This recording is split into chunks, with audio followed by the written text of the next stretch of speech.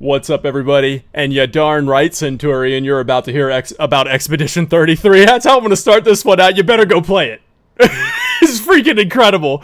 All right, we are talking about Chapter 11 of Final Fantasy VII Rebirth. And then we're going to go play Expedition 33. But before we do that, let us go to the official ranking. Here we are at the official ranking, which of course is it's working all right. It's working out all right. At number 1 is Dawn of a New Era, and then it's Planet Stirs, Watchers of the Veil, A New Journey Begins, All That Glitters, Fool's Paradise, and then it's this chapter here, The Long Shadow of Shinra at number 7. And then it goes Fall of a Hero, Blood in the Water, Those Left Behind, and Deeper into Darkness. Now, guys, do we want to go through and give our individual rankings, or are we saving that to the end? How did you guys like to do that? Like doing that last week, or do you want to keep that going, or do you want to talk about it now? All right. I like talk. Wiley, you muted? Nah, I'm thinking. Okay, you're thinking. Okay.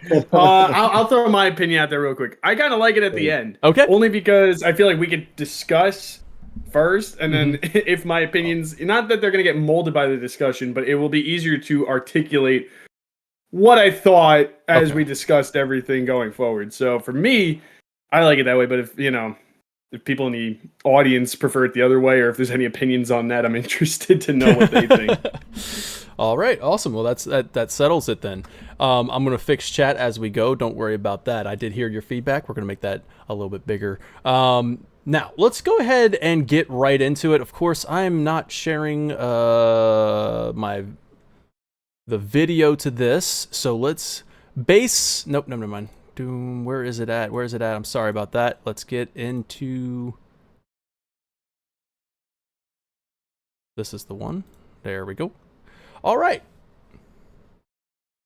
So let us begin. Sorry about that.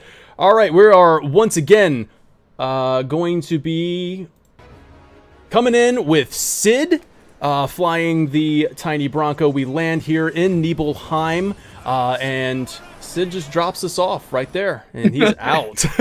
We hardly started with him. He said, "All right, later, I'm out." So let's see. Cloud has a flashback of following Sephiroth, except Sephiroth tells Cloud to bring him the black materia. Sephiroth has infiltrated Cloud's memories now, because this was a kind of a flashback, and now he's kind of like in his mind, in his memory, it seems like.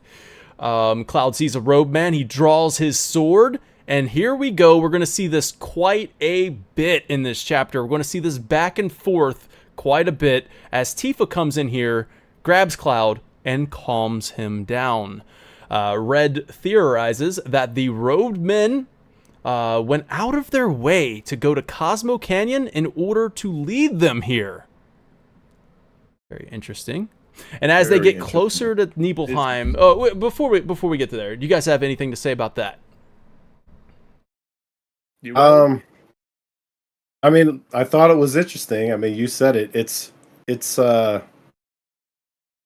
that's kind of a big thing to sink your teeth into, right? It's sort of implying that they somehow know that Cloud is important, right? Because what other reason would there to be for them to go where the party is going instead of straight to Nibelheim? Kind of interesting. So yeah. Yeah. Any thoughts on that? Days since incident 0. I can see it on the board back there. As they get closer to Nibelheim, Tifa asks Cloud to stay close. She needs to lean on him, as it's all feeling a little bit overwhelming right now, kind of too real, as she puts it, as they get a little bit closer to Nibelheim, their hometown, which supposedly it's supposed to be burnt down.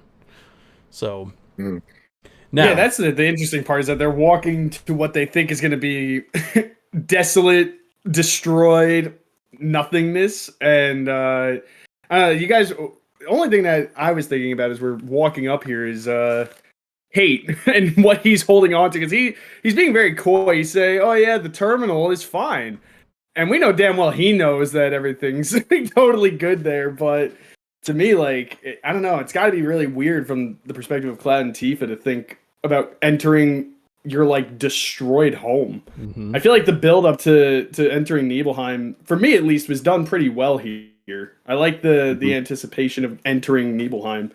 Even though I know it's going to be okay because I played the original, but in their shoes, I feel like I'd have like a pit in my stomach walking up this bridge right now.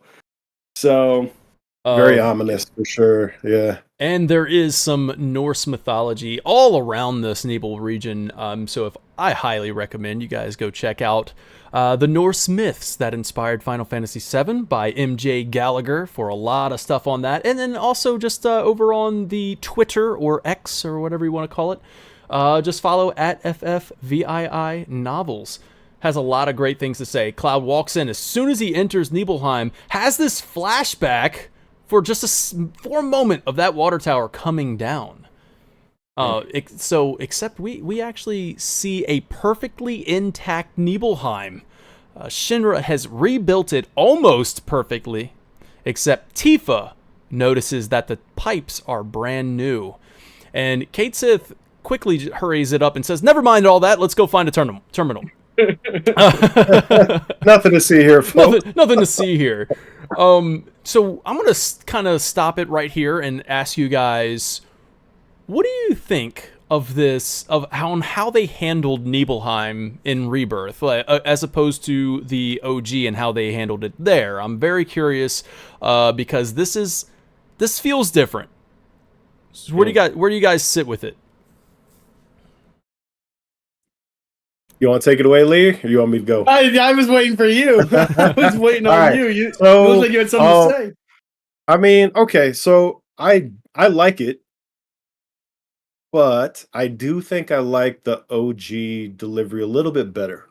There's a little bit more. Well, it's a different type of mystery, right? In the OG, you're sort of like unpacking and discovering that these are all stand-ins. These people, are more or less from Shinra putting on, this guise, so to speak, this facade. And with this, it's so in your face that it's a totally different sort of mystery. Mm-hmm. The question really is like, why did they turn this into like almost like a research center or like a caretaking center for the robed men, right? It's just totally different. Mm-hmm. I did find it interesting. I feel like it's lower rich, but it didn't hit the same way as the original, but that's not to say that I didn't enjoy it. So I feel like to add to your point, I know that Rebirth sort of plays with the idea of distorting certain mysteries or certain things that we know. Like, this is to change the perspective of the veteran players, the ones who played the original, because we're going into this and we don't need to unpack that mystery.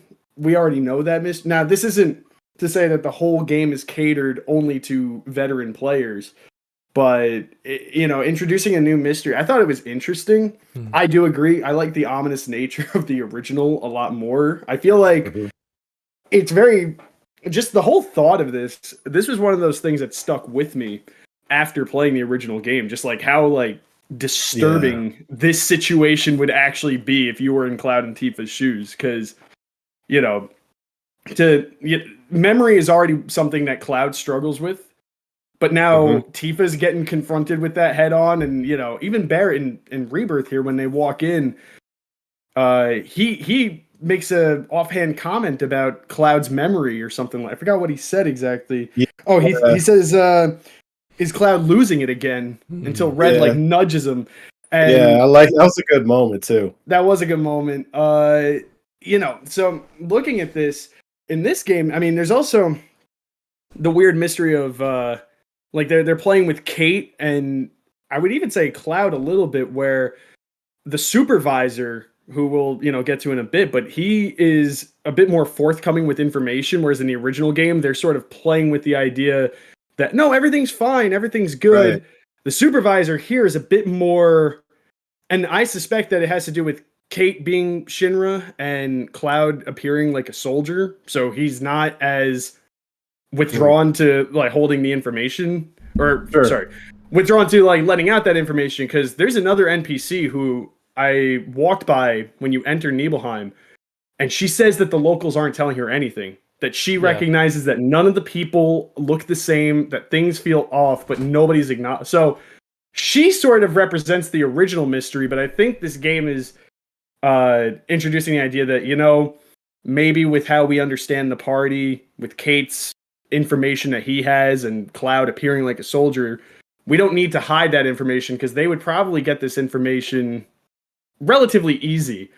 But still, I think I like the original's presentation of Nibelheim better, at least introducing it to us and letting that really creepy, unsettling, uncanny feeling of everything's the same, but it really isn't. Right. So like somebody's lying here. Like, what is going on? Not just somebody, everybody. Everybody's in. Well, I'm saying like it puts doubt in your mind as to Cloud's past, right? So you just don't get that in Rebirth. It's the story is told in sort of a different way, and I feel like maybe they had to make some of these changes.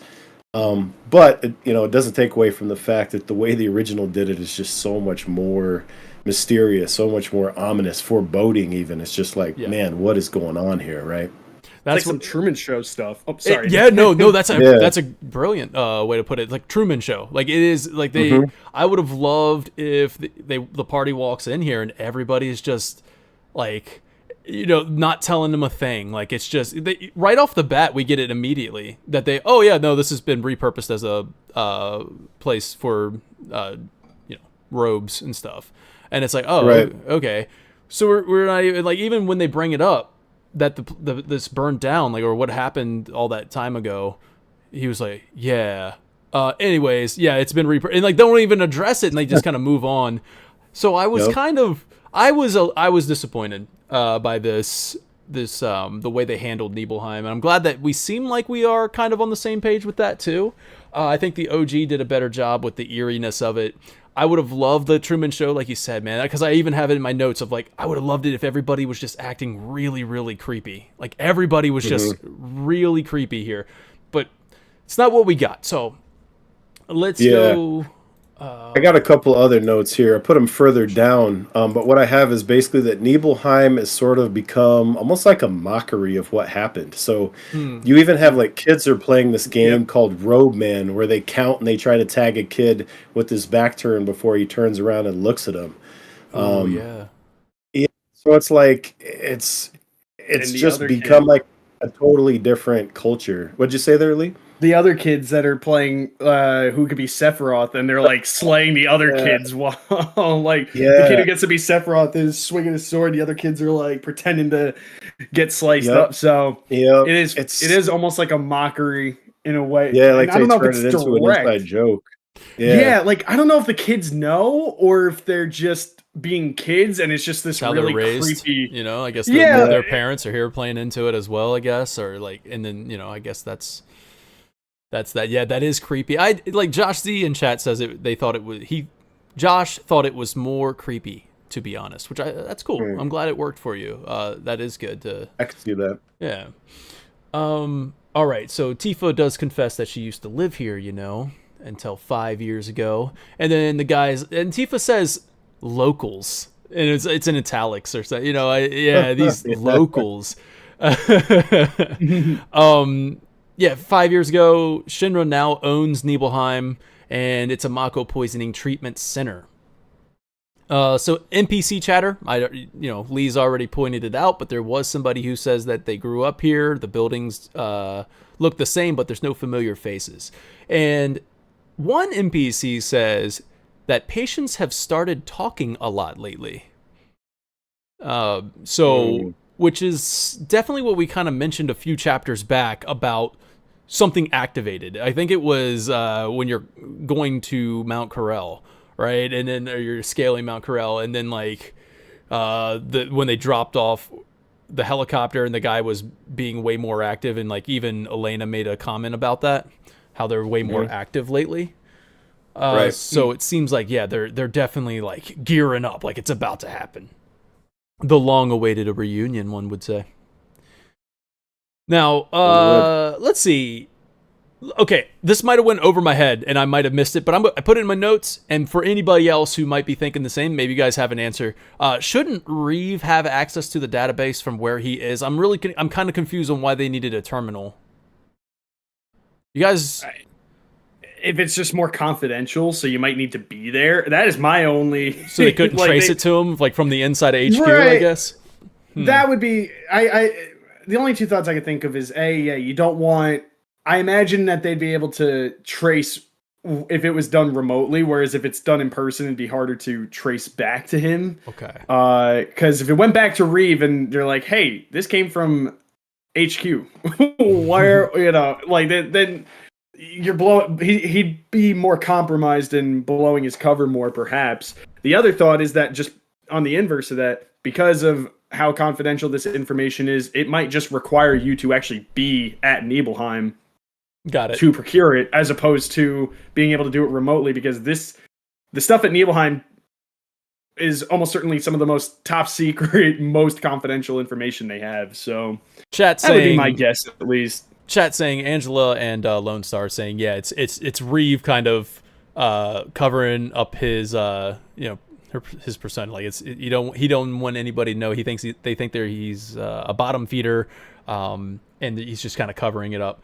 That could be the case. And then, anyway, so we get in here. We hear the head chef singing, which was just fantastic. And I know you guys wanted a performance from me today, but I'm not gonna do that. I know you guys, everybody watching, everybody that tuned in to the Gungaga episode was like, "Yo, when are we gonna hear the Warrior of Hype sing again?" And this would have been a perfect opportunity. And I can definitely do it. I'm gonna deprive you of that today. I'm gonna take that from you. Yeah, I'm gonna. Sorry, there's a really good singing moment next episode for you. That is true. Dan's about to sing, promises. You heard it here first.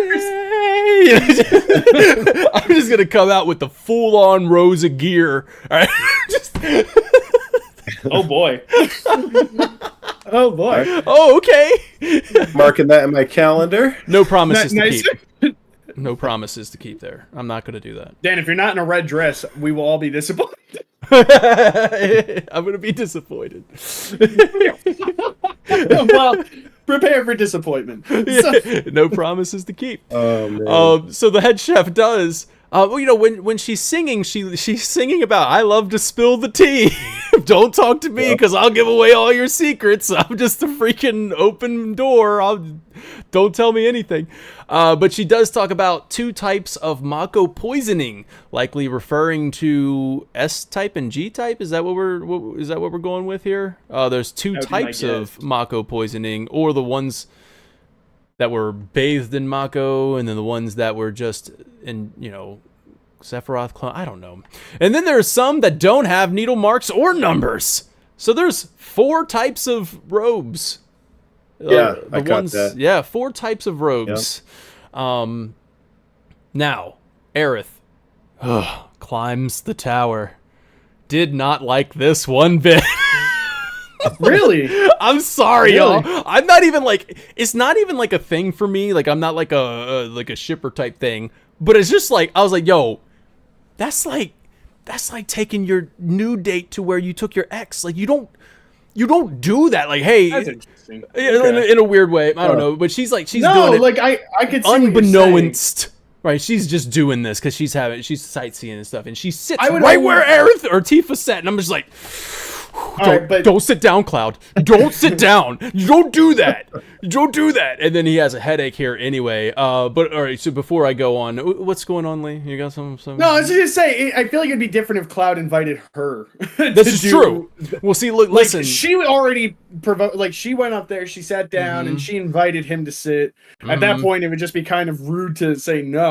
I get totally what you're saying. It does feel like it's it's sort of playing a I'm little like, too you much. crossing the fire line on right now, girl. We could go sit Yeah. somewhere else. Like, we go on top of the freaking Nidhogg Hotel if you want. We can go up there, but don't sit on this. Don't sit. We'll sit on the other side of the water tower. Let's sit over that way and look at the freaking reactor. Don't sit that way. I think Yeah. I think though Tifa clearly, she's at the window. She just goes. She's watching them. Yeah. She's not, Yeah, she's yeah, not- she seems fine. I'm distraught. I was to say she's Tifa's like, right. yeah, it's Dan's fine. more distraught than Dan. Tifa's fine with it.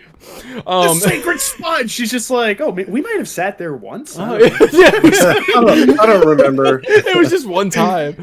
She's probably sat up there a bunch of times in her entire life, but that is where the promise was made, That's where which the she holds promise Cloud was to. made. And then she sits Promises down. to keep, like your red dress. She sits down right. Yeah. Sorry, I promise you, he's not doing it. Chat, I can't force it. Till the day. It's gonna. I'll get you. I get you. Okay. Oh God! All right. So she sits down and my boy Cloud sitting there thinking, he's like, I think in his mind right there he was like, he was on like Will Smith, That's what that sounded like in my mind, anyways, he's just like, I don't know if I want to do that. And then she says, where's your house? Oh man, whoops. And then she's like, "Oop, I shouldn't have said that," because then it made she said, "Looks cozy," and then and Cloud's having a migraine right now, and he's like, he glitching out, and she's like, "I shouldn't have said that. Oopsies." And then this is what kind of like she's feeling bad now. She's feeling bad, like, "Oopsies, shouldn't have said that." And then Cloud is like, "All right, cool, whatever. I'll sit down now. Don't worry about it. It's all new to you. Let me show you around. Here we go." So Cloud, one thing that a lot of people have already pointed out is that Cloud removes the Buster Sword here, whereas in the flashback he didn't. He didn't. Just sits down. Yeah. He just sits down because, of course, he doesn't have a Buster Sword in the flashback. So in this one, he had to remove the Buster Sword to sit down. All right, so now he's pointing around. There's Tifa's house there, and I think Aerith said you must have been on the lookout in Tifa's room quite a bit, right? Like this is a spot where you used to come a lot, right? And I don't like the way I said that. And then like it came off as an accusation, man. That was an accusation there. I don't know what you're trying to say, man. Oh, sorry. A little forthcoming there. So you can respond to that with saying, "What? No way," or you could be like, "Yeah, probably something I'd do." Anyways, yep. This video here says, "Yeah, it's probably something I'd do." That's what I said my first time. She was just like, interesting. Like, I don't know, that look she gives is like, it was like, But then again, she is kind of wrestling with her emotions right now. Aerith is. She's envious of Cloud and Tifa's history together. Like, she didn't have a history with anybody. Like, no friends from her childhood. And that it turns this moment, like, it was already kind of awkward, and now it's just like, oh man, like, man, this sucks because but like that's why I like this. Yeah, in a weird way, it flips it, right? I think it purposely puts you in this situation where I think the viewer would be a little uncomfortable or like whoa, on purpose maybe. It's like a weird mix of like highs and lows. She's admiring and appreciating his experience. He's kind of upbeat at one point, even saying like, "Oh, this is where I did that." It's like walking through your hometown again with a new friend or a new girl. It's like, "Oh yeah, this is where I went to school. This is where I did this. This is where I did." And then I think it starts off with her appreciating what he has to say and enjoying it because I feel like she's probably fantasized about that. Yeah, having that normal experience, and then I think that moment where she went, some might read that as perhaps jealousy or something like that. No, I was going to say, I think, she's wrestling with her think that this is just her, right? I think that that's exactly it. She sees that moment. And I think because Tifa's standing in the window at the exact moment, she's visualizing it as them as kids. Like, you could just see it now, so you could see it then.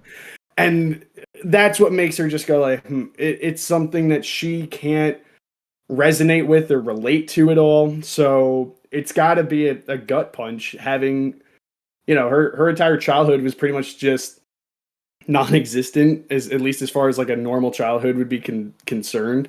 And I like that Rebirth explores this a lot. Mm-hmm. This is one of the better. I think it's one of the greater developments they did with her character, because while I think it's touched on in the original, it was never focused on to the degree that Rebirth, I feel, gives focus on this topic with her like that. Yeah. And I think that this was a great element for Rebirth to really dig into, because it is a fascinating part of her character and it's pretty unique to her. And so to let her go through the motions with this and explore this and talk candidly in moments like this with Cloud, with Tifa, with whoever, it's good. Yeah, and she even says, to have a friend you've known since you were a kid, someone you can say, remember the time when, it was, it literally showing us this scene, a scene that for players or viewers or people experiencing the story will go, oh no, I remember that time when the Cloud and Tifa as kids, right? But Aerith doesn't have that. So it kind of putting her in this situation, having the conversation in that moment, it is on purpose there. I think it is. It turned out to be a good scene. It turned out to be a good scene. I know Block Sheep says, I love this scene. So it did turn out to be a good scene. I feel like it adds to the payoff that we're going to get in a couple chapters here, where we get to see her as a child. It's really setting up that, she doesn't have anyone to reminisce with. She doesn't have her walk down memory lane, so to speak, that she misses on having.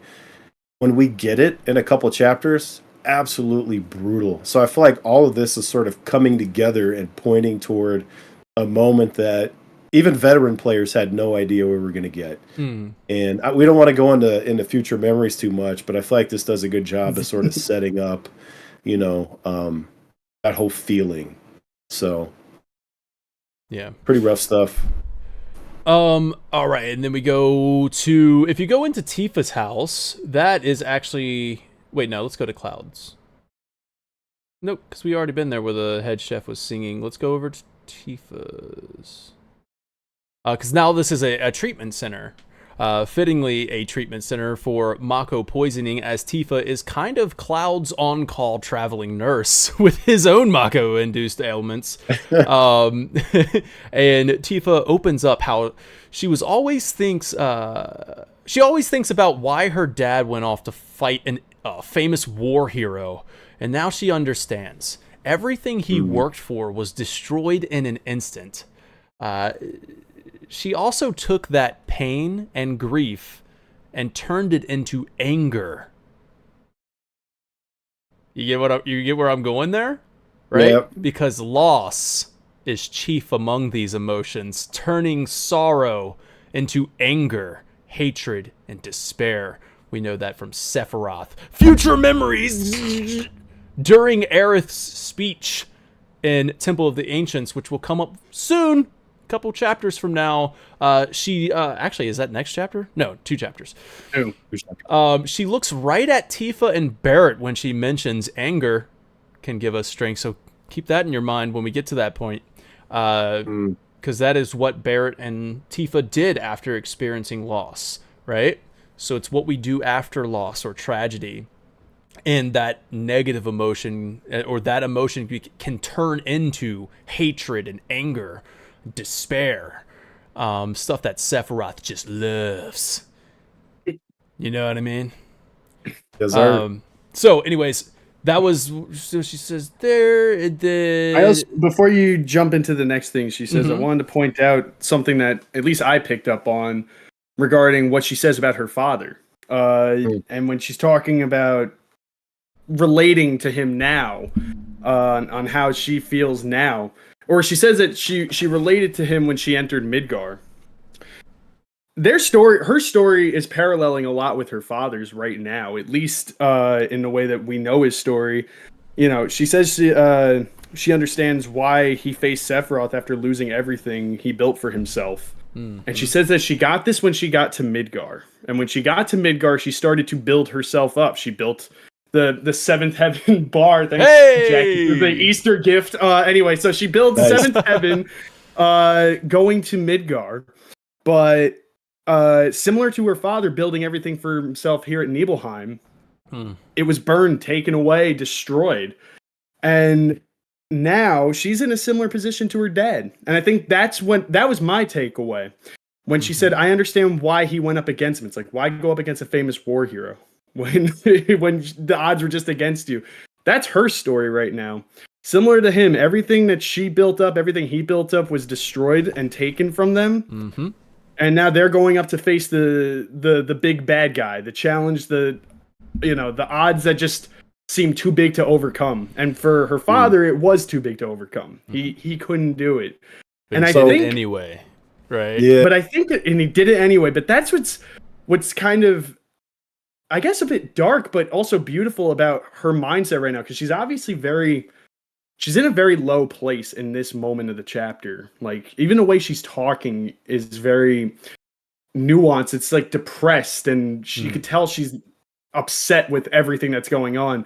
And I think in her heart and like in her mind, she knows that the fight they're fighting is just insurmountable. It's huge. This is a fight on a large scale. So I think in a lot of ways she understands that this challenge that they're facing might be large, and she's just like her dad right now. She's going up against it.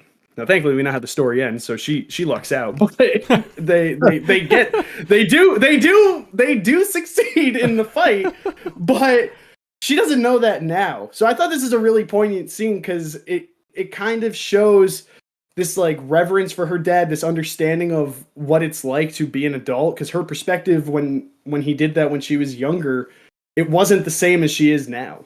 And I just thought that was cool. It made me think of times in life where you kind of hit the point that someone you knew who was older did something that made no sense to you when you were younger. It's that exact feeling right now. Oh yeah. So I just thought it was cool. It was one of those moments that stuck with me in this chapter from the first time I saw it to now. So I wanted to just share that. I want to throw in too, just compliment what you said there. So if you think back to Remake, there's a point where she's struggling with her reason why she's doing what she's doing. And in this scene right here, she talks about how she started to lose her anger and her reason to stay with Avalanche. And she says that Cloud turned up just as she started to lose that. So Cloud kind of like gave her reason again. Cloud is a reminder of everything that happened. And as things go forward, as things have moved through Remake and Rebirth, Cloud is a direct connection right back to Sephiroth. Not just Nibelheim, but he's the road to Sephiroth. And ultimately, Sephiroth is who took everything from her. So it's an interesting little scene. There's a lot of subtlety they put into it that does some pretty heavy lifting. It's good stuff. I agree, It's man. great. Sephiroth and his cruelty, Shinra and their lies. I'm sick of all of it. I'm sick of all this. Right? We've heard this so many. we recognize We're this. gonna hear it again. We're gonna hear it again. We Hear it recognize again. that's Good exactly what Tifa said with at her dad's death, right there in the reactor. Now Tifa reminisces about when they were kids and how Cloud was always looking at her and then looking away when they made eye contact. That's cute. That's cute. Says he was a pain in the ass. Yeah. Cloud was like, what? Not me. Stare. Me? Not me. Not I. Nah, that wasn't me. I didn't tripping. do that. You tripping? Yeah, I don't do that, man. I would have kept looking at you. I wouldn't have done that. It's weird. But Tifa's like, she's like, always felt like she needed everyone to like her all the time, and she still feels that way. Kind of hates that about herself, is what she says. And we're building on something that was introduced earlier, because we touched on that in chapter 6, I think, with the Jenny quest, that side quest that you can do. And they bring up this point then. And even Nanaki's all like, you don't have to get just have everybody please there. everybody. Yeah. He even said something about it. And so Which is ironic because bro is like putting on a whole different persona for the team. Right. Like, come on, bro. That is funny. Yeah, All right, like, Mr. Kettle Black Pot over here. I was about to say, pot called the kettle black, but yeah, You're no. So I thought that was cool. It's a very cool self-reflective moment. She's in a very self-reflective place right now. She's just kind of dissecting herself, her past, and her future, figuring out what it all means and understanding what elements are most important to her. And obviously Cloud is like top of the list as it seems right now.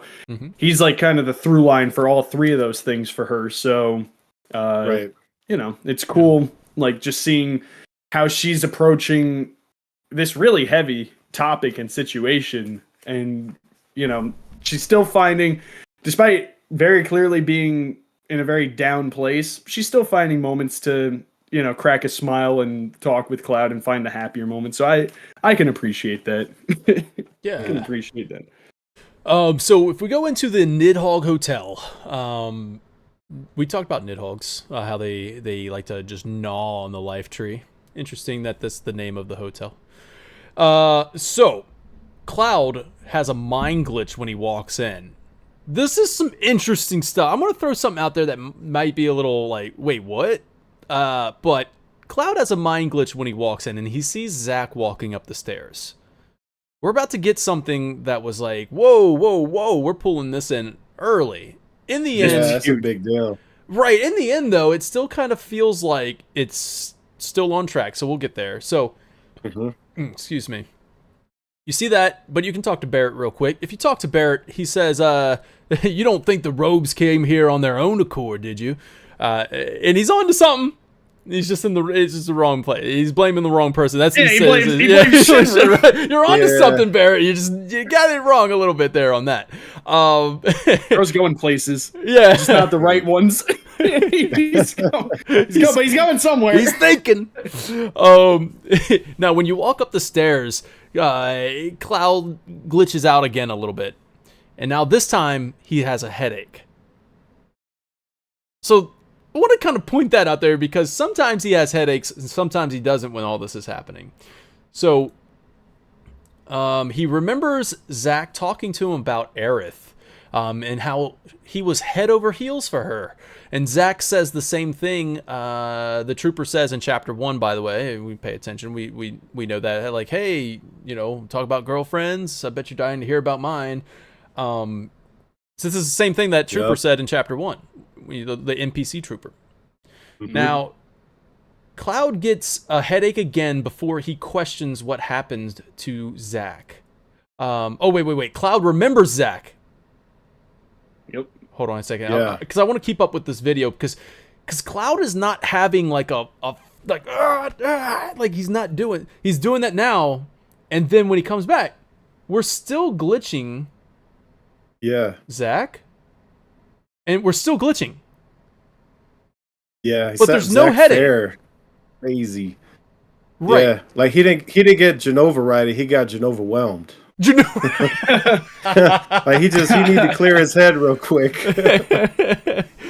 Look, but see, this is where I was kind of like, wait a second. See how he's walking with the glitches in his mind? Now it hurts. Yeah. Now it hurts. Oh God. Every time his head hurts, that is being Genova-righted. That is a memory being Genova-righted. But, hear me out now. When it's not being Genova-righted and it's just a fuzzy picture, and he goes, Zack Fair. He's remembering something here. This could go two different ways. It could be just Genova, Sephiroth, whatever. We're going to give Cloud some answers. We're going to give him some answers here, but we're still going to plant seeds of doubt because he says that, we fought together as soldiers, which was not correct. That's still... So now... And then when we get to the river later on, of course, we're going to see him get Genova-righted again to show that, it was Zack that went off. So it's almost like either Sephiroth wanted him to remember Zack, so that way we can give you an answer of why he got washed away, right? Like, or he's dead. Like, just don't think about him anymore because he died. And that's the reason why he's giving him the answers right now. But part of me was like, when I first saw this, I was like, that's a different kind of glitch. When I first played the game, I was like, I had it in my mind, different kind of glitch. Like, Aerith is giving him answers. Or somebody else is like, I think from it's the live Cloud stream. giving him answers. No, Cloud is resisting. Cloud is resisting the glitches. I think Cloud had a very natural moment of just walking into somewhere and getting Mhm. flooded with a memory. This happens. Yeah. This happens to me sometimes, where you go somewhere that Oh, you yeah. maybe haven't been to in a while or something, or just Mhm. pick up a book or something that you haven't seen in a while. Look at a photo, and you're just like, wow, you remember something. But Flash here's of the memory. difference between us. Yeah, right. Here's the difference between us and Cloud is that Cloud doesn't, or we don't have aliens in our brains trying to manipulate us. So I almost viewed that scene as Cloud naturally was able to remember something, which is shocking. Right. Yeah. But then damage control, like bing bing. Whoa! He It can't, just seemed right. like it Like, seemed like we need to Genova, fix that, or we need they're to like fix trying that, to actively correct things and like because yeah. Because if you went the original route, if you just went that would be way more devastating than thinking that Zack died in the way that he did now. So this is a very interesting change, and I'm very curious to see how this is going to pay off in part 3. Mm-hmm. Because the way I look, I don't view this as a bad change either. I think it's just interesting. I need to see. Yeah. I need to see where it pays off, because at first, I'm not going to lie, I was a little not keen on it. Like, I was interested, but I wasn't keen on it. And then I thought about where they could potentially take this, and my mind started going all over the place. And I said, you know what? Let's see what they do with it. I'll let them show me what they do before I determine whether or not this is too drastic of a change. Because initially I did think that I was like, this is going really far, and this is going to make a lot of things different. But they had to do this though. Like, they had to do this based on what happens at the end. That would have no impact at all if he didn't have this moment. So he had to. Yeah, so, of him not knowing that. Yeah, and then and it doesn't really change much, but he does, like in the previous chapter, like if we're talking about chapter 9 in Gongaga, like we just talked about Zack, and he remembered what's up, man. Dude, I'm just laughing because now he's probably thinking, oh, wow, what did I say to Aerith? Right. Oh, he's dead and you should get over it. He's like, I was right. I'm going to go tell her. I'm going to go tell her. And then like Tifa's like, no, we don't do that because you're bad at that. Oh, we're going to get to that now scene. He's thinking, oh, not only did I say he's dead and get over it, I saw the dude die. Yeah. How could I forget that? Him die. Oh man! Which we're gonna get to that scene in just a moment, where he actually confronts Tifa about it, like talks to her about it. So like, anyways, I like where you're at, where he's just actively having a memory, and then like Genova or Sephiroth is actively fighting it. Like, holy dude, no, you're remembering way too much. Hey, look, you fought alongside him as soldiers. Where is he? Question. Like, we're gonna like, hey, think about that. Why don't you? And then that kind of stuff. So they actively trying to Genova ride while he's having he's resisting it almost, because he's seeing it and the fuzziness is there, but he's not having a full-on like rewrite going on. He just had like a singular moment of post what clarity, oh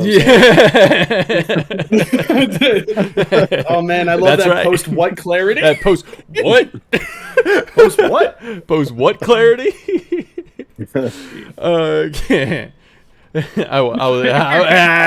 Genova riding. Genova riding. I'm not going to go over. The joke is not going any further than that. Genova ride. Keep it pushing. No.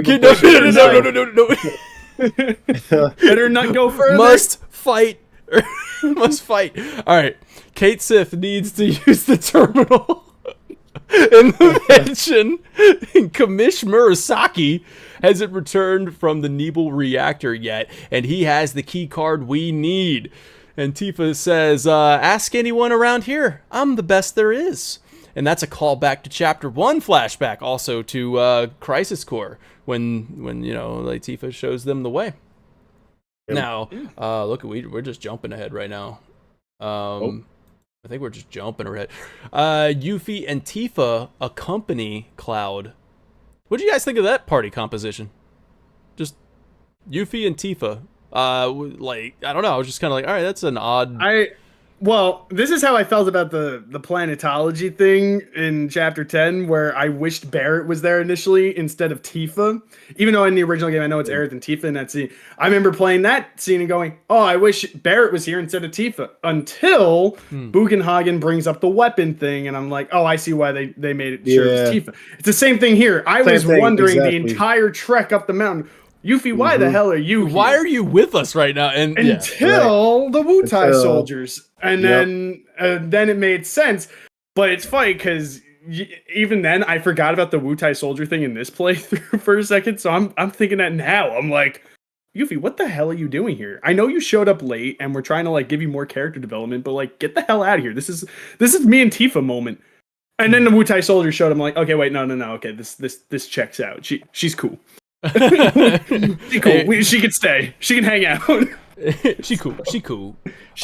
Shout out to Reed Daniels with the $5 super chat. Appreciate you tossing Gil this way. The Mako Man says OG theory is still opening of FF7 where Aerith's eyes are open at her Steins gating herself to try and change the viewer. Oh, is that Steins gating? Is that a reference I don't get? I'm sorry. To try to change the future obviously failed. Thus again in Final Fantasy VII Remake. Interesting theory there. Like where like at the end of the OG where she opens her eyes, or no, she closes her eyes, and then at the beginning of Remake she opens her eyes, and that's her like basically like at the end like whoop whoop. Interesting little parallel there. I a little continuity. I like where your head's at. We're definitely going to be breaking into a theory cast eventually. The game's a loop. It is. Time to break the loop. That's what it's all about. Breaking the cycle, isn't it, Centurion? That's what Final Fantasy is all about. And Expedition 33! Right? Right? Something about breaking cycles and stuff. I did not register what I just heard. Expedition 33. Her re-entering her now past I got self. Oh yeah. She's talking to her past self. I like that. Yeah, that has been a popular theory for sure. All right, so now we go to.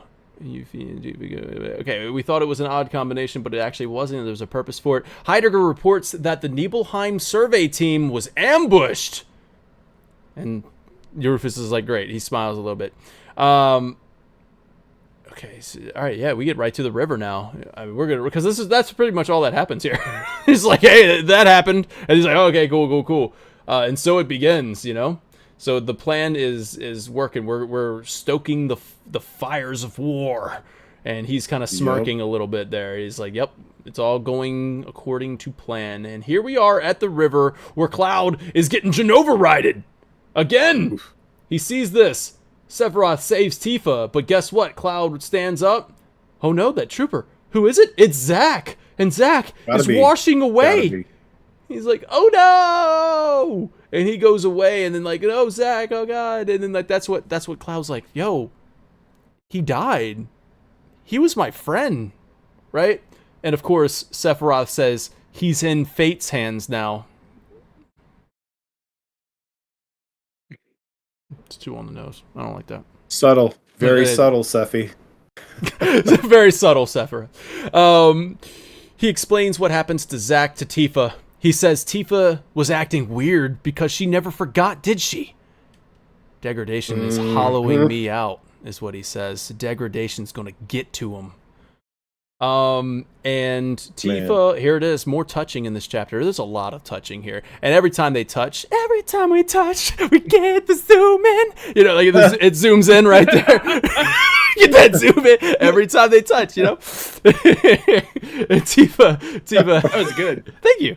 Yeah, just wait till next chapter. Till the day. It's coming. Dan, you keep building it up. You're building it up. I was trying to make it have it out. Yeah. I'm gonna be sad. Yeah, I'm gonna be sad, yo. You're gonna be really sad. I'll be sad if you build it up this much and don't deliver. Oh man, I am really painting myself into a corner here. I don't like it. Tifa hesitates to tell Cloud the truth, and she chooses not to. She wants to stay in. She wants this to stay just between her and Cloud, and that she will tell Aerith because they are close, you know. Now, Yeah. Okay. She's not ready to confront Cloud about his muddled memory, like Yes. she's still trying to put this all together and she does not want it to fall apart while he's still collecting himself. So It's probably she's scary for her. super scary. And man. we're talking about a very fragile mind right now. Cloud is very fragile at the moment, so we can't break him into tell him hey, you just remembered something, but you're wrong. You're wrong. You think you're figuring it out, but you're actually not. Right. So we need to tread lightly here, and I think Tifa's just like she did in the original. She's playing it smart. She's handling this well, in like a nurturing way, and she's there for Cloud. But I know there was some responses in the survey, and I do apologize that I didn't actually get a chance to write them down and bring them into the conversation. So what I'd like to do is at the end of this, I'll bring in as many of these chapters. I'll go through all the questions and kind of bring in some. But there was some concern about like, oh man, I didn't like how Tifa was, acting towards Cloud here. But hopefully that kind of shows you a different perspective where Tifa is handling this with the utmost care. Now, I also think that Aerith already knows the truth. So Aerith already knows what happened with this. I think Tifa had that conversation with her. And then like in chapter 9, she even goes, so no sign of Zack or or no sign of him or like anything like that. No news. So, well, she only knew what Tifa remembered. Right. This is a different development where Cloud sure. suddenly remembers, but it still's not adding up with what. Right. So she'll probably tell her, it's like, he's saying Zack washed away, but I know that's actually she probably remembers after the live stream. I would think she remembers. She remembers now, Zach right? Zack saving a character. So she probably already told. Go ahead, Wiley. Yeah, all I was going to say is I feel like I actually really like everything about this scene for two reasons, because I feel like it caters both to the OG players who know what's going on. It has a little bit of a little spicy twist in there where it's delaying what you already know. But I feel like this is a big hint for people who are playing it for the first time, because some of the other things that happen in Nibelheim in the OG don't happen the same way. You're not getting the same vibe in a moment like this where a brand new player is like, hold up. This is a really good misdirect for somebody who's playing it fresh. And so I think like the way this was written really nails both sides of that for me. And that's really all I wanted to say. Yeah, I guess we can't speak from the new player perspective, but you might actually take what Cloud's saying here as truth at face value. And then you could almost, you might pick up on Tifa acting a bit odd, but if you were new player to this, it's written in a way where Cloud's memory resurfacing, you could potentially be misled into thinking that that's accurate. And then Tifa's response being, hey, let me talk to Aerith because this is a lot to process and I'm close. Like, you don't talk to her. I want to talk to her. Yeah, like let me talk to her because we're close and whatnot. Right. And you might not, because you don't know where the story goes as a new player, you might actually take that as, oh, okay, that makes sense. Like, hey, I'm not the most reliable person to begin with, but hey, you know what? You go do that. So honestly, I think that is kind of cool that it's written in a way where perhaps a newer person could take that at face value and say, oh, wow, we just got the truth on this. That's an interesting point of view. I like that. I can't give the actual perspective. Right, exactly. Yeah. It's like, I wouldn't know, but that's just speculative, but I think it's cool. I like thinking about that, where it can fit for older players and newer players. It's, always cool to see. I do think that Tifa and Aerith talk a lot anyway, and like this is, and they've kind of shared a lot of the secrets that they're kind of cautiously keeping from Cloud, because they have to treat it delicately. He's tempered glass right now, so I think we're treating it cautiously. Now Cloud says, let's not waste any time. The Mako this thick is dangerous, and that is exactly what Sephiroth says in Chapter 1. Yeah, I was about to say. He unknowingly quotes Sephiroth right here. Yeah, and that was before this scene. That was when you're just walking around, and it was literally in the same spot. It triggers the same the voice line at the same time, same spot when you enter. This. And does Tifa just not pay? I mean, I don't expect Tifa to remember every single conversation that's ever been had ever. But she was present for this, so it is interesting, like, where her headspace is. Oh, I'm sure she's like, huh, but this is where it clicks. This is where it clicks for, look at the size of it. Astounding. Literally what Sephiroth says. Now we're getting it in a cutscene, so it's definitely more obvious. You can't miss it. And then look at her. Yep, there's the. She's like, whoa, wait a second. That is familiar. Let's get on out of here. This Mako is making me queasy. Let's get out of here, please. Clouds. Do they continue to quote Sephiroth at the Mako Spring? And then also I've noticed that Cloud's battle grunts feels like it's gotten more aggressive. Like it sounds more aggressive, but then again, I just need to go back and play a little bit and just kind of see. But it's there seems to be a progression chapter here. Chapter 2 to Chapter 11. Yeah, see how it compares. Like, now he's like, instead of going, like I can tell you, I didn't really pay much attention to his grunting. Yeah. But, you have to let me know, Dan. Sorry, man. Hey, let me tell you what I did. All right, because I was playing. This is probably why it was emphasized, and don't take my word for it. Because I actually played this chapter with the music low. Because I was like, I want to hear voices. I want to hear what they're saying. Hear that grunting. Yeah, I want to hear what they're saying, so I can definitely hear the grunting a little bit more. That might be me, but I do know eventually Cloud does change up his battle dialogue. So. Eventually that does start 13, happening. He definitely does, yeah. Yeah, I don't know if it was supposed to be more gradual, and like if you paid attention, you hear the battle grunts get more aggressive, but it does eventually change. The climb up the Mount Nebel. We get the climb. Yes. We get the climb. The purple chest has the oh gosh, what is that saber? The Igneous saber. Thank you. So the Igneous saber, and oh my god, it's right there. It's right there. Igneous means related to the volcanic process or of fire. So, Nibelheim was on fire. Oh yeah. Yeah, I mean there you go. There you go. Hey, there you go, man. That's it. Yuffie foreshadows climbing the Dachau mountain in part 3. Yes. I love that. Listen, guys. Let me be real for you again. This is my probably my third reference, and I'll probably do it 30 more times. Go ahead. Maybe you get where I'm going with it? You get where I'm going with it? It's my third reference. I'll do it 30 more times. What is that? 33! Yo, Expedition 33 has climbing in that game, and it's fast. Can we speed up the climbing a little bit? That's all I'm trying to say. Let's just speed up. But isn't there dialogue during this? I can't speak for. There is some dialogue. Yes, yeah. There's dialogue. So if there's dialogue, we want to make it slow. Okay. You want to hear it? Okay. Listen, I know you want to plug in Expedition 33, but come on, man. I was like, let me climb faster. Let me climb a little faster, man. I don't know why. Make the mountain taller. If I need to go a certain distance, make the mountain taller. Remember when they went from like Uncharted 1 and they were like with Uncharted, he's like, and then like by the time he gets to Uncharted 4, he's like. Bro, they're like, yo, we do need to speed up your climb. You're right. Vice grip finger strength. Yeah, we need to clean up that. No, speed it up. That's what I'm looking for. Anyways, you battle a dragon. So there's that. That's a thing. That's a thing. Murasaki is a Wu-Taiyan name, is what Yuffie says.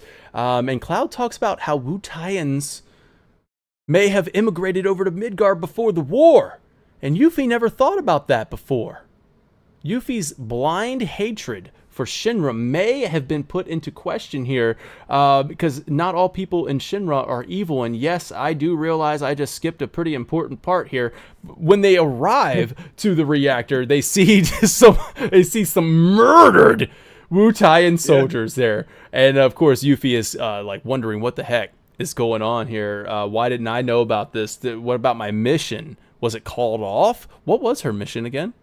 Like, to go secure the top secret materia or something like that, and bring it back. I think that was it. Yeah. Work with the Avalanche. Yeah. And so yeah. Anyways, they're dead.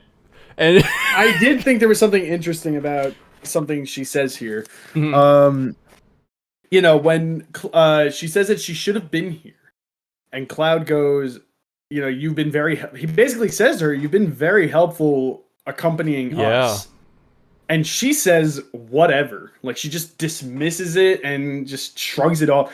And I find that interesting because I think I looked at that as sort of a layer of her character being peeled back for a second. Mhm. Because if she's going to commit to the story that we know from the original, she's going to betray the group. Yeah. So her saying oh, I've been useful to you guys, whatever, to me, I look at that as, oh, like that's that layer being put. That's that kind of that wall that's still there. She's not fully sold on being a member of this group. Mhm. Though she'll have you thinking that when she's just like, oh man, let me be a part of the group. Like beating everybody up, pretending, you know, like really eager to join. Oh, anyway, so like when she says whatever, though, that shows me like, oh wow, there's still that level of, oh, I don't necessarily feel committed to you guys. I'm not with you guys entirely yet. My devotion isn't to this group, to this cause. It's still to Wutai. It's still to my people. It's still to my cause. Yeah, we so get I that feel at like the end of this chapter too. We get that at the end do. where she's like, yeah, I do it in a heartbeat. I lay down my life for my country. And I think that's interesting because, again, if they commit with her story in part 3, which, you know, not to jump to future memories with chapter 14, but it feels like it's going to be weird after what level of character development she's got. Yeah. And then to lose Aerith, and now it's like, wow. We got to bring her to an all-time low. And like, I think that's what we're setting up here. Yeah. I mean, we're setting up a war with Shinra, like, and then you can imagine the tough spot she's going to be in part 3 when you have the superpower Shinra is like your enemy, and now she's going to be so much more. And then of course the person that you're with, he's going to give a black materia and calls the apocalypse. So if they like, listen, I gotta go look out for my country, and I'm Before gonna go. He gives all the materia away. Yeah, right. If he can give one, he can give them all. Gave away my precious black materia. God. Minor detail. Yeah. So it's gotta like it's setting that up. Yeah, and then who knows? Maybe freaking Midgar like fires they can change some stuff. Maybe they do fire the sister ray at them, and maybe and then that's like, oh my God, I need to act. But then again, it doesn't seem like Shinra has any interest in that, and we'll get to that in just a second. He doesn't seem like he really cares about this war at all. But so, because I do want to talk about this YRP reference. When you're going up the elevator, Yuffie says Yuffie's Recon Patrol. Of course, YRP is a reference to Final Fantasy X too. Yeah. Yuffie Riku Pain. Yeah. And then that's what they called themselves, the dance group, YRP. All right.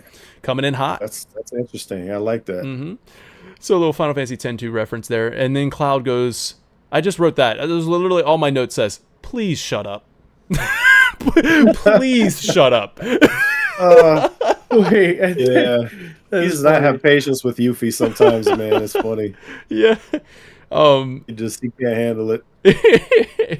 So let's see. Yeah, and they were going back to the whole hey, they might have immigrated from Midgar before the war. This does seem to have something that's weighing on Yuffie's mind now, where she's still thinking about it later, moments later, a couple climbs later or whatever. She's reflecting on how even Wutai welcomed in ex-soldiers willing to fight against Shinra. Yuffie says, kind of like you, Cloud. And Cloud's like, nothing like me. And then he says, you guys have so much in common. It's like you guys could be father and son. Yeah. Not subtle. Very, All right, so now we're gonna get Can't into. the dude's dad just be lost in the woods? What is it too much Bro. to ask? Can he just be lost in the woods, man? Can't he just be? Can He's he lost, just he's, be a lost in bear? the, he's lost in the Glen. Come on, bro. Best Disney song. One of the best Disney songs, "Lost in the Woods." Come on, bro. Dude, it just Man. I'm all for lore, but just let Just the gonna man be a singing nobody. episode. Let the man, I turn let the man be a around to nobody.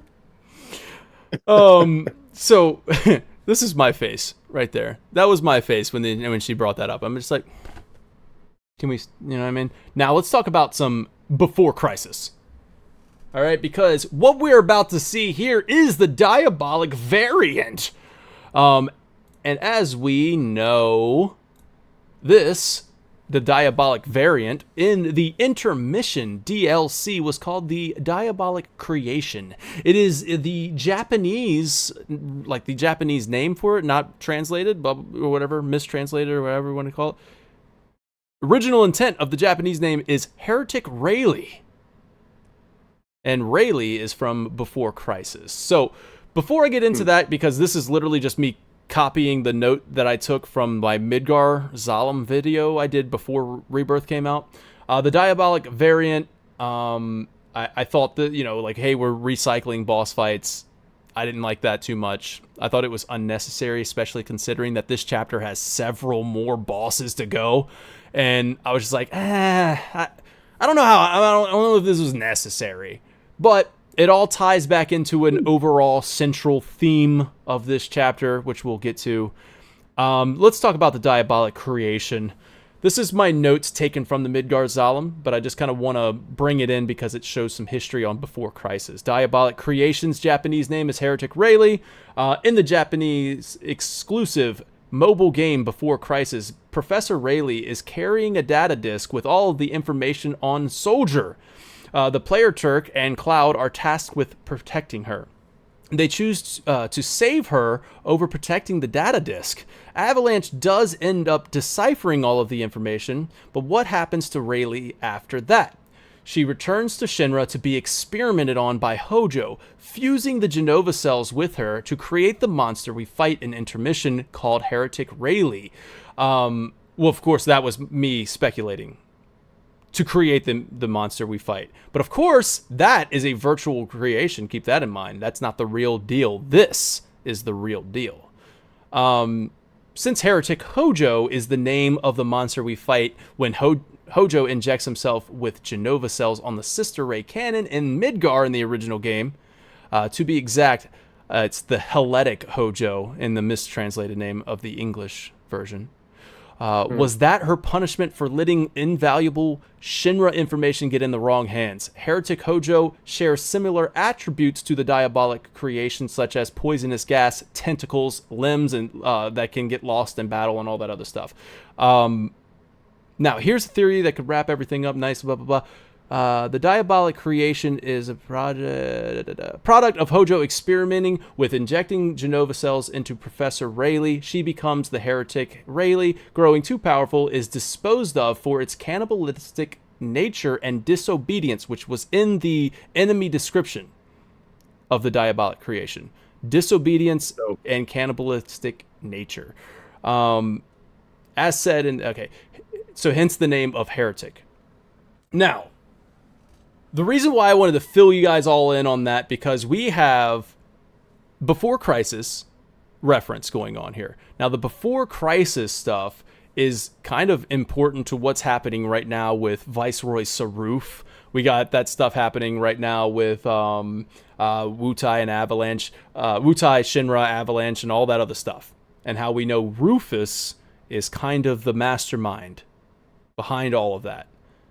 So the fact that Diabolic variant is showing up in this chapter is on purpose. Like, we're doing that real. We're bringing in Rayleigh here. This is a Diabolic variant, which variant means that this is another version of it. So maybe it's not the Rayleigh. Right. But the one we fight in intermission is just a simulation of her. It's not the real thing.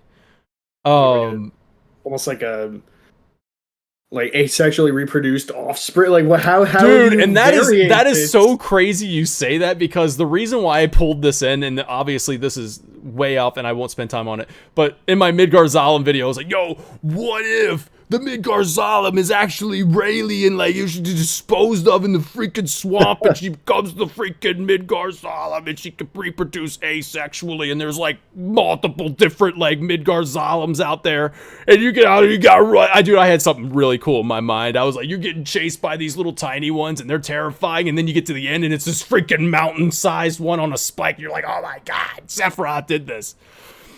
My version was better, bro. My version was better. That video is one of my most watched videos on here, and it's really disappointing because like I accidentally rendered it in HDR, and like it's terrible. And like if you're watching on a standard screen, I never made that mistake again. But it was already blowing up too far. It's always on the most viewed videos. Yeah, it's always the most viewed video, man. It was blowing up, like it was getting so many views overnight, and I'm like, oh no, do I pull it? Like, do I take it down? Do I re-upload? I was like, whatever, it's there. Man. Anyways, that was me talking about that. Thank you for all that insight. I just thought the boss fight was cool. Hey, it cool. It cool. I man. liked it. I thought it cool. It cool. All right. So we just thought it was cool because I mean this is pretty much a recycled boss fight from intermission, right? So we're like, it's really not much to kind of talk about with this battle. Wait, a man-made monstrosity. Well, you said that until you just lore dumped a whole bunch. I did go on for a while. There's not much to talk about. 10 minutes. Right, 2 hours later. Anyways, there's not much to talk about. Once you say everything, there's nothing more. All right, so after the fight, though, I like how we're comparing monsters to people again. When we see the trooper, she's like, that thing must have done this, is what Yuffie says, and then Cloud says, I doubt it, they were shot. But again, we're comparing monsters to people, and this has happened a couple times throughout the compilation at this point. All right, we'll go. Here we go. Boom. Now, there it is. You see that? Every time we touch. You see that? We get the zoom in. And then, so this time, Cloud places his hand on Tifa to calm her down. Yeah. So we get that close up of the shot there. Boom, boom. This is signifying that they balance each other, or they're like, at least they anchor each other, right? They're anchoring each other down, and this is signified throughout the whole chapter of how like Cloud starts losing it, Tifa get there, Tifa starts losing it, Cloud's there. So it's a back and forth that's happening right now, which they both need, given everything. It's kind of nice that they. Murasaki's like laying exactly how Tifa's pops Brian was when he died. Like, man, can you imagine that?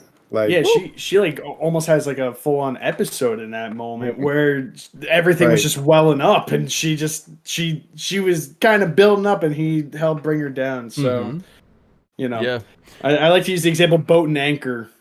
She was the boat in that moment, and he was the anchor, and they've been doing that back and forth throughout the chapter, like you said. So, it's good stuff. I really like this chapter. I enjoyed it a lot on my replay, which. Seeing just all these nice moments. So yeah, you're making a funny face there, Dan. What, dude? Yeah, you got what's up, Dan? I mean, we didn't share our personal rankings at the top of this. I'm just saying. Hey, I've been doing a great job.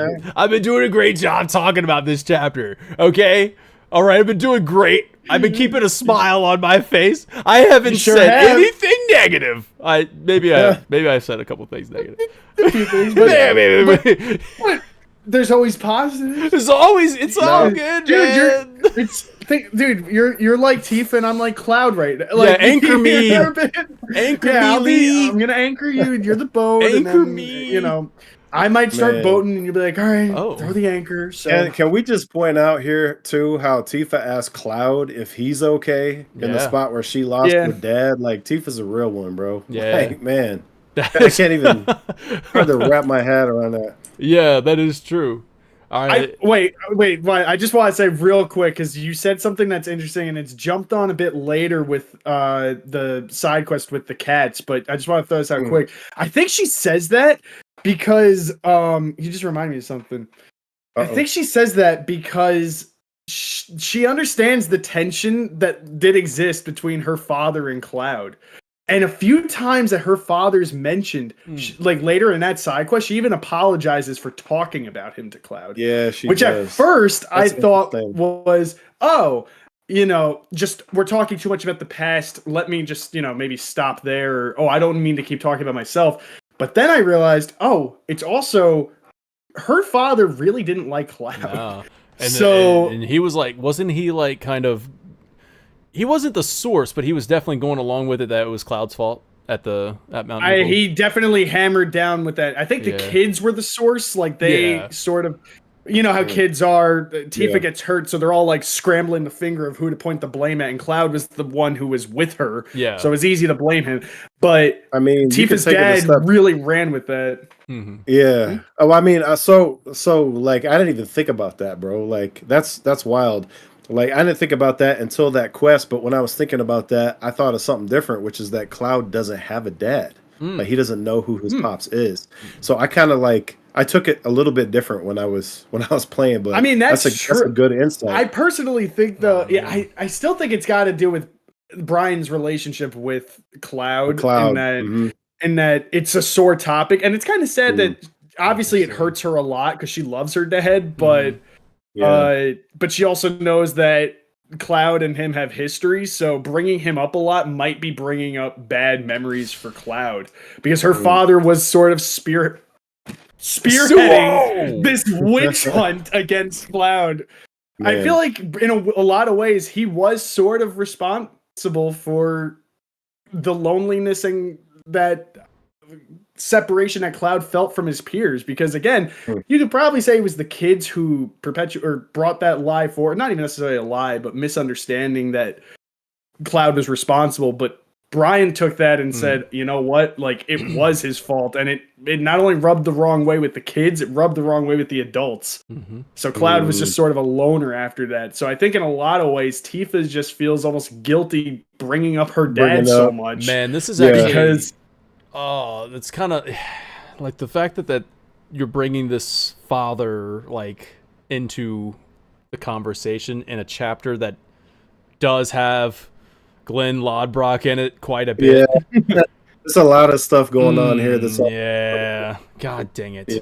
A lot of parallels. Take a deep breath, man. Just let him be dead. He died to a needle bear. Somehow the Long Shadow of Shinra has dropped down in our official ranking. What's going on? How'd that happen? Oh man, that's a brand new Nibelheim incident right there. Yeah, that's This is the second worst thing to happen to Nibelheim. Yo, check this out. It's the second worst thing. This is the exact same jump. So Cloud glitches. Cloud draws his sword when he sees Sephiroth. He envisions himself charging at him and jumping and crashing down with a clash of swords, identical to what happens in Remake at the Genova Chamber. Like this is the same Sephiroth and like jumping up and then clash. Same freaking blocking with the camera. Like we're looking at Sephiroth just like here. Except for in that game, I believe he says a touching reunion, right? I think in Remake, doesn't he say that? A touching reunion? That was right. Yeah, and then Don't this quote one... me on that, but it sounds right. Chat, help me out. You guys probably know right off the top of your head, too. I think he says a touching reunion. And then this time in Rebirth, he says soon, Cloud. Soon. Referring to the touching reunion, right? I don't Yes, sir. I keep saying touching reunion. That's feels like they're going to... It's just, I don't know. Veto. Veto. Hey, guess what? Let's talk about more touching, because let's talk about touching some more. And suddenly this chapter jumped up in the ranking. Right. Because Because of the wonderful every time we touch, we get that close up. Did you see it? There it is, a touch again. Yeah. Tifa comes in with the touch. There it is. Calms Cloud down. Now, Cloud informs Golden Kate Anchor. Sith that there was a skirmish with Wutai and Murasaki died. Kate Sith seems genuinely surprised, meaning Reeve was kept in the dark about this plan, it seems like. So he seems genuinely surprised. He goes, oh! You know what I mean? Like, Kate Sith didn't expect it. I don't think he's playing it off. So, and then time to play as Kate Sith, everybody. Okay. Oh yeah. Wait. What do you guys think about playing as Kate? I want to know what you guys think. Hey, you know what? I love rolling around and breaking boxes. It's Let's start fun. there. They like knew that playing you as- loved it because they gave you that entire room to roll around and break as many boxes. Yeah. They did it on Yeah. purpose. Oh yeah. They were bro. like, "Yo, you're gonna love this. This is gonna be so Yo, satisfying." so that they set you up. You're loving breaking boxes, and then, bro, can we? Then we're you gonna don't talk love about breaking the boxes. box incident later. The box incident. Bro, this chapter is incident after incident after Oh! incident. You know what I'm saying? Like, Oh, wait till we talk about the Vincident. Oh, a incident. A Vincident, because yeah. Well, we'll get there. Let's keep on going. The shirt reveal. I'm gonna have that in the montage. When I do the montage at the end of this thing, it's gotta be It's just gotta be shirt reveals after shirt review. That's they're great. Oh man. Now, we get to play as Kate Sith. I actually kind of thought it was cool, right? Because the camera drops down. It's really low to the ground, so it's kind of cool to see things from that perspective. I did like that. Bro's short. Yeah, bro's I real never short. realized how short he was until you stand next to things as him, like standing next to Barrett, stand next to anybody. Bro, He's and he has he's the crown. tiny. He's a short king, bro. He's a short king. He's a short king. Short king. So yeah, so like, I like to see it from that angle. I like the rolling around, breaking boxes, like Wiley said, Excalibur. It's the dungeon, right? That's where we're gonna have to talk about gameplay. I think that's where the gameplay's gonna come in here. But first, before we get to the dungeon, let's talk about the Shinra Manor, because we get to go in here. But even before that, how could we possibly forget? And I know it's in your notes, Lee. Red's nose, man. Come on. It's Red Red nose. Yeah. Pop off, bro. The warrior of hype gets hype moment right here. No, I'm just kidding. The freaking Red's nose is the best. Dude, I can't believe that this, not that, I don't know if it was something I didn't notice my first playthrough, but it's not something I realized until this replay, just how much they give attention to my boy really and talk about his nose, man. They really, it's, they do. and for the first, dude, I'm not gonna lie, the first couple of episodes I brought this up. Yeah. I think I brought this up as early as 2. I'm like, man, maybe I'm like just reaching. But every damn chapter they were like building on it to the point where it's just like, damn, I'm not reaching. I was spitting as early as 2. It's just it was kind of Yeah, sloppy bro. and gross at first, but damn it, Yeah, who would have manifested known? into a nice loogie. Who would have known? Yes, nice loogie now. Like, but no, I'm yeah. I mean, it speaks for itself, Nailed bro. it. We didn't know we were gonna have to talk about it in every chapter, but here we are. Here we are. And Red's nose Bro is a is fetish, is what sniffing. Major Trenton says. Yo, I love what Josh Z super chats in by tossing some Gil at us, and I really appreciate that. It's super effective against us when you toss Gil. Like it really is super effective. It's crazy. Even though it's a Pokemon reference, but you got it, you get it. Now I appreciate you, Josh. It says, fun fact: the walking animation is exactly the same as Sora. It's like almost, I don't know if it is, but it looks just like Sora from Kingdom Hearts. Like the whole like, well, they both got them goofy thighs and dude, that big is such a ass- cool, like, Right. that is such a Give man a cool Keyblade. thing. Yeah, that is a Yeah, cool Dude, Kate's eye gonna be there. revealed Good as the eye. next. He's gonna be revealed as the next Keyblade wielder. Yeah, he's already got the Kingdom crown, Hearts bro. He's got the Dude, crown. Kingdom Hearts 4, he's gonna show up with a Keyblade in hand. I you know what? I wouldn't be surprised. Let's just do it. Just do it. I heard Commit. they opened the door, so I showed up, and here you are.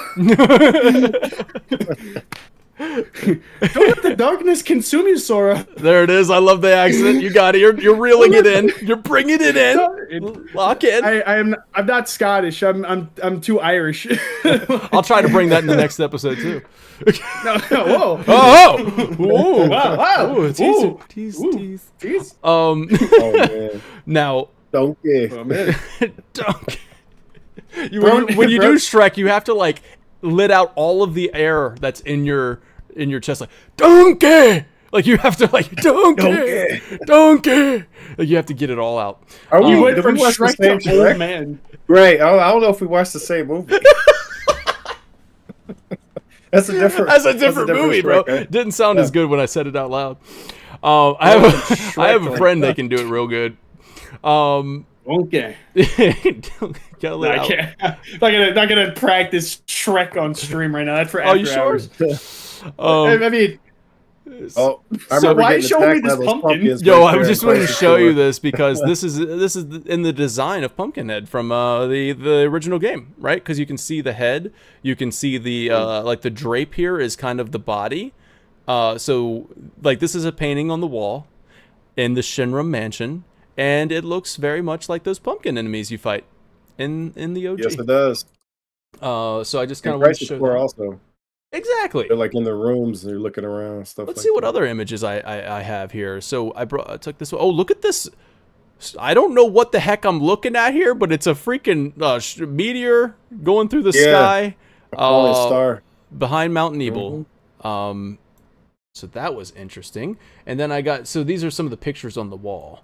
And then here's one of Hojo and Lucretia. Mm.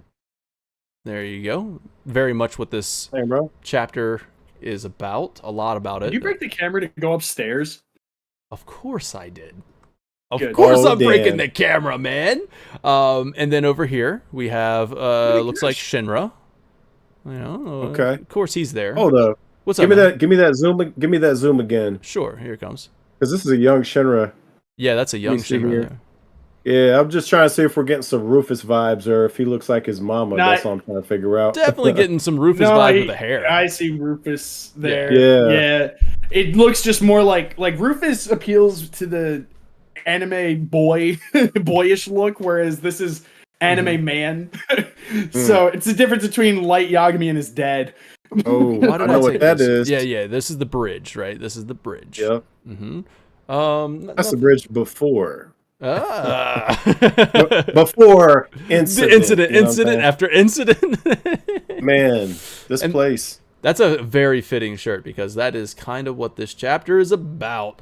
So now, Little bit. let me just get rid of some of these images. I just wanted to share those. This was my favorite one where it looks like the pumpkin enemies that I think like we don't run into those, right? We're deprived of them in Rebirth, Are we right? talking about the Victus or We're Rufus or deprived whatever? of them. Weren't we deprived of them? Like, did we get the pumpkins? I Yeah, don't wait a think minute. The we did. Victus? You're not talking about... It's not them, right? The 'Cause pumpkin don't we get heads them? with the ghosts. Like, did we get those in this Yeah, game? I believe they're called Rictus or Victus or whatever. I think it's Okay, Rictus. maybe we do. I think they are in Fine. Rebirth. They're in the manor. Okay. In the basement. Well, listen. Here's what I'm thinking. Right. The reason why I'm going into a dour state. Okay. I walk into this mansion and I'm not very happy. Okay. So the mansion has lost its eerie vibes to me. So whereas this used to feel like a haunted house in Rebirth, I don't get that at all. They definitely have taken out the top. I don't like the way they designed it. I don't like that there's no secrets. It feels. I don't like the design. Design is kind of boring to me. There's no exploration. There's no secrets aside from these paintings I showed, and there's nothing spooky about it. Even though Aerith goes kind of spooky, I'm like, no. It's like, I mean, could have been Dan more. is like, no. Could have been more spooky. This was another chance, I feel like, where it was possible to kind of flip the genre here and give us a more spooky like vibe. This was another like chapter 5 thing where I'm like, man, we could have really flipped the script here. And of course, there's a lot more I'll say about my overall thoughts when we get to the rankings, but Now let's go in. Let's go into the dungeon. Let's talk about the dungeon. Why we do this? Because they walk in here. What happens is Hojo shows up again. Very Hojo centric chapter. Kate Sith says it's an AI caretaker, but it seemed like he was watching monitors. In my opinion, like this right here, he's watching a monitor, right? I don't know, or at least the camera was spotted them. It doesn't seem like an AI. You know what I mean? Like this doesn't seem like AI to me because I don't know. Maybe it is. But it's an AI caretaker. It's not the real Hojo, is what it was. Kate Sith informs us. So Hojo apparently was expecting maybe there was some trespassers.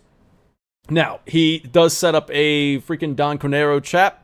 You fall through. Dude, the floor trap is kind of goofy. I can't lie. I mean, goofy can be good in Final Fantasy, but sometimes I'm also like, they really fell for that. This Looney Tunes ass trap in the floor. Like, he did it again. Oh, look, there's a freaking box on the floor. Don't walk into it, man. You saw it in freaking... I'm sorry, but I feel bad. Beware the box. Beware should have seen this coming. There he is. And it's bad enough to fall for some Bugs Bunny antics once, but to have it happen twice, Yo, and this is the second time girls fall through a floor trap. So. Again, we fall through the I feel like this is a great opportunity. We could have fell into a literal horror film. Like this could have been very scary. Of course, we're not getting that. We're getting Kate Sith throwing boxes and rolling through air vents. That's the design here. I thought the dungeon was okay. I thought this dungeon Let's talk about the dungeon. I like this dungeon. You like okay. Go ahead, take it away. I like it because to me it's doing the most. Now, I'll concede that it might not be doing it all fantastically. I know that the box thing's very... I'll just be straightforward. I know a lot of people don't like it. And I'm not going to sit here and defend the box throwing and saying that it's perfect game design or anything like that. But it's more engaging, in my opinion, than what most of the other dungeons have offered. I feel like it, at least from what we've seen so far, the box throwing requires a bit more skill. Not to say that it's particularly hard, but it's not as easy as just throwing a grappling hook or running up a wall on a very clearly laid out wall path. There is a bit more to do here.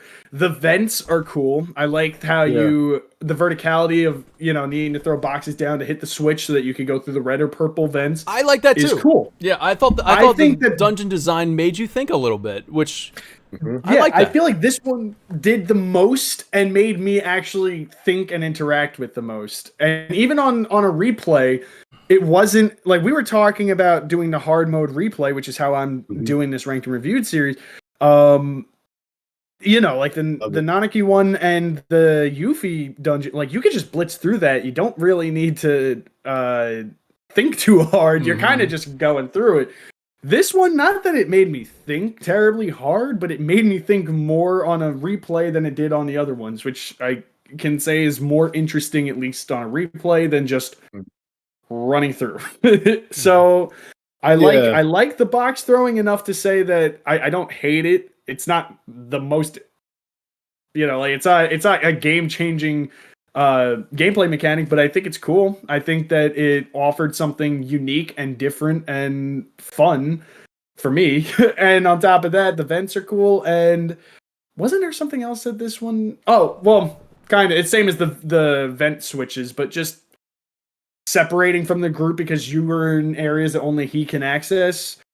I like it. Red's dungeon does that as well. Yuffie's, they all kind of do that. I think just the vents seems cooler than running up a wall, and that's just, I don't know. I think it was cool. Yeah. I liked it. I do like this dungeon, and I think it's one of the more fun ones to go back on a replay. So you brought up something that when you brought up Red's dungeon, okay, when we did the review on that, one of the things that we all agreed is that it would have been interesting if there was a little bit more puzzle element, right? And this is probably the most interesting dungeon in terms of making you think your way through. And it's not just super straightforward, right? You got to flip the switches at the right time. You got to throw boxes at different levels. You have to move platforms to cushion the boxes. Like, you have to think about what you're doing more than the other dungeons, which are mostly sort of navigational, right? This is the first one where it wasn't the puzzle, quote unquote puzzle, wasn't strictly navigational. It was there's steps. There's steps to it, right? I think everything Lee said is on point. I'm going to make a criticism. I don't have a problem with the box throwing.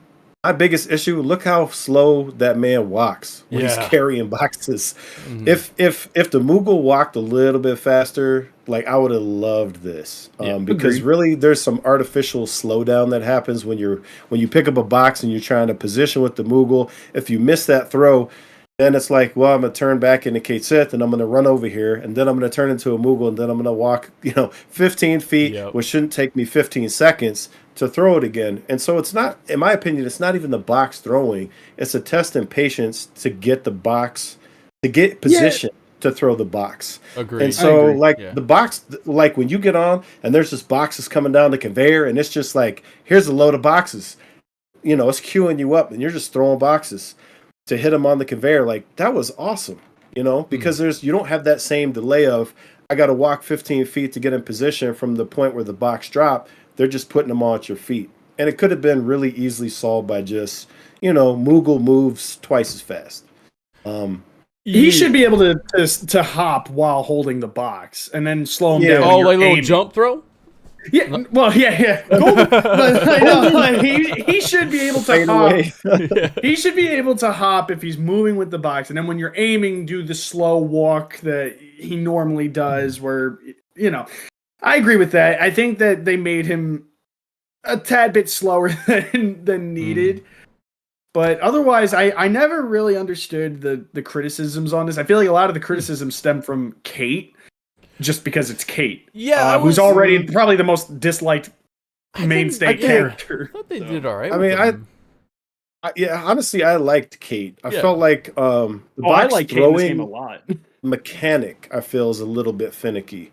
And I feel like as soon as the box throwing mechanic clicks, like you don't have an issue. Yeah. But if you're missing and you're missing and you're missing and you don't understand why you're missing, like that's probably going to be frustrating, right? Yeah. I feel like no doubt.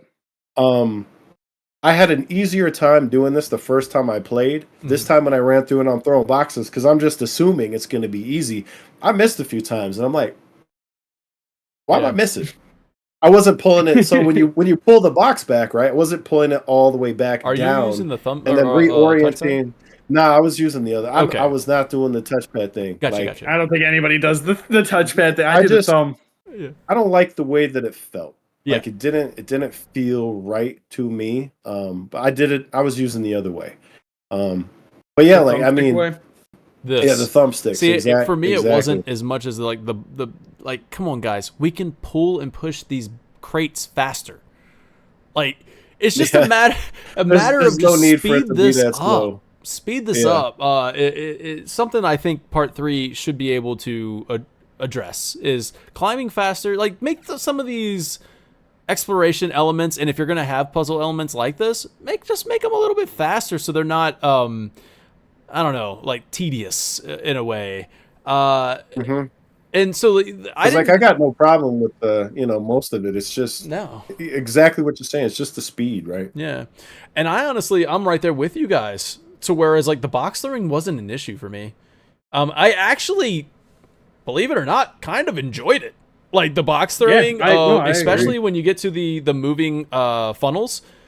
I thought that was kind of cool because it made you think. I'm not going to lie, I was kind of stuck on it for a second because I kept trying to aim at it when it was stopped. Yeah, I did the same thing. And you're just like, wait a minute, you got to catch it on this, on this, whatever, on the movement. And I thought that was fun. I was like, cool, man, let me do that. I got this. They make you do it 3 times. And I'm like, that's fun, whatever. Here's the part where everybody rolls. This is the part you get to roll through the boxes. And I can't believe it, but Masked Matador didn't roll through all the boxes. Masked Matador, what you doing? Criminal. Thank you for the video where you shout out for doing the gameplay that we're watching. Matador. That's what we're very doing much here. Needed, but please upload you destroying every box. Thank you. Yeah, come on, we gotta hit all the boxes. Please go back. There's your Rictus guy right there. Yeah, there's your the pumpkin Rictus. enemy. Yeah, I was telling you. there he is. Oh yeah. Okay, You cool. right? We're good. We're good then. But that painting on the wall definitely was a very very similar to the original enemy's design and stuff like that. So what are we going to go with? I forgot to. Yeah, I actually enjoyed the box throwing thing, and I think some of the pain points from reading the comments on a lot of these videos I watched. It looks like the comments the most like stand This out. part Yeah, a lot of people out. was this one and the one where you're going up the vents and you have to throw it to the first floor. Like you have to throw it down to the first floor. I thought that was good. I was like, yo, Yeah. that was Same. great. I actually really enjoyed that. I was like, oh man, you're making me think a little bit. I like that. I have to. Honestly though, it is still very easy. And it's not nowhere near where I would like to see like Cloister of Trials, Final Fantasy X style dungeons. It's not. We're not there yet, or not there at all. But like, at least it did something what I thought was a little bit clever. I was like, all right, this is good. This is not so hard. This is not so hard. We're not doing it right there. You know what I mean? Bro hit the rim. You hit the rim, a little rim shot, man. This is not, dude. Clip that. This is not so hard. And then he hit it. Boink. I'm sorry. Let's see if he does it this time. Let's see. Oh, here it goes. Come on, man. Come on, Masked Matador. See how he's believe pulling in back? you. He's not pulling He's straight waiting. down. If you Yep. pull it straight down and then you aim, You got it. right See, stick, second if you try. give Come him a on miss. now. Second try. Yeah. I believed in you the whole time, man. Look at him walk away like a boss, bro. My dude just, I got it. Nailed it. Second try. So, and look, walking like Sora. I love that you pointed that out, Josh. Josh Z. Awesome stuff. Now, yeah, I didn't have any problems with the box throwing. I actually enjoyed it. Now, when it comes to the conveyor belt thing, I didn't actually enjoy that. I was like, God, why am I doing this more? I didn't like that part. I'm like, Wait. Yeah, I'm mixed on it. It feels a little weird for where it is. Yeah. It feels like it's just an optional thing. Like you could walk. It into is. a I mean, room it is kind of and optional. do You don't have to It do is. it. Yeah. It is, but it's forced optional. Yeah. As opposed Yeah. to It's like, like- I see a 0 out of Right. 10. In a time limit. I gotta go. that's the thing. It's like it's forced optional because it's you're not gonna forced get. optional. forced Oh, option. I'm sorry. I love that. Dude, well, it's the difference being like You must you see it, try to you figure it can out. do it. You don't have to, but it's there, and you're not doing That's what anything this else until it's podcast is done. for you guys. It's forced yeah. optional that you show up. Like, Yeah, exactly. No, but like that to me is the difference. Is that forced optional is like, hey, it's you're not going to be able to progress until you do this, but we're not going to make you do it. Whereas if you walked into a room, like say that there was somewhere in the dungeon, you walk into a room and it's Kate you get a piece of dialogue and he's like, oh, I wonder how many I could hit. And Yeah. you just step on a switch and the conveyor belt Yo. starts and then you can do Then the you can time. go. That'd be sick. Like that would be cool. Because then it's like, the difference is that if I had something like that, I would be doing that over and over trying to get my best time. sure, I can see that. I can see I that. don't yeah. want to come in here and have to do this, screw up, and then go, oh, guess I got to redo the entire dungeon Because or have a listen- save point Yep. before that. Right. Because Like, there's to no get to save that point before it, and you see the time limit, you see the score, and it's like, yo, what happens if I did get all of them? Right. You know, like what? I gotta do it now that you. So it is forced optional. I like that.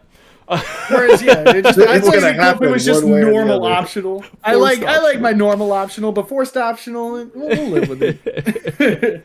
So I think that's about it on the. Let's see. I said toss Mako containers into moving bucket. Easy. like that was my notes. Easy. Nailed it. Easy. Moving on. What did you I'm guys? surprised that I don't have a note on me screaming goated, because I usually do that every Goated? time I do something. Jackie's Goated. Journal. Not No here? notes on me saying Ah, goated. man. For that. So Most of I Jackie's journal was front loaded. it's front loaded. Oh, we missed it. Oops.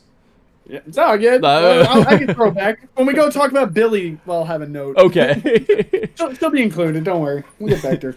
Now listen, let's see. I don't. What did I? This is basically my paragraph on it. I was like, dungeon's okay. Didn't mind the box throwing as much as others do. I enjoyed the environmental switches and verticality of the dungeon.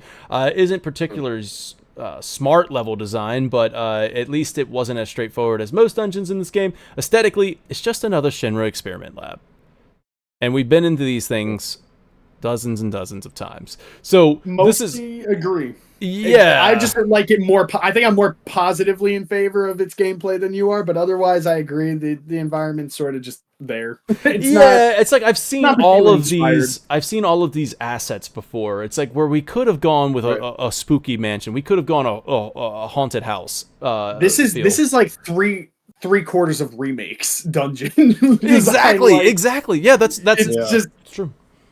It's returned to form as far as aesthetics go. It feels like you're back in remake, and which isn't necessarily bad. It's just, I mean, but see, then you have the enemy types that are here. That the enemies feel like they should be spooky. Like they feel like this should be a haunted house. Like, and we're about to come across Yin and Yang. Yo, this battle though, I saw subtext earlier. What's up, sub? I saw you come in here and talk about the balance, the balance scales here. This boss battle, the educator. Yes. This one was fun. I don't know, because once you figure out the strategy, it's not as genius as I was it definitely made me. You talking about the two educators here? Yeah, the two educators. Yes, the two educators. Okay. One puts reflect on, and you're like, how do I beat this thing? But yeah, once you figure out the strategy, it's not so bad. But I did really, really enjoy this boss battle. I guess this is a boss battle. I don't know. Maybe it's just a battle, but it was close to being my best battle. It feels like a mini boss almost. I think this fight on hard mode, man. Woo! You also can't skip this at all. No, you tried. I tried like 3 times, and you can't. Which is also cool because that was both a positive and backhanded almost criticism at the previous dungeons, because we were saying, on hard mode, it's kind of nice that you could just breeze by everything. This dungeon, hell no. You gotta fight the educators. Get educated, fool. Educated. Educate yourself. You're about to educate yourself. You're gonna learn today. That is not forced optional. It's not forced optional. No, it's just forced. You just got to deal with this, and it's cool. I enjoyed this fight. I think I went in kind of first of all, when I did this fight, I had a quarter of my health. Every time I started, and I didn't want to use my MP to go like before even starting the fight. Yeah. So you have to go in there and chakra right when you start. Like, and I put prey on, and I put prey on. Wiley knows I use prey like it's going out of style. Dude, me too on hard mode. Come on now. Bro, prey's hard. Every fight, I pray hard, bro. I'm like, please heal me. please, bless me up. I'm praying real hard, man. So, no, but I just every time I was going into this fight, I'm like, pray, dodge, perfect parry, perfect block. It's like I'm like trying to pop off a prey, and then they're just woo. Like, please. But I'm gonna say it too. I really enjoy Kate's play style. I don't know. Yeah, this was the battle. This was the boss battle that made me like, I'm getting it. It's clicking for me. I think that they did him a lot of favors in this game, personally, because Kate, as far as the mandatory party members go, was always my least favorite, and I think that's a common sentiment amongst most people. Fair, yeah. As far as the original game goes. Yeah. This chapter was where I started to realize, holy crap, I'm liking Kate, which is crazy because I didn't think they were gonna pull that off. I just thought that he was just kind of always gonna be a little shitbird, but he's a little shitbird that I like. Like just kind of like going back and forth to the freaking cat mode, mog mode, cat mode, and like just like really chaining together these combos and stuff. And there is quite a bit of luck with his character as well, with a lot of his moves. But that makes it Kate Sith, right? It makes it fun, and I like playing him. Is like playing 1.5 characters because the mod you can, it's you don't have 2 characters, but you could be dual controlling or you could just make them one unit. I really enjoy how they made him work because I wasn't sure what they were gonna do with him in this game. I remember what people were speculating they were gonna, and I never thought this, but people used to think that Kate was gonna sit on Red's back. Oh yeah, because of having children. I I honestly kind of thought that too. I was like, oh my god, cool. are they gonna really bring in the big Moogle? They better, they better do it. Yeah, and they did. I love playing this. I don't use him terribly often, but sometimes I'll enter a fight, and I'm just like, mostly the optional fights, like the regional, the forced optional, like all like the regional stuff, or maybe like the proto relic stuff. But there were times I would never use him in the story.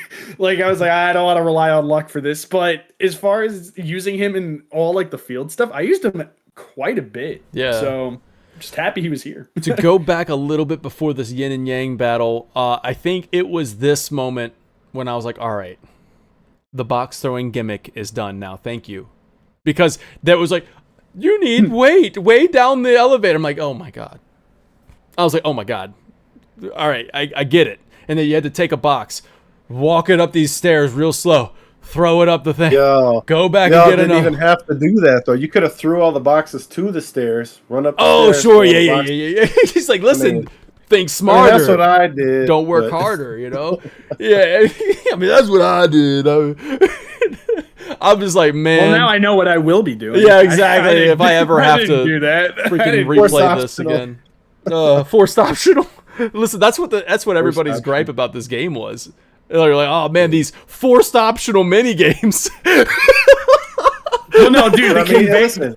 If he ran faster, I wouldn't have felt the need to throw all the boxes to the top of the stairs. I would have just ran them up because of course. Right. Yeah, it's just like I was like, dude, come on, guys, what are we doing? So like, I have to weigh down the thing, bring it down, break the boxes to make me go up like literally 3 feet. Right, Lee? Was that about literally 3 feet to go back up? At least dude, 3 feet. I was reading the comments. Oh wait, Lee, pay attention! I'm talking about 3 feet up on this elevator. I heard it was at least 3 feet. Freaking Mog could have picked up Kate Sith and just freaking threw him up there, and it would have been fine. Oh, dude, I can't. Yeah, I'm sorry. At least 3 feet up, man. Don't worry about it. It's fine. Anything interesting in chat? Are they talking anything interesting over there? No. No. Sorry, chat.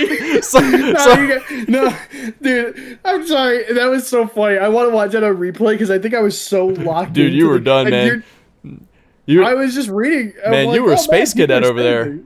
Dude. Ooh. All right, so Yin and Yang here coming out. Listen, one of my most anticipated battles, or I don't know, one of my most anticipated enemies. I like Yin and Yang because going out through like middle school and high school, me and my friends, I'd be like, Yang's happy.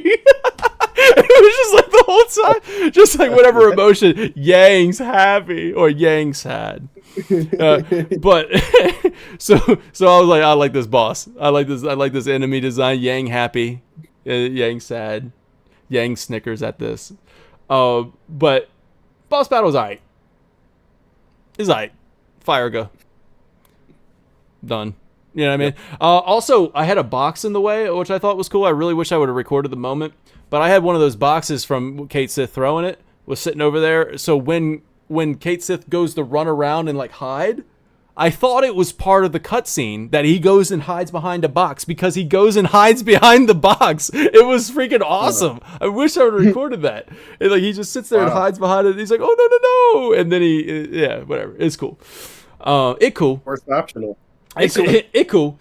So Yin and Yang, this boss battle though is very, very hard. Like if you don't like, it took me a couple tries to understand. Right, I will say that. I will like to understand how to beat this thing. You know what I mean? Can I be completely candid about you did it in first try? No. No, wait, maybe. All I was going to say is, all I remember of this fight was he was giving me problems, and then something happened. I don't remember how that. This is one of those weird stories where just like something happened. Yeah. Where I was doing this fight. And then I remember like, wow, he's just such a pain in the ass. Then I pressured him, and for some reason, I don't know what I had Kate loaded with. He was just dead. I was like, holy crap! Like, I didn't, like You must have why rolled the is he die or dead? something. You rolled the dice and then like maybe it did like an instant Yeah, kill. dude, I was sort of just playing. I think I was talking to somebody during this part, like, because I think my friend called me, and I'm just talking about the phone while playing this part. So I'm like, oh yeah, like, hey, I'm just doing my homework for the podcast, and I'm like, yeah, this boss fight's like kind of giving me a fucking problem. And then he was just dead. And then I was like, what the hell just happened? So, Correction, giving me a problem. It was giving me a problem until he wasn't. He's cool. I love his design. I want to say that I had a problem with him, but I didn't. Yeah. He just died like out of nowhere. Come with me on this journey. Walk with me. Let's go on a journey together. All right? Okay. We fall down here. It's a haunted house. I'm back on it again. I'm back on. It's scary. It's spooky. We're going through corridors. It is freaking Resident Evil. It comes out. Where's the hat? I was paying attention for that one. Yeah, it's like Resident Evil, man. We're walking through. It's scary. It's like, man, we got the pumpkin head things. Oh, rictus is what they're called, I guess. Man, we got this guy. Yin and Yang comes out of that freaking thing looking like that. Like the spooky coming out like that. And then it just freaking, like now it's... Can you imagine how horrifying this enemy would be? That would be cool. No, I would love... Hey, man. I agree. Could have flipped it on its head. We could have flipped this game. See, could have had a cool here's chapter. The thing, Dan. Here's the thing, Dan. Dan. No, the license were Ed. All right. So I love me my spooky. I love me my Resident Evil. I love me some horror. On the other hand, though, because we've said this about every chapter where this could have applied and it just doesn't, I have no expectation. Every chapter, I've said it about chapter 5. That's it. That was my only complaint. Okay, fair. Well, no, didn't we maybe didn't we say this kind of in chapter 10 with some part about the gi? I don't remember, but I don't know. Maybe I didn't have very many complaints with that one though. I liked it. I like what point I'm getting at is go ahead. Every single chapter you've just said should be scary. No. You wanted Resident Evil, go play Resident Evil. I actually don't even play scary games. No, dude, it's funny. Meanwhile, I was playing Outlast Trials right before I joined the call. It's funny. I don't even like scary games. I don't play these Outlast Trials and all that other stuff. I'm just like aesthetically. The vibes, the aura of Nibelheim, the Shinra mansion in the original game is supposed to be spooky. I mean, we literally have like an undead down here sleeping in a coffin. Like it's supposed to be a spooky Halloween style. Actually, his room looks kind of cozy. We got and we got pumpkin heads literally flying around. So yeah, Toolman. If you think my mic peaks when I sing, if you think my mic peaks, I can't even imagine what I would do with a scary game. All right, I don't know about all that. Dude, I got a couple of quick. I'm trying to get Dan to play content warning. Centurion wants us to play Repo, and that was a game that was recommended to us. Maybe we do that for the Final Fantasy V party members and do a little special stream for you. That'd be cool. Doing Chain Together. We definitely been doing Chain Together. Oh, that's been fun. Chain Together. That has been fun. But it's not scary. You know what makes Chain Together scary? Or Wiley makes it scary. You guys, Dan, you got to throw a snippet in of our a minute of our Chain Together gameplay for next episode. Yes, I do. Wiley makes it scary. You'll find out why. Party members, you should go check out some of the gameplay on that. It's been funny. That has been fun. All right, y'all. We're getting off track here. We're getting sidetracked. It's almost like that's what they said in the game too. They got sidetracked a wee bit. Now, a wee bit sidetracked. But before we get there, we still have a little bit to talk about here. As yeah, okay, it's fine. A little for a wee lie down and then onwards and upwards. Yeah. Where am I at here? It's time to get on to.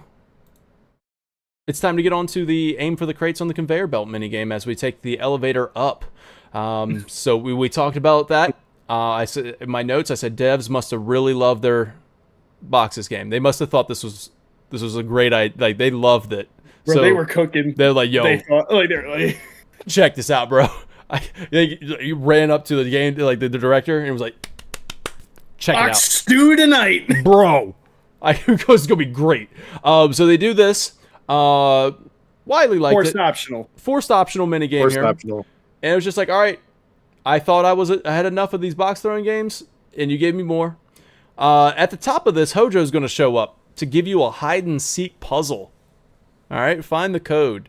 Now, I feel like this would have been fun if the if the numbers were in different spots, right? I pulled it out. Yeah. Oh, I have 36. Okay, now let me run over here. Let's see what's behind this. Okay, 10. All right, what's over here? 97? And then you find 59? Wait a second, what's the order? What was the order? We could have done something with that, right? It's obviously 36, 10, 59, 97. Love it! It's a call back to the OG. Mm-hmm. Love that.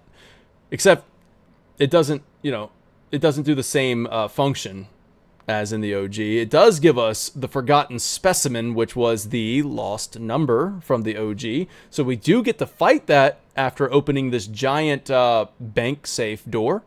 We open that, not a regular safe that you open in the original. We got this freaking giant safe, like a vault door. Yeah, a vault door. Wait, and what behind happens when that you fail door, this minigame? What's Sorry, up? I don't mean to. What did what you happens say? if you fail? What happens if you fail this minigame or don't complete it? I don't actually. I know it progresses. I did it on purpose, and I don't think anything happens. Okay. Yeah, like moving on. I just wanted yeah. to know. I was watching. I don't even think they say anything really. That's why, yeah. She's been like, "Man, Kate, you suck." Like, Barrett's you haven't gotten good at this minigame yet. I mean, we've been doing it for the past hour. Why doesn't Barrett shoot the boxes? Don't. Veto. Veto. Veto. Here comes Hojo again. All right, moving on. Even I don't know. I'm sorry, my notes it made a little mean. A little mean. Don't worry about it. It's just me. I said this chapter even made Hojo sleepy. You all get Hojo sleeping. Yeah. Forgotten Specimen comes in here. This is the lost number. The music for me, man, guys, I'm sorry. I don't mean to complain again, but maybe you guys like it. I don't think this music was great. Like, I was like, oh, This boss fight? yeah, for the boss fight. It was alright. Felt like subdued in a way. I was like, anyways, the boss fight was another Hojo Specimen. Like, it was just another, I felt like I fought this thing in chapter 9. And, it's just, it didn't really, I don't know. It's funny because the music, yeah, I agree, but this fight was my favorite in this chapter. Really? Okay, bring it on. Bring in some positive. I mean, but here's the thing. Like, it's just, for me, it was the most fun because of the layout of the party, I should say. Because if anybody's been paying attention, I don't use Barrett. I've actually started to use Barrett more because of the force optional. Forced optional. It's forced optional. No, but like that's so forced. Aerith. I don't use Aerith. I don't. I know she's broken, and I know when I commit to using her, I can do some crazy things. I just don't like the play style with her, which is weird because I usually like the setup and capitalize type play style of kind of setting the field and then unleashing everything you set up. Don't like it on her. It might be a movement thing. It might be her attacks, whatever. So normally I don't care for that. Barrett, just too slow for my liking. Kate's fun, but usually when I'm forced to use Kate, this dungeon did it well, but otherwise, like in 14, for example, I don't think I care to use him much. That all being said, I liked this boss fight a lot because it made me use a party composition that I have no interest in. This would never be a choice of mine. Like, this was never going to be in the cards. So the game forced me to use them all together, made it more fun. And also, I screwed myself over royally this one because I actually forgot about this boss fight entirely. So I thought that we were moving on to Vincent after the yin yang. Completely forgot about this, and I was messing around with my materia comps, and I totally stripped Aerith and Barrett of good stuff. and I had this fight, and I beat it on no. the first try. Nice. With like half their materia missing, and it was no. mostly just Garbo left. But I somehow squeaked it through. Yeah. And I don't know if that's necessarily saying that the boss fight's too easy, but for me it felt good because I felt like I had two characters who I don't use much, and I also had them significantly underpowered. Mm-hmm. And I somehow won on my first try, so I felt good. So it was a highlight for me personally. I don't know if in another playthrough where I'm expecting this fight, if it would rank as high, but for this playthrough, it was definitely my favorite fight in this one. So I think I was a little too hard on it, like just saying like it's another Hojo specimen. I actually did enjoy this fight too. Like it had some speed to it, whereas like this guy he's walking around really quick. He's making really fast movements, and he does do some area of effects attacks as well, and he changes up his look, and that changes up your strategy. You got to keep thinking on the fly. Yep. So I did like this battle. I'm watching it now, thinking like, oh yeah, I remember. The AOE's are cool. I like the.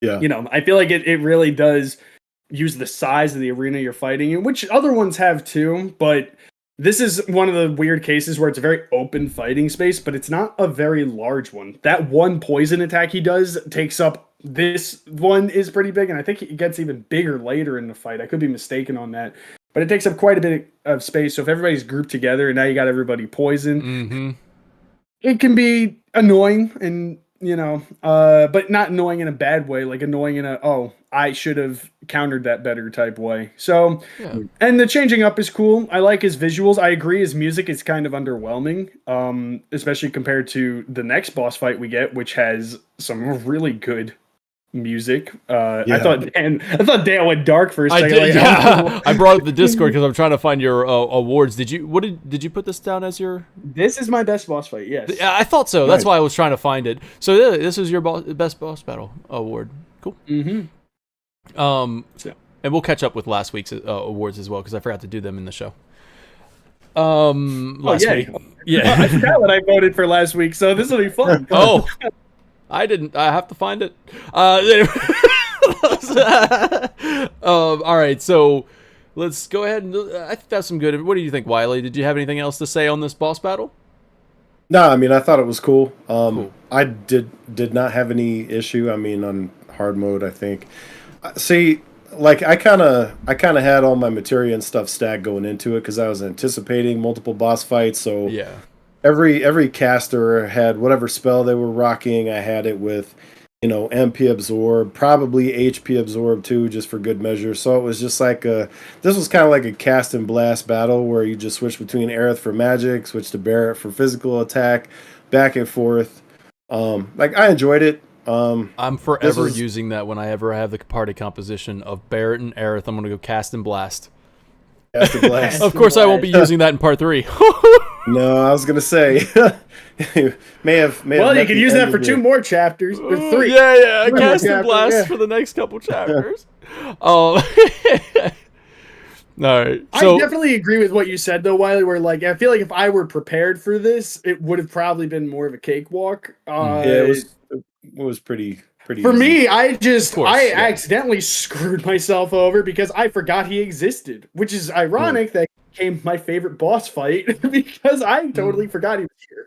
So I just felt like it's just like he keeps you on your toes. I think it's not really difficult, but he does keep you on your toes, and like because he's moving so fast, changing things up. It's difficult when you have nothing combative to use against him. That's like, true, and you're unfamiliar with the characters. I think all I had on Aerith was like. Thankfully, I had Pray. Prey I had on Kate. Yeah. I had Prey on Kate because I was expecting it for Vincent, and I knew he would be locked for that. Mm-hmm. What did I have on Isuna? You know, like thankfully I had that on Aerith still, so thank God. And I had, I think, 1 cure. And the rest was nothing. Barret had like nothing. I think he was sitting with like a warding material with nothing attached to it, and auto cast with nothing attached to it. Oh, been there before, man. When they just throw you into these battles, and you're just like, oh god, I don't have any materia. And I was honestly expecting to fail and just go, okay, I'll prepare for this again. I stripped everything off of them, thinking, okay, I'll put it on who I'm going in with Vincent. But no, I managed to squeak by, despite the fact that the odds were against both of them. Kate was loaded. So Hojo is happy that we did some janitorial work for him and cleaned up his messes. And let's talk about that for a second, because this chapter is all about Hojo's messes, Hojo's failures. As we see Rayleigh, who was cast out for being disobedient and cannibalistic, and we see the rather unruly Forgotten Specimen that we just fought. We fought Yin and Yang. We are about to see Vincent, who Hojo shot and then saw as a failed test subject, and then was later saved by Lucretia, who injected him with chaos energy, and hence the weird eyeball implanted into his freaking, like, you know what I mean? Like, he's got the proto-materia inside of his chest to subdue the chaos that she injected him with. It's crazy, dude. This is crazy, man. This Vincent lore is crazy. And then we have let's get back to Hojo's failure. We see Cloud, who was experimented on and then escaped, right? We'll then see Hojo's latest failure, Roche, at the end of this chapter. And the proto relic is all about it too. So lots of Hojo messes to clean up. Lots of Hojo failures in this entire chapter. And we also had that. No, I think I got them all. Whatever. You get the point. Does he ever succeed? What? Well, yeah, Sephiroth. He considers his greatest Duh. success. Yeah, I mean, come on. Holy crap! I forgot about that guy. Yeah, he's like, oh man, that's my greatest one. Sepha who? We also see the source of it all too in this chapter, Genova, and Nibelheim is pretty much where it all began. So it makes sense why Hojo would get all the spotlight here, and I just didn't like this. Didn't do anything for me. Barrett said, "Next time I see him, I'll ram my fist through his face." I'm like, all right, cool, man. How many times has he said that? Yeah, cool. It's just, I don't know, man. Anyways, we'll come back to it. Reconvene with Cloud and crew, and they said they got a little sidetracked. And I'm like, bro, you ain't lying, man. This whole chapter feels like a sidetrack. It's a side quest. You know what I mean? That's what this could have been. I think like the whole dungeon could have been a side quest, if you ask me. Now, but we could have hear me out. Walk with me again. Walk with me again. All right. We could have gone down a beautiful spiral staircase that wasn't there. All right, we talked about this in the first chapter 1 analysis. We don't need to hark on it some more, but there's no spiral staircase, and it makes me sad. I didn't like that. I agree. We talked about how that's the spiraling into madness. We talked about the symbolism of this. Wait, Dan, there it is, a semi-spiral. It just they even give you the I same had that texture. same thought. I'm like, you guys. They give you the same. That's texture. not funny. That's not funny. That's not funny. Like, wait a second. Oh, wait, man, can you cut back to that It stairs? should have been optional. Yeah. Can you cut back to that stairs? I want to look at the grand spiral staircase that we were given. Yeah, here comes our spiral staircase. Quarter spiral. It's like an eighth of a spiral. Oh, and they give you the same little like block textures. Look at. It's not good enough. Absolute cinema, bro. Absolute cinema. Absolute cinema. So we're gonna add the stairs to the list of incidents, bro. Incident after incident of Vincent. I did say this on coming up. I did say this on first. I did say this on the first chapter breakdown, where I do believe that part of the impact of the stairs comes through with the forced perspective of the camera looking down. Oh, for sure. So I feel like part of that would have been lost on you. Not that I feel like people who appreciated it originally, would have gotten that. Like if we had a spiral staircase here, I don't know if that impact would have still been there. I can tell you right now, it would have worked. I know that they said in a developer interview that they're like, limitations and the camera was getting glitched out or something. I'm loosely quoting them. It was something along those lines. And I'm just like, nah, man, you could have just locked the camera, though. Like, you really could. Yeah. And I did that in the Temple of the Ancients, where they literally give us a kind of a spiral. It's a very large spiral staircase. But I did that. I broke the camera, set it up top, locked it, gave myself control of the gameplay, and it was fun. You can move your character. It's fine. Like, I don't know. I still think they could have done it. They could have made it work. So the fact that there was no spiral staircase here kind of made me sad. But I just feel like if you go on this walk with me, at the beginning we take out all of that dungeon that we just did. Let's just make that a side quest. That'd be a fun little optional dungeon, right? A little optional, maybe a forced optional later if you want it to be. But like, you get the joke. Not forced optional, because I don't want it to be forced. Like, you make that a nice little optional side quest, because guess what? The missing or the lost number, the forgotten specimen, was a side quest in the original game. It was an optional thing. Like, you didn't fight that on purpose. So we could have done that, kept it to the original, where that was its own thing. You go down there and you do that optional dungeon, sure. And we get to learn a little bit more about Hojo and his specimens that he's failed on. First thing we get to do when we get here with Kate Sith and the party, we entered this room before. Let me just go right to this moment. Right here. Right to this. Like, skip all of that. We get into this and we meet Vincent right away. And then we fight Vincent. I know that doesn't give us a dungeon to go through, but this chapter, I don't know necessarily if it needed to be expanded out that much, unless if you're doing the haunted house. I think that would have been fun. That's just where I'm at with this chapter, where I was just like, the pacing just felt off to me. This is one of those chapters, I think Toolman said it earlier in chat, where Toolman was like, this is the train graveyard of Rebirth, where it's just like, man, we don't really want to be here, or at least I just want to hard disagree. I don't like Train Graveyard, but I like this chapter, which is great. And like, we're gonna get to our personal rankings, and we'll see that you know, obviously you guys liked it because we put it up. It got up there. So it got up there, and we know where I'm gonna put it. But like, I just imagine you at your computer and like Steam coming. It got where on the official? It's fine. I'm fine. I'm fine. I'm fine. Really, I'm fine. But I was just like, man, we could have just skipped right to this moment. Would have been really cool. And fighting Vincent right away would have been like mind blowing. That would have made this chapter really cool. Now, here we go. We reconvene with Cloud and crew, and they say they got a little sidetracked. Yep. And Kate Sith says, no sense in stewing on past mistakes. That is a funny thing to say, Kate Sith. Because, Cloud says, yeah, right. But ironically, Vincent is in the next room over, literally stewing on past mistakes in a coffin for the past several years. So we go into that room where Vincent is. He's security. And Kate Sith helps him figure out the tech there.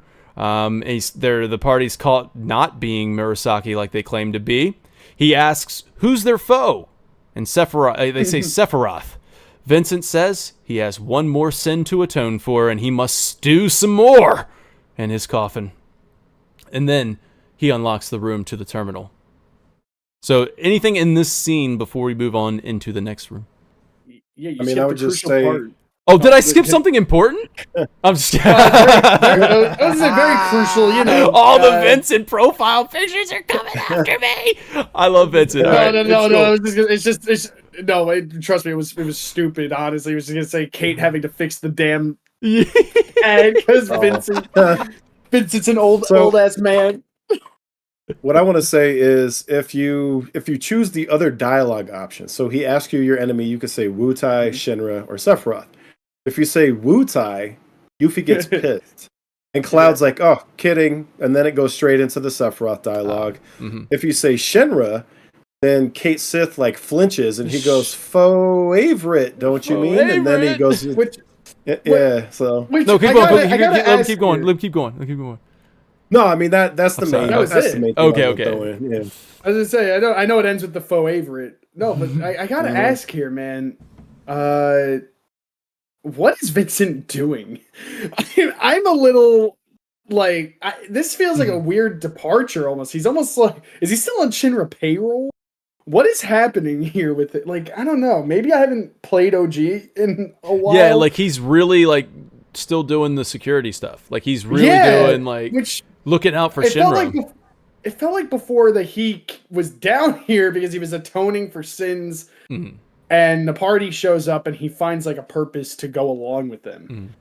Here, he's more confrontational and defensive almost on behalf of Shinra. It feels like he is almost like acting like he still works for Shinra and he still has allegiance to Shinra. And I thought that was an interesting departure for his character. Because I don't really know what the implication here is. Like, I remember at first I saw this and I'm like, okay, is he?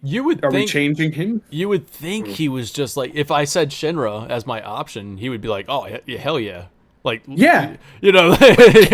but Kate is kind of freaking out. For Avery, and the reason he's saying that almost is because I feel like not because Kate has allegiance to Shinra. It almost feels like he's saying that as to not agitate Vincent. Yeah, don't agitate Vincent. He still is a Turk or something. He still works for Shinra, and that's where I'm kind of confused here on what they're doing with his beef is with Hojo and Sephiroth, where it's. But I mean, like this is under Shinra's umbrella. Like maybe he still thinks he's he still has loyalties to the Turks, and we do kind of see that, right? The Temple of the Ancients, like future memories, but he does help them out.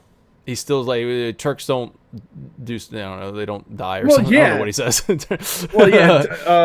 He says it's basically the vibe was it's unprofessional to die if you're a Turk. Something like that. But so I guess he does still have loyalties to the Turks. It feels like It just feels like he's somehow still working or associated with Shinra more than his original counterpart ever would be. And I just thought that this was. I'm not saying it's bad, I'm not saying it's good either. Different. It's just a very weird take on his character, and it honestly felt more like a plot device to get us to fight him, which is okay because the fight's cool. Like I think that's my favorite. That's my best birth is the fight, but I feel like this was a weird, almost I don't want to say shoehorned, but like a weird ends to justify the means type thing. Or I guess the inverse of that. This was to justify the end, which was the boss fight. Because, I don't know. I felt like I wanted to throw that out there because it kind of confused me as to what they were doing with him here. I wasn't really clear on why, and they don't really emphasize it. Maybe we'll get more information on that in part 3, because for now it just feels like he's still on Shinra payroll and is acting as like security. I think that's kind of where it boils down to. I think he still has allegiances to the Turks. I still think he's dedicated to the Turks, and his beef is with Hojo, Sephiroth, and all of that stuff that went down there in Deep Ground, and just those experiments.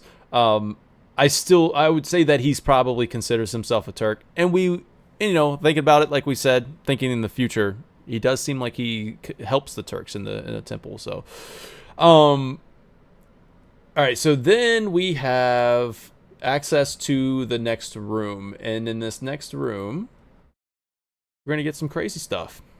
So Cloud glitches when he gets close to this particular room, and he's pulled in, like he's like just stumbling. We even go in the first person mode where we can push ourselves forward, push Cloud forward that's the only way you can go. And he's just pulled in, and we hear him say, "Nearly there." And that's what Zack says to him when he's carrying Cloud, at least to Midgar, right? Like when he's like, "Nearly there." So Zack says that to him, but Cloud says it here where he's like, "Nearly there." So I just thought that was interesting, little parallel there. Probably him hearing, like, just kind of getting that Zack out, getting his Zack on. He's just getting his Zack on right now. So we see some Cloud S. We see S cells. We see S blood and S hair. Right. I feel like that might have been a callback to like when they plucked Zack's hair in Crisis Core and then ate it. No way. The guy just saved my hair. No way. Saved my hair.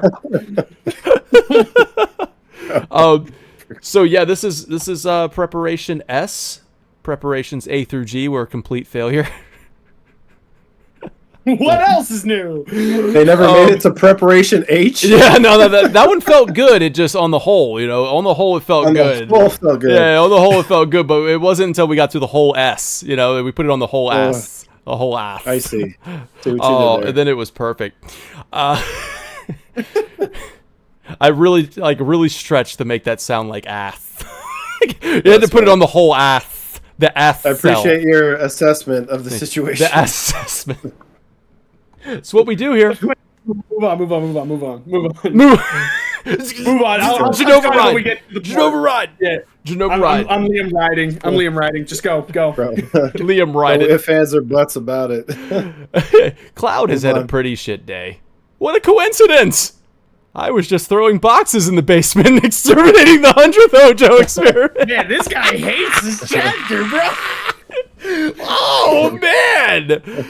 What a coincidence. Man, Vincent also has had a bad day. That's just for the laugh, man. I'm gonna throw in a positive here, a really positively positive. Just get positive. Cool. Get positive with me. I really like this weird dynamic that they've built with Cloud and Kate. Yeah, I feel Cloud's like very Cloud like. and Kate, yeah.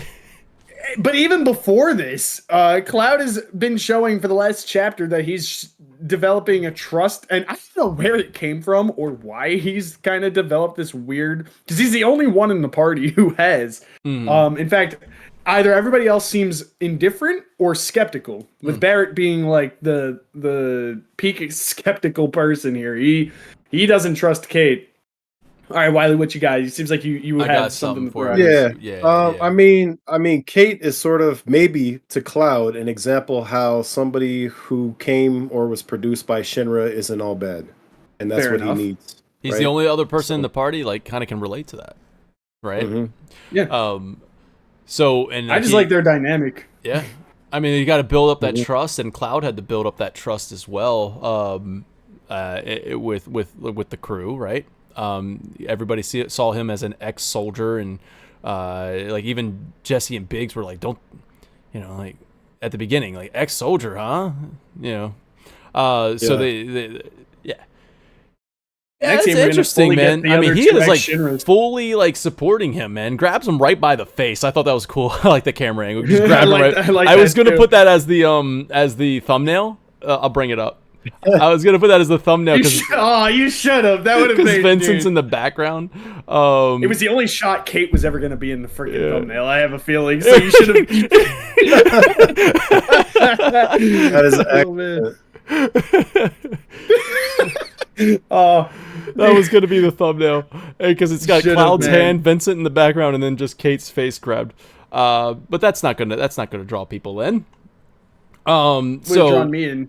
It would draw me in, man. Everybody drawn me in. I would have made 900 alt accounts. You can't have a chapter about Vincent. You can't have a chapter about Vincent showing up and then not have Vincent in the thumbnail. It felt like, that's true. So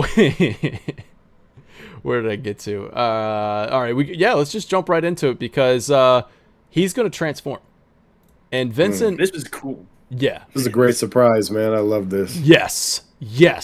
This is when the chapter was like, oh my god, wait, I like it. Is that horror Look at this, we're looking for, that taste of horror. The horror shot right here is this great. Is the horror shot. Come on, make this whole chapter spooky. That was awesome. And so we get this transition. I love the shadow on the back wall. If you break the camera, it's really cool because what they did was they actually set a really bright light on the floor pointing at Vincent. So when Vincent's doing he's doing the animation, it's just that big bright light is actually casting the shadow, and he's doing the animation and everything.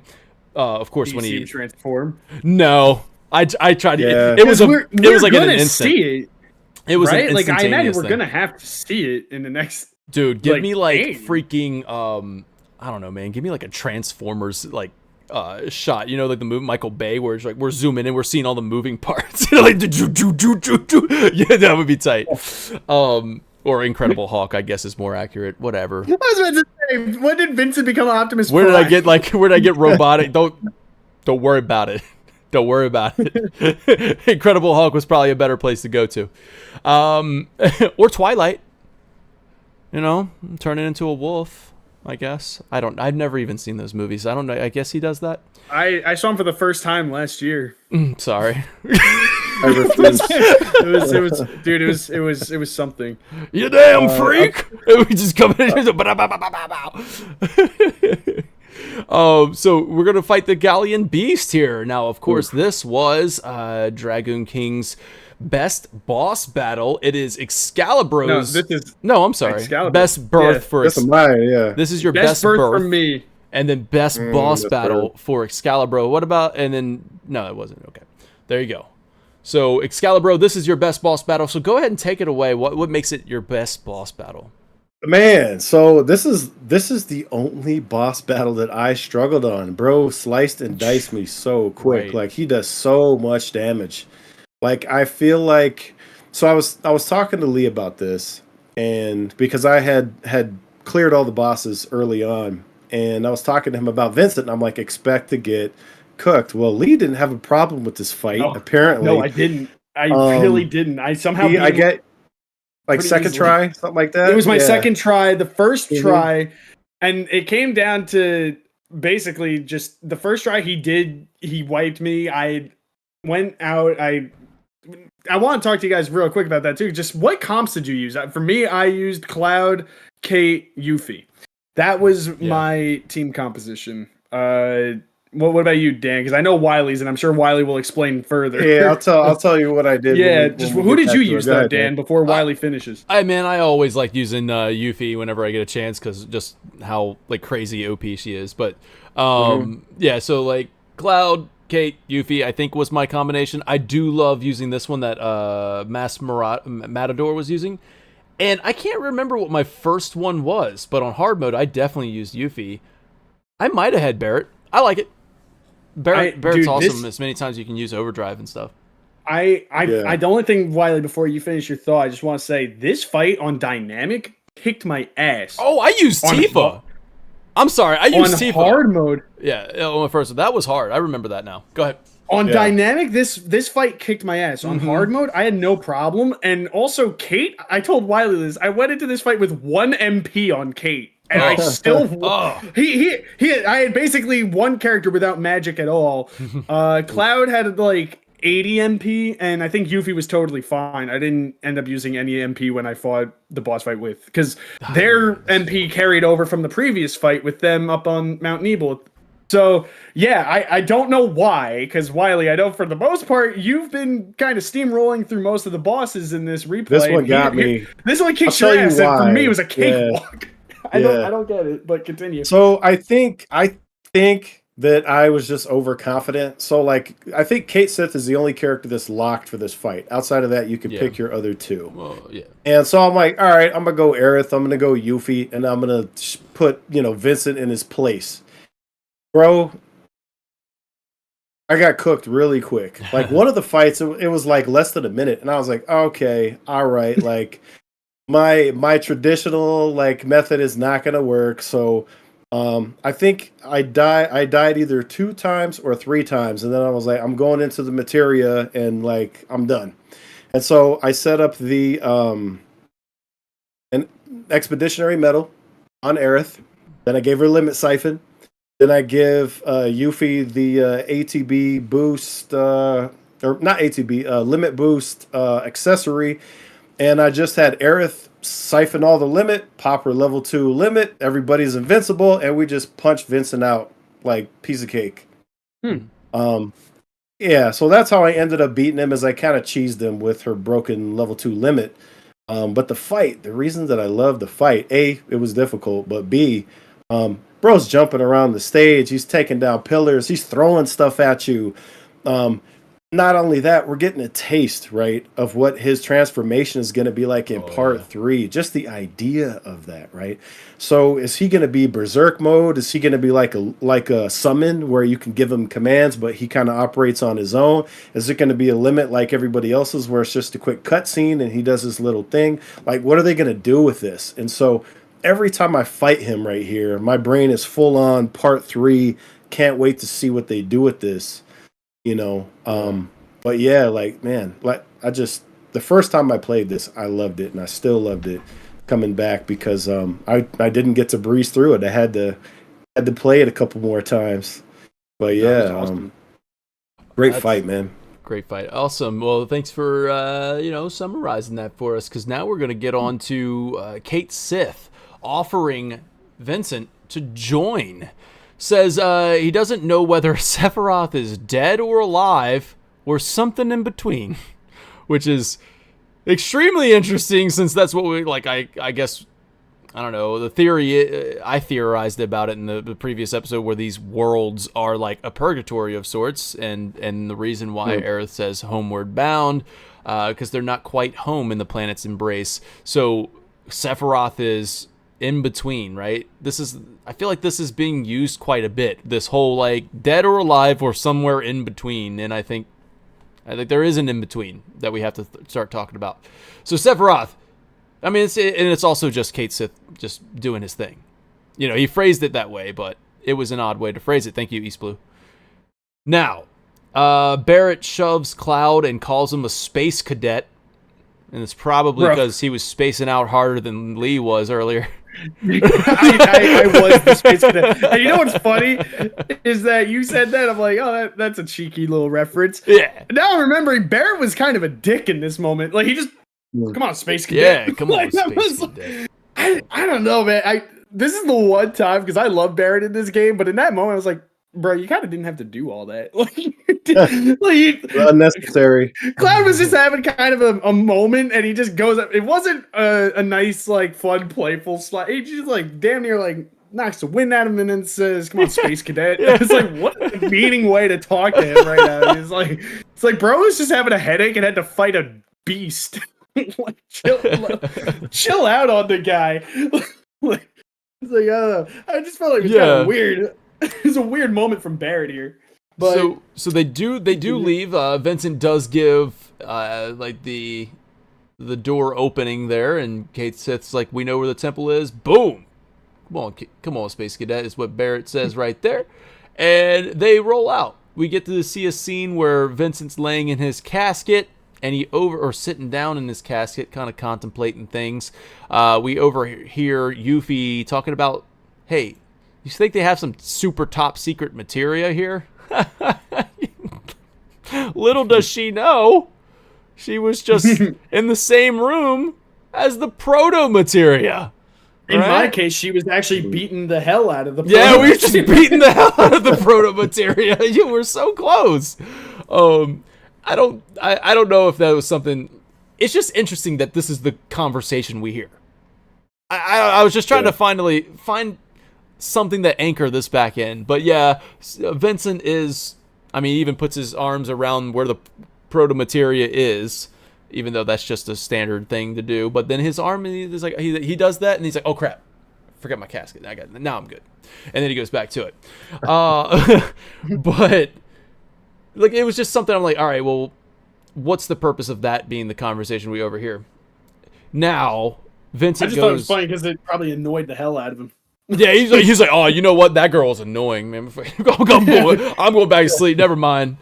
Your ass should have stayed optional. we optional, man, but your ass should have stayed optional. I'm a forced optional character. He's forced optional. He is. Now, outside, here we go. Here we go. I like this part right here where Barrett plays along with Yuffie's fake punches. Yeah, I on that too. It's cute. Character growth for some visual storytelling. I like that stuff. And here we go. You ain't been bluffing the whole time, have you? And it's like, oh man, we are really driving it home. Where Cloud's like, yeah, you can trust him for sure. Barrett's like, I don't trust him at all. So he's always questioning him. Every chapter it feels like Barrett's always questioning him. He questions both of them. Except he doesn't yeah. question Cloud directly. He questions him like outwardly to others. Usually. Yeah. Like when they walked into Nibelheim at the beginning of this chapter, he says about Cloud, he's like, "You're not losing your mind." Like, he's not. He doesn't question Cloud directly. He questions him just personally. With Kate, though, he's just in his face about it. He's like, I don't trust you. Yeah, he'll be in his face. I don't care. I don't trust you. He's like, Blondie. I don't know if I trust him all the time at every moment ever. You, on the other hand, I don't like you. I don't trust you. And never mind the fact that we cuddled that one time. No, don't talk about it. Don't talk about it. I thought you were Marlene. I was gonna say, he don't trust him as far as he can throw him, but I'm pretty sure Barrett could probably throw him over that hill over there. Barrett could probably throw him pretty far.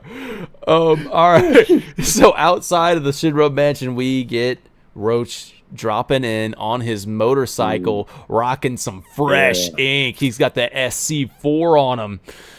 This, of course, is signifying that he's got Sephiroth cells in him. He's a Sephiroth cell. Yeah, that was... There's one more thing, too. Did you guys notice he has white streaks in his hair now?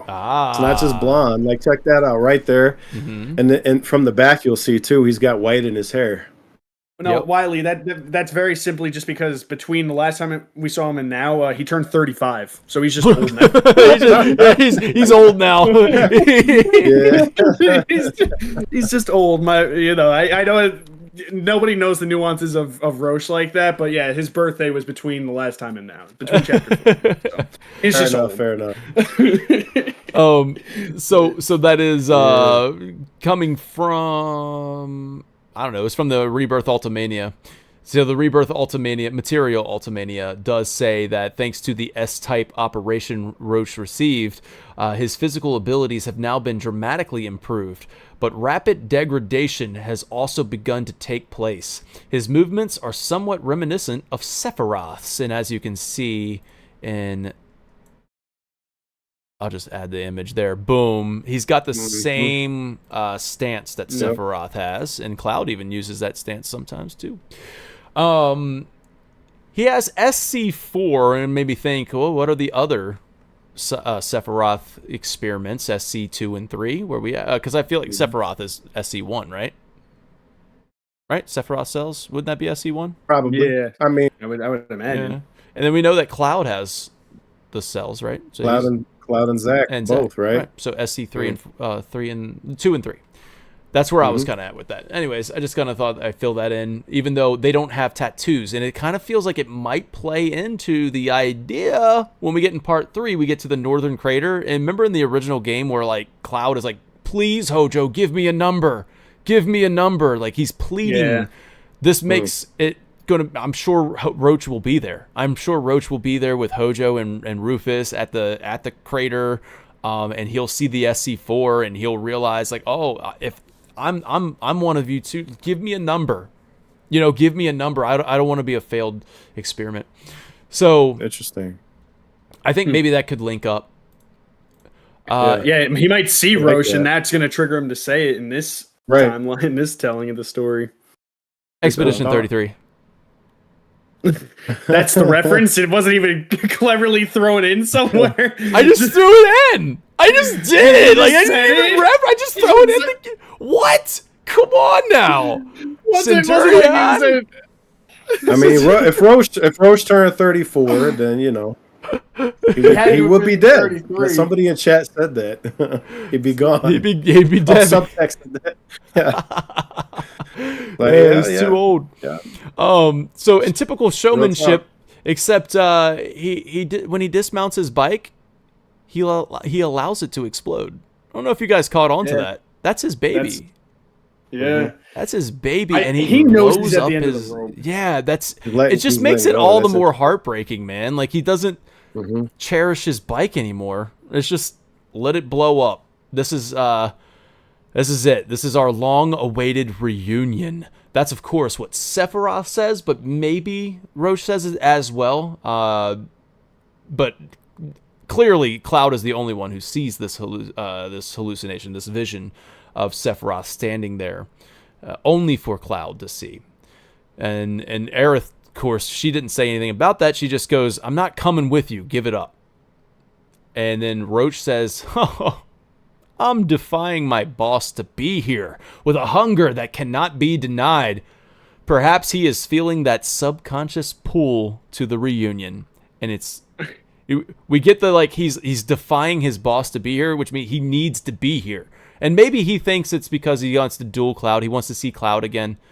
But maybe it's something different, because now he has something that's going to pull him towards this reunion. He's slowly becoming a robe. So I feel like that's why. Probably, he's like, I got this hunger that can't be denied. Like, I need it. I need to be here. I see what you're saying. The only reason I kind of chuckle at that is because he says, "I'm defying my boss to be here." It's like, bro, every other time I fought you, you were defying your boss. Every time. What are you talking about, bro? This is not unusual behavior for you, right, bro. Like, every time, like, the first time I met you, you were, like, haphazardly, like, killing your own guys to get to me. So, like, that is true. You're not exactly a stranger. Like, I feel like that would have only hit harder if he was, like, the devout soldier type, and then he, like, stepped out alive. But I'm like, this is sort of expected behavior from you, my man. Every reason I'm like, but I like the angle you're going with about the pull from something that's beyond Shinra's order. His new boss. Yeah, his new boss. Yeah, exactly. Yeah, but yeah, I just want to throw that out there because I'm like, dude, every time I fought you, you've defied Shinra. Like, this is that is funny. It is funny you point that out. You do. He jumps over and he clashes swords with Cloud. This again, it feels like a recreation of Remake, but I'm talking about when was it Cloud that jumped up and then clashed swords? Or no, it was Roach when he jumped up on his motorcycle and clashed with sword, right? They did that. They clashed swords in Remake. Roche and Cloud had clashed swords with a big jump in the air and coming down and then clashing. And that seemed very similar to Remake, but then we see that, oh, whoa, Sephiroth, right? So he's right there, and he's, of course, he has to remind Cloud again, yo, bring me the black materia, man. Come on, just do it. Come on, bro. Come on, bro. Remember that? Remember when I told you to do that? Remember when I told you to do that? You gonna do it? You gonna do it? He's got to remind him. Now, he says, my desire to see you has driven me on. Well, to see Cloud, I guess. We'll see. Now, he's got we zoom in on the SC4, and then it says, that's what I get for redlining the old engine. Ah, man, this is sad. This is a sad... Dude, I'm not going to lie to you. I have it down as my best battle just because of the story. Yeah. Like, I thought about it for that reason, man. I was torn on it. So this is my best birth, but I really thought about putting it as my best battle. But ultimately I went with Vincent because it's Vincent, and Vincent it's such a great battle. Yeah, and this battle for me was pretty quick, so I couldn't list it as my best. Let me bring that up there, man. I got to show everybody. That's the footage we need to be looking at right now. Oh no, this was the only battle this chapter that gave me a problem. Was this MF? Like, it's funny. I texted Wiley this because Wiley, we're gonna see the clip. You had what we call an honorable battle with him. I had to. That was awesome. He hit me with some BS, and I changed my opinion on him real quick. You sent that to me in a PlayStation video. Dang it, I don't have it. I don't have it. Wiley, you could download it to your phone, Wiley, and then send it. Send it to me on while we talk about it. Dude, I just Wiley beat him in 1:36. Oh, was that quick? Something like that. Okay. When you pressure him, you can melt him. What my problem was that all right. So I had re-raise on class. This is when I stopped caring. I tried to do the Wiley method. I wanted to fight him on. I wanted to give him the nice last hurrah. Yeah. And then he did some BS to me. I put re-raise on myself. He takes me out. I'm like, okay, whatever. That was my fault.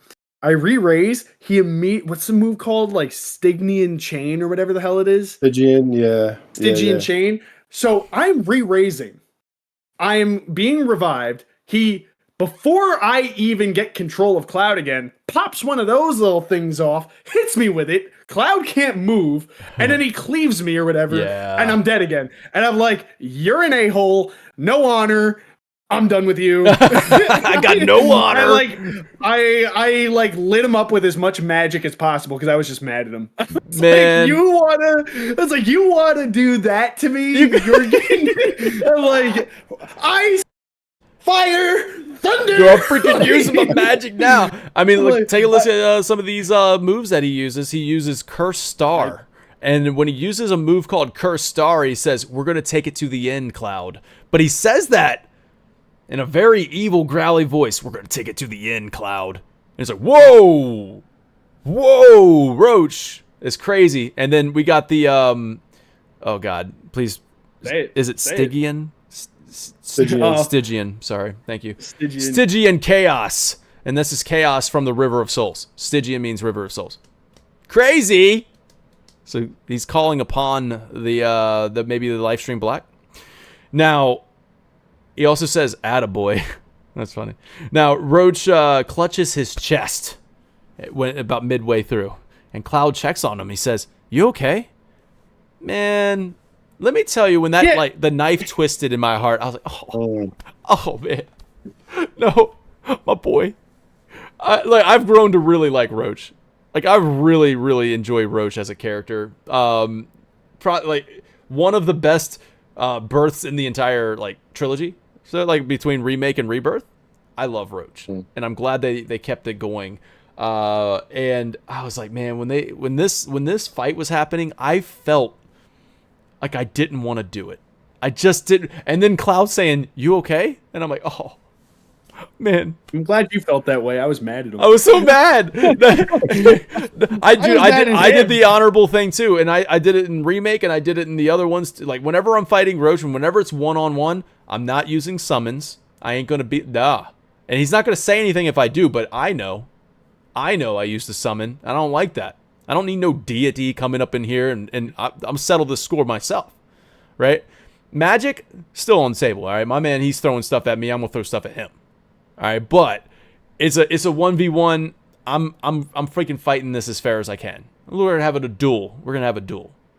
You know? After what he did with Stygian on me, man, when I re-raised and before I even got control of Cloud again, and he stunned me and then killed me. No, if I so that's it. I'm a freaking summon.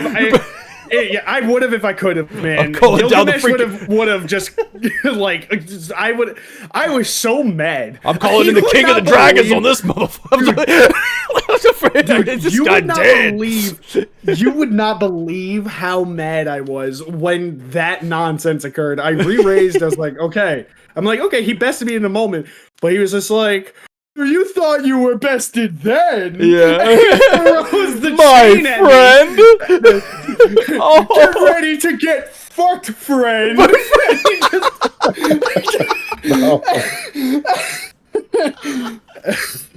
He just totally screwed me up. I was so mad. I was like, nah, bro. I was like, I liked you, but now I'm happy, man. No, I wasn't happy. I was still sad. And then he goes, I was still sad, but he goes, I won't have your pity. And I'm like, there's no escaping the degradation, my friend. And there's no more, my friend. He's my friend. And I'm like, oh, this is such a moment for me. I was like, that's my boy. This is a moment for me. Oh, man. The robes encircle him as he falls down.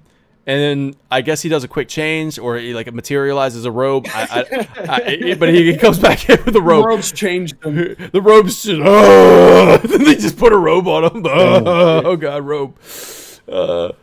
But man, I will say I like that the theme of this fight is not just fighting Roche. It's also a battle of Cloud and degradation. Yep. It's the entire battle itself represents this. You are fighting amongst a sea of robed men. Yep. You're fighting the man who's dealing with degradation himself, and Cloud is also dealing. So it's two different. talk- Like obviously, Cloud's nowhere near as degraded, but like there At are the two beginning levels of this chapter, degradation. when he goes, this degradation's hollowing me out. Like he Yeah. says it, like this is what this man. Oh, this is what about. So that's what this fight to me really. I mean, yes, it is about Roche's character arc coming to an end. But I excusing like Roche's personal character arc, what this really to me is like Cloud confronting degradation. Mhm. This is Cloud confronting degradation, and Roche is a good vessel for that message because when we meet him initially, he's an extremely lively, charismatic, just character. And now he's like a hollow version of that Yeah. guy he once Man. was. Oh. And that little bit of him is still peeking through. Like he's still outlandish. He jumped out of a Relnica with a bike and blew it up on the way to. Like he's still there, but it's very clear that he's not the same. A lot of that part of him is gone, and that's what degradation does. It's just it eats away at the person. I mean, we saw this with Broden. Granted, when we met Broden, he was already towards the end, but he just went from somebody who was kind of seemingly hollowed out to even just gone. Yeah, like, and we're gonna see more. We see him in this chapter. In this chapter, that's true. Degradation is a key factor of this entire chapter. So this to me is just the representation of the battle with degradation that Cloud has to face. That's what say that because I think it's a cool theme to explore, and Roche was the perfect character to use that message with. Yeah. Man.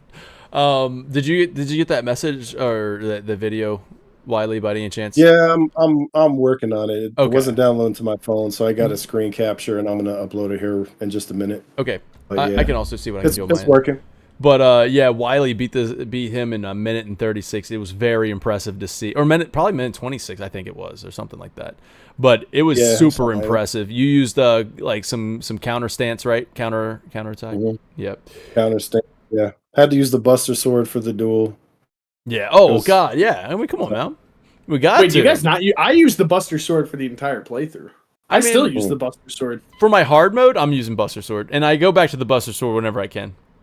Yep, because, I only switch the weapon to get the skill, and then it's right back. That's to the it. Buster Yeah, Sword. that's exactly right. Yep, that's exactly right. I'd rather That's how I have. play. I need to have the Buster That's how Sword. you have to play, man. Yeah. I think Cloud's the only character who I feel that way about. The rest of them, I don't care if their weapon, if there's a better weapon that I like. But Cloud, I can't imagine playing the game without the Buster Sword. And here we go. Here we go. And every time we touch, no, she's not going to touch him this time. He's all right. But there again, the anchor him, come back down. You're going to be just fine. Yeah. So now we're going to get a scene from Midgar. We're going to get a scene in Sector 5 where there's a news broadcast with Glenn Lodbrok on the big screen there. Now, also, here we go. Yeah, I also wanted to kind of shout out that there's a Leviathan on the flag in the background. Very nice, because Leviathan is kind of the I imagine that's a Leviathan. Looks like one. But that is that's the Wu-Taiyan symbol, right? That's their deity thing. So cool that there's that.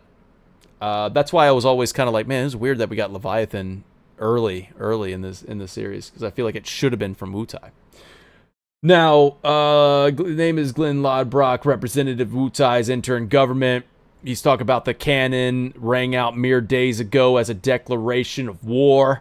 But even more insane is that he's exposing Shinra's dark secrets that we just spent the last hour and a half playing through. This, Now, we're also going to talk about, he talks about Wu-Taiyan inspectors were slaughtered at Mount Nebel. Glenn issues an attack on Midgar, basically said, we're going to take this fire and we're going to bring it to your front door. And then he announces Viceroy Saruf as their leader, but doesn't show, of course, because in the Shinra boardroom, there's Rufus, watching the broadcast with the board. And the board doesn't seem to have any clue of what's going on, except Rufus and Sung of the Turks seem to be very aware of the situation. Rufus gives Sung a look, And then that's when we finally get some insight on who Glenn Lodbrok is. 15 years ago, he was sent on a mission to Rador when he ended in failure. When it ended in failure and he defected. So another Shinra failure to add to the mix here in this chapter. Well, smack my ass and call me neener, baby. Here's Palmer making a good point. Oh my God. What? I like that it's Palmer of all people to say that. Come on. God, man, making a good point here as he's like, yo, listen, the Republic was fighting for freedom and we took that away and now we're the new oppressor? I'd hate us too. Dude. And I'm like, dude, wow. And then he maybe I shouldn't have said that. Oh no. Let me eat a stick of butter. They should have had him then drop in after Roche and be the next boss fight right after that heartfelt boss fight with Roche at the end. Oh God, yeah, let's do that. Yeah, bring him in. Yeah, bring him in. Come on, man. I like that it was Palmer that said Neener. That was interesting. Neener. Baby. Yeah, Palmer, good stuff there as he says some stuff there that makes sense. Now, Rufus's demeanor I want to talk about kind of remains cool, calm, and collected. And it seems like he could care less. I don't know. That's what I got out of this. Because right now he's so close to the promised land. He can smell the Mako. He's so close. He can taste the Mako. It's right there because he's looking for Aerith to lead them to the promised land. He gives a little nod to Sung to do something. And Sung's on board. He knows what's going on. Everything's fine. Now, at the end of this discussion, he looks over at Reeve in anticipation. Because Reeve has a crucial mission. And Reeve kind of grunts. Right? He's He doesn't like what he's about to do in the next chapter. Now, back to the party. Wait, no, you know what? We don't need to go back to the party. Do you guys have anything to say about this board meeting? I do. And the whole, like, Glenn Lodbrok stuff. Go ahead, take it away, Wiley. So I thought it was interesting that the whole like introduction of Viceroy Saruf, and then he turns to face nobody, who then walks on screen without a trace, and Scarlet's confused about that, right? Like, who's the Invisible Man? And so that's when Sung looks to Rufus, and Rufus mouths something to him. And then Sung nods and tells him, the board has no intelligence on him. I just think it's interesting because obviously there's something more going on here. Like, is Glenn experiencing like some kind of like hallucinogenova action type here? Is this like, it's a roof, just like a anagram, malapropism, whatever for Rufus?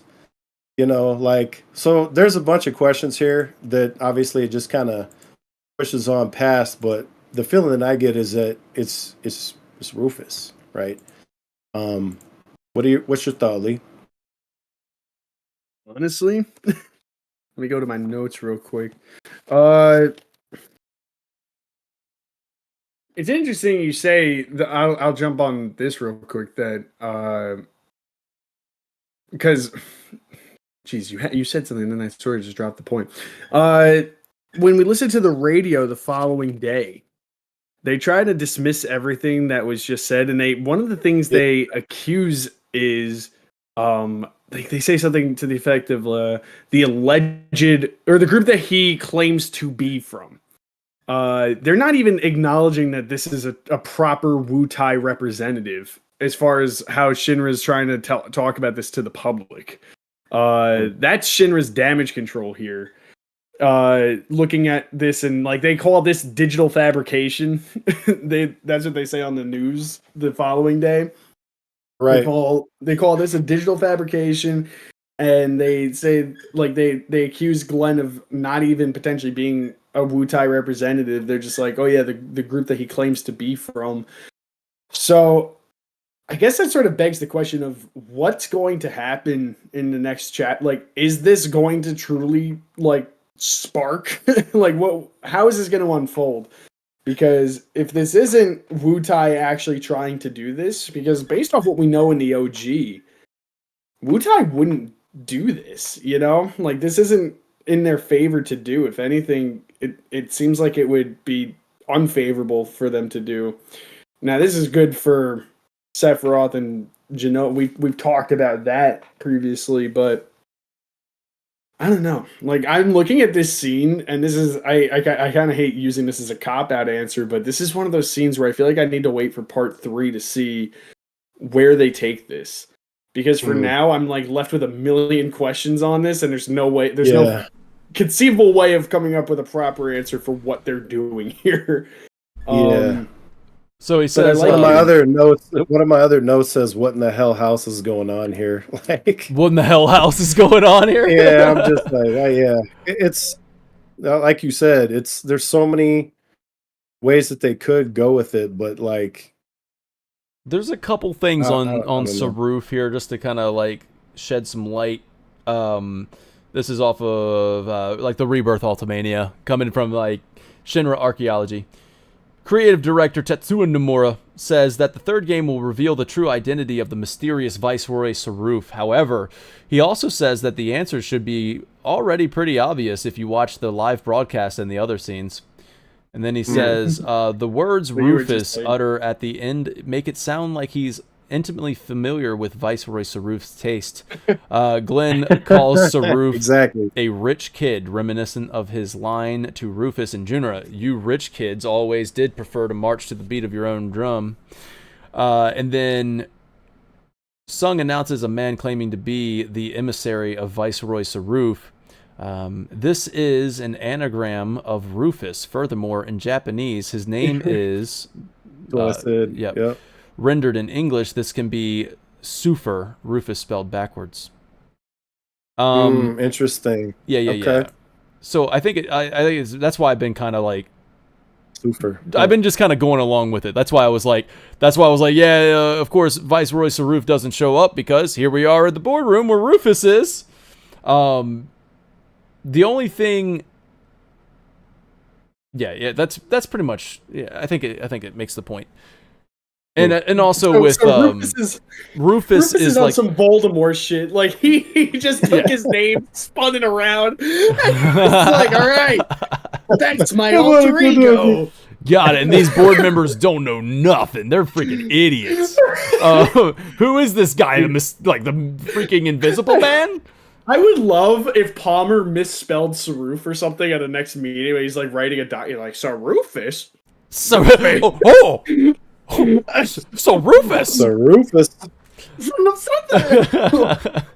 Neener.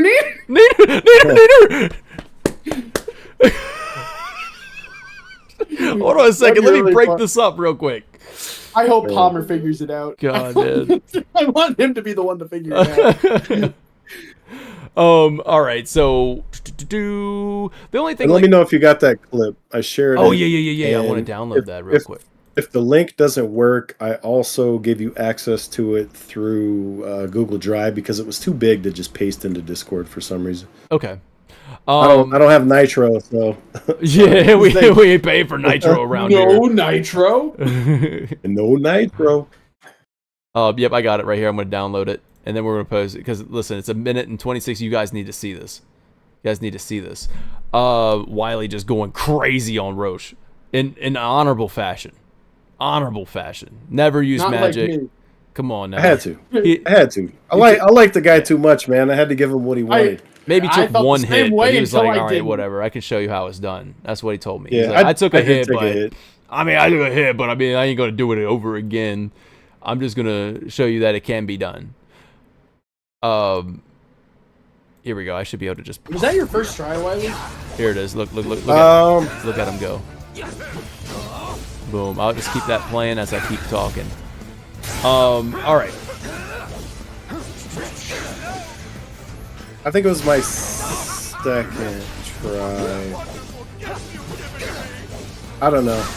I played this fight a bunch of times because it's just fun to beat him, man. I recorded the one I like the best. I have like 3 different recordings, and this one I used more variety in my attacks than some of my others.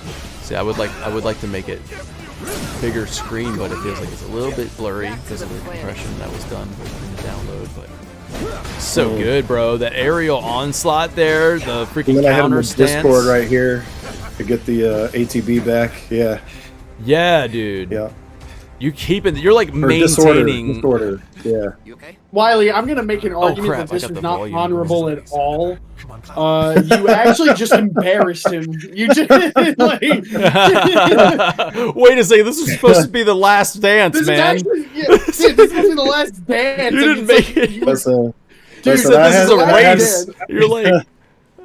You stomped on his feet mid tango. You but did, you kept yeah. going. You broke his ankles and finished the race. Like, And I used the what is it? The enhanced expeditionary medal, so I could do the level 3 limit on him. Had to do it. that was great, bro. Well, Remind me to never have an honorable fight with you. yeah. Just a beat down. I'm thinking about it in my head, and I think just imagining it more cinematic, like swords clashing, ding, ding, ding. No, you just went boom, boom, boom. You're gonna freaking die. Yeah. Die, die, Honor. die. Take this. Eat this honor. Oh man. Eat this honor. All right. When Reeves away, the cat just can't play. No, it's different. It's supposed to be when the cat's away, the mice don't play, isn't it? Yeah, that's it. Well, that didn't work. Anyways, but with Reeves away and Cat's just Cat's just not there. Cat's just not there. He's what? just like me. He's like me when I'm reading the comments. Yeah, man. The Space Cadets are out tonight. We got some Space Cadets now. He gets back and he doesn't know what the heck was just asked to him, and he's like, and finally somebody saves him by saying, like, look, there's smoke. So let's go. Somebody trying to call for Sid. Let's go find out. Let's go find out, because we can't get to the gold saucer on foot. We need to fly again. I love how they keep having this conversation as if we didn't have it for the past 3 chapters of like, yo, I don't know how we're gonna get there. We'll send up smoke.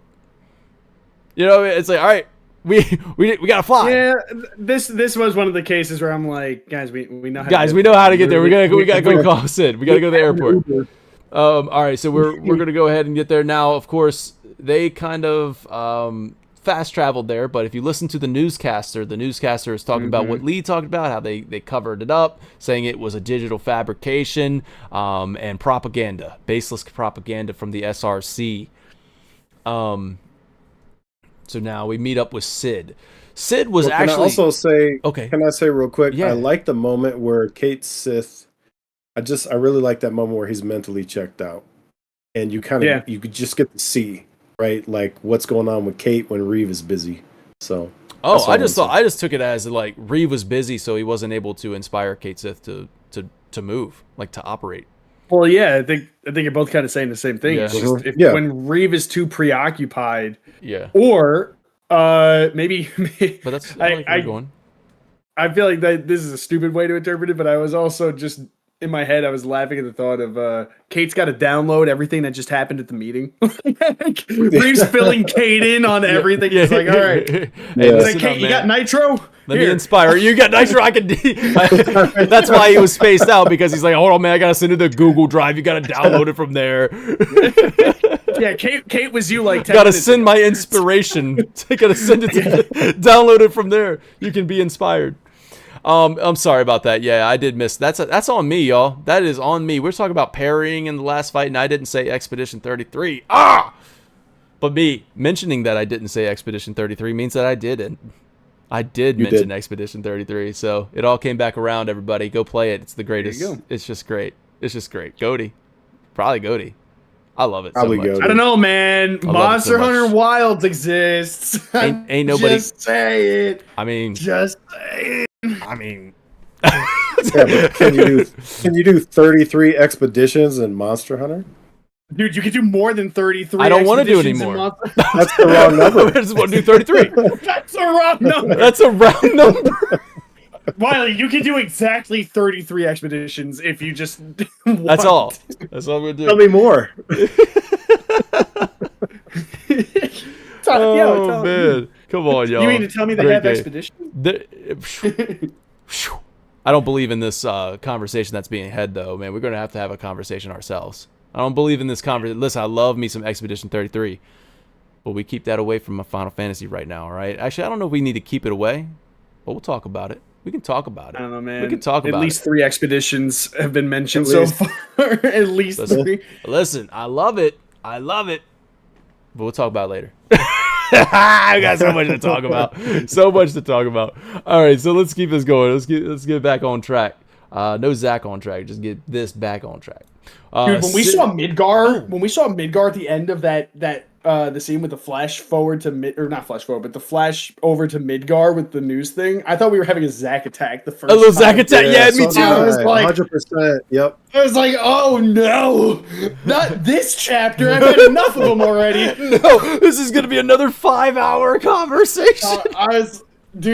I remembered the Saruf stuff, like the Saruf Wutai War broadcast thing, but when I was replaying this and I saw Midgar and then Elmira, I'm like, shit, where's that? No, where's that? And then it was my boy Glenn. Yeah, I was like, all right, your boy, huh?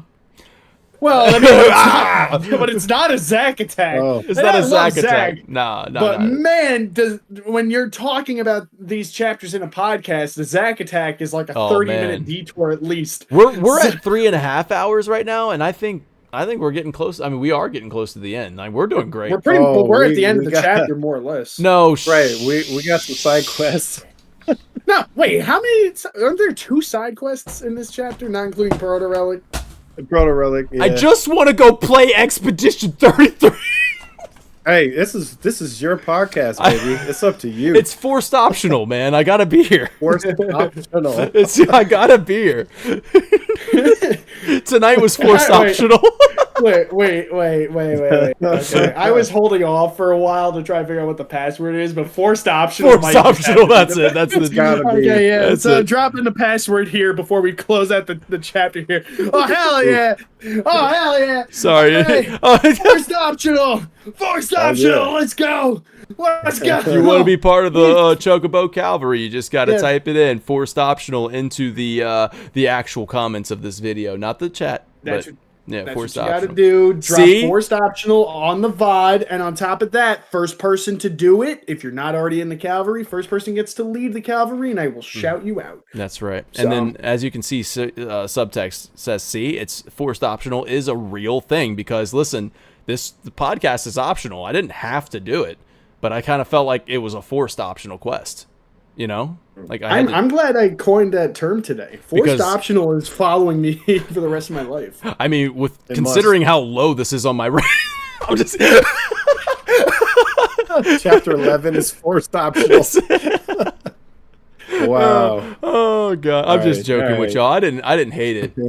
I'm playing into it a little bit. But you didn't love it either. I'm playing into the bit a little bit. I don't hate this chapter. It's just I'm forced to watch this Centurion.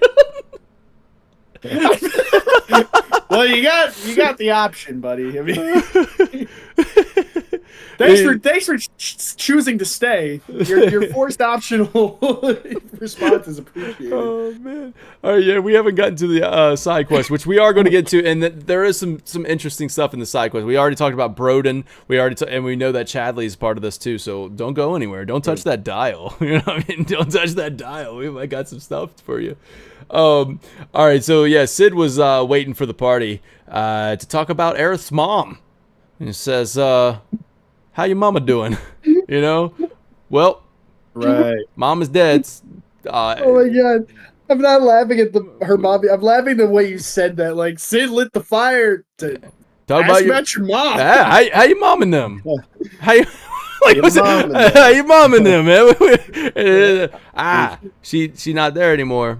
And then like, oh no, you know, he knew her when he was tall as a smogger and working for Shinra, and they had him running around fixing lights and stuff back when I did the math on this. I did the math on what I think he was somewhere between 14 and 16 because he's 13 years older than Aerith. Okay. And I'm not saying I did the math like this is some impressive, shit, like anybody could have done this, but I just thought it was interesting because what we know about Shinra, most of, like Cloud enlisted when he was like 14, a lot of child soldiers and whatnot. And when he's talking about this, I just took his age, subtracted hers, 13 years difference, and he's talking about her being little. So when he met Ilfana, he was probably, if Aerith is a baby, between 14 and 16. And I just thought that was cool that Sid was a horn dog teen crushing on this MILF. MILF. Got a hold on him, man. Yep. Bro, yeah. I thought that was kind of funny. I'm like, oh, okay. So he was like 15 years old. This checks out. This is why he thought so fondly on her. he was a bunch of dudes. The funny thing is he calls Ilfana a PYT, pretty young thing. You know what I'm talking about? Yes, he does. Calls her a pretty young thing, which you're younger than her at the time, though.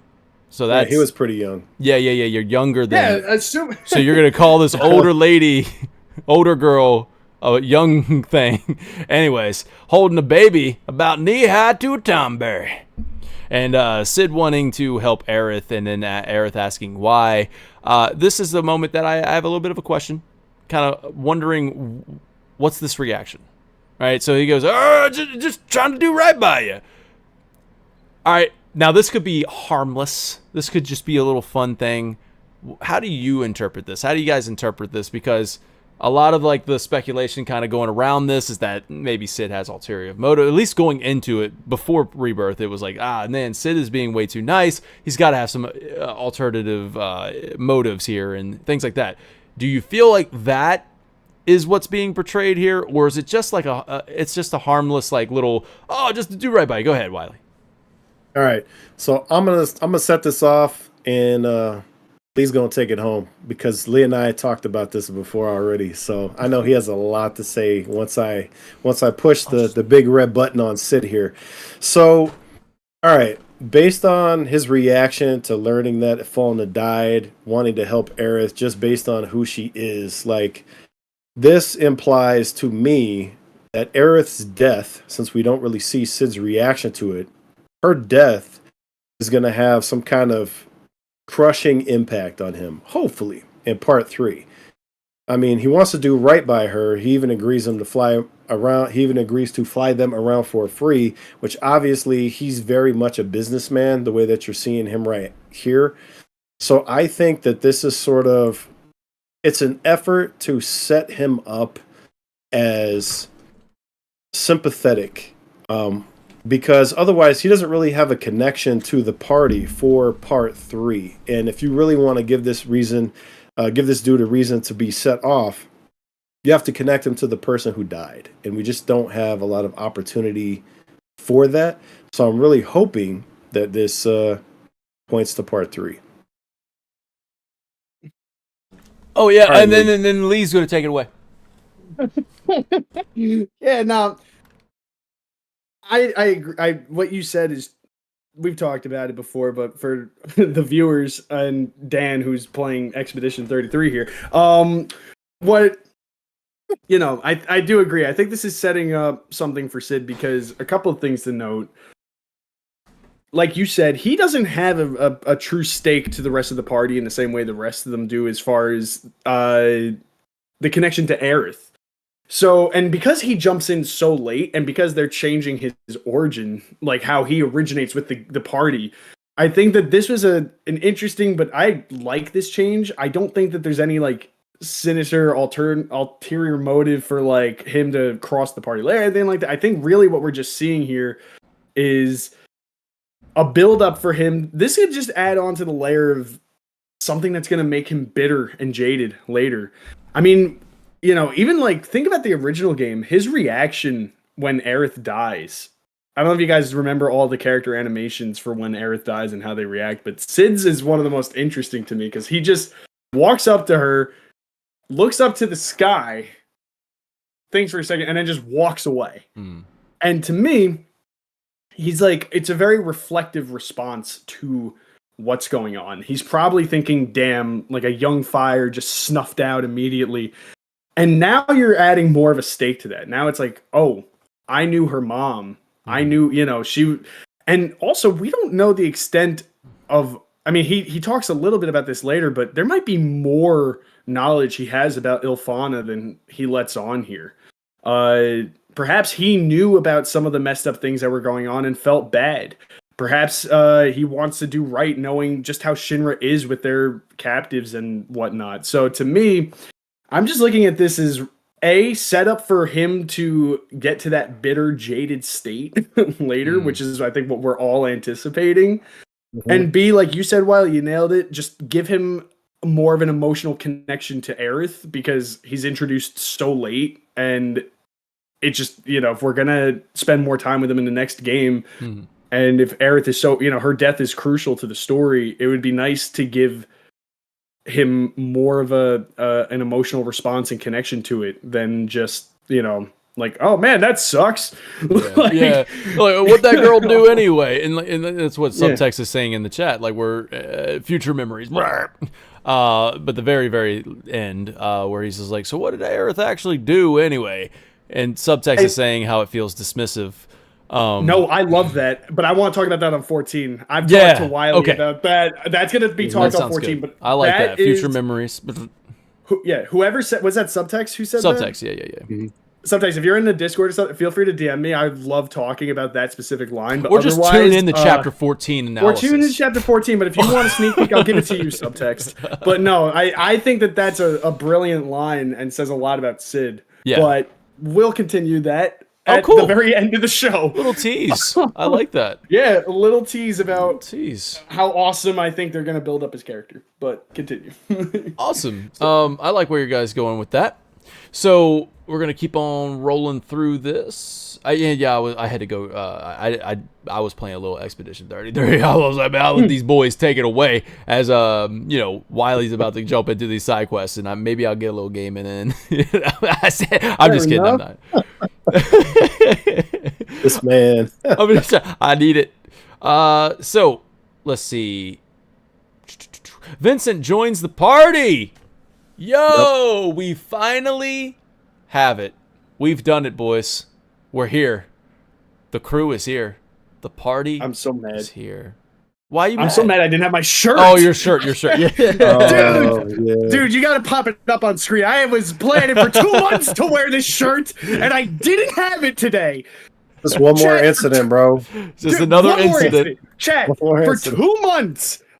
I said this in chapter 2. I had this shirt sitting around for 2. Well, I bought this shirt when it was for sale, like when it first came out. But I bought this shirt, and then we were talking about wearing the shirts. This was, I think, in episode 2. I said, "Man, I have a shirt I really want to wear, but I'm waiting till chapter 11." You did. I remember now. That was it. And I didn't. I couldn't find it. I don't know where it went. Yeah. It's gone. Like a fart in the wind, it just disappeared. I don't know where. Like I said, you'll find it. You'll find it literally after this podcast is over. I'm gonna go to bed and it's gonna be like right next to my bed. Like, it's like hanging up on a special rack, like that says right here. Chapter 11. Chapter 11. Where only for safe, only for chapter 11. I was so excited because that shirt, it's like, oh, look, it's the whole party. And this is the chapter. Man. We get the whole party, man. It's cool. This is such a cool thing to see, man. Like, as the party gets onto the tiny Bronco, an 8th? And then there he is, man. Vincent is here. The whole crew is here in the same plane. So really, really love this moment. This might be my get hype moment. I'll give it to the get hype moment. Just to have the whole crew together, it felt good, man. You know, felt good. We can call it a homecoming or homeward bound.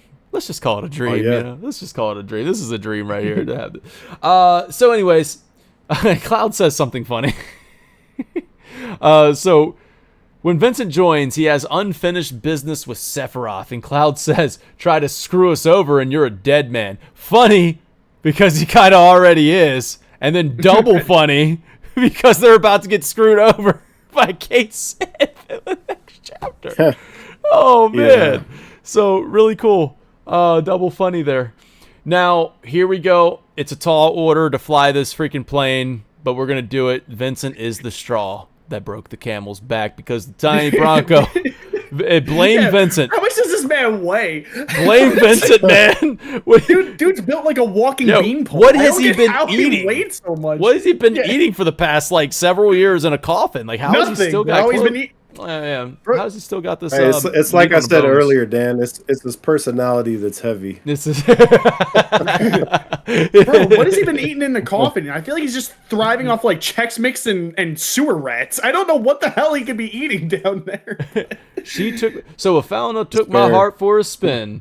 Is what he's saying there, is greener than a Mako. And let's see, I'm catching up as we go. What happened to your mother? She get sick? Doctors always said she had a weak constitution and trying to escape didn't help. I think she just pushed herself too hard. All so that she could be free.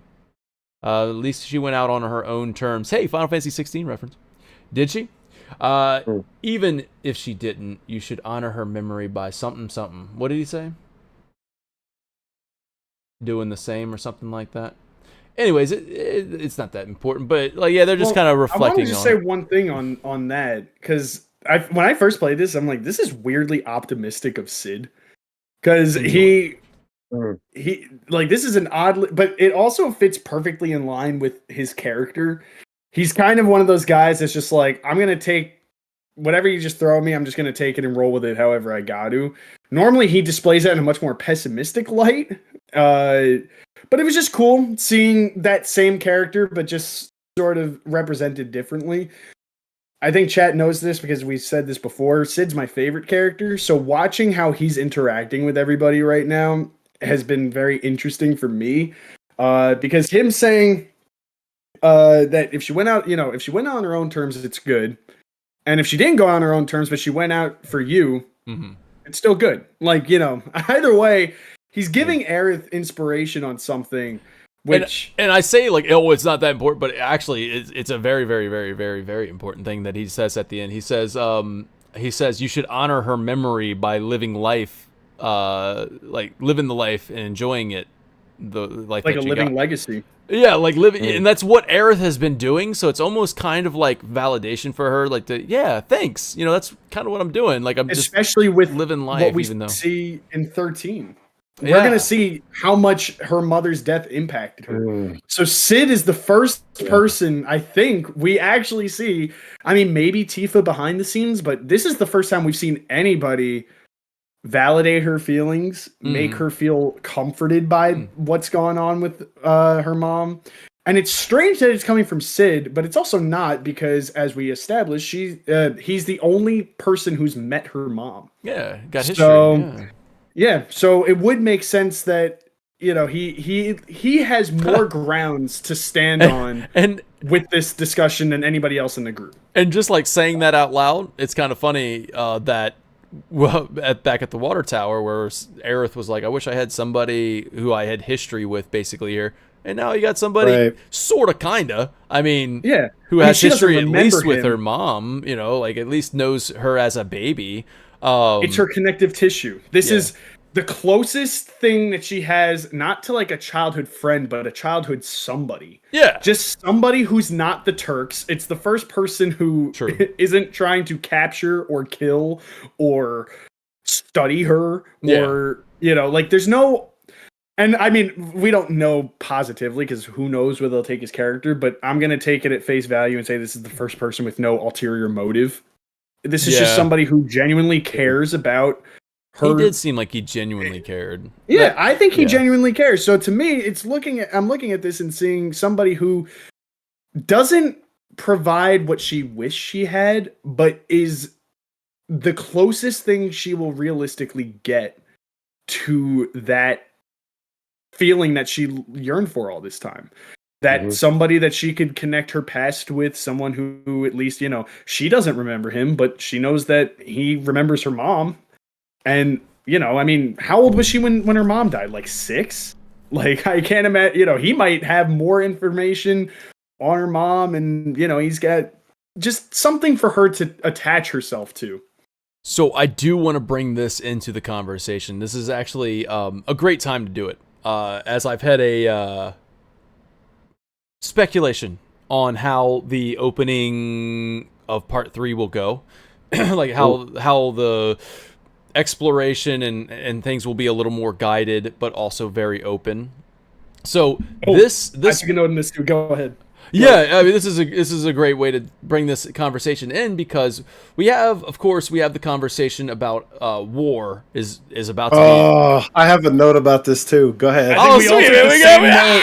Yeah. Go. And I was about to just kind of shuffle on through this. Now, they talk about war. They talk about how Sid was like, well, Shinra's been bombed to hell and back, and talking about the weather warfare from the beginning and how that place is in shambles, man. The freaking plate collapsed, everything. Midgar's in rough condition. So we've finally taken a superpower, and that superpower is actually at its weakest now. So Wutai, this is a great window of opportunity here to press the advantage. Now, Yuffie's excited. Yuffie's like, heck yeah. Tifa's like, no, war should never be something to celebrate.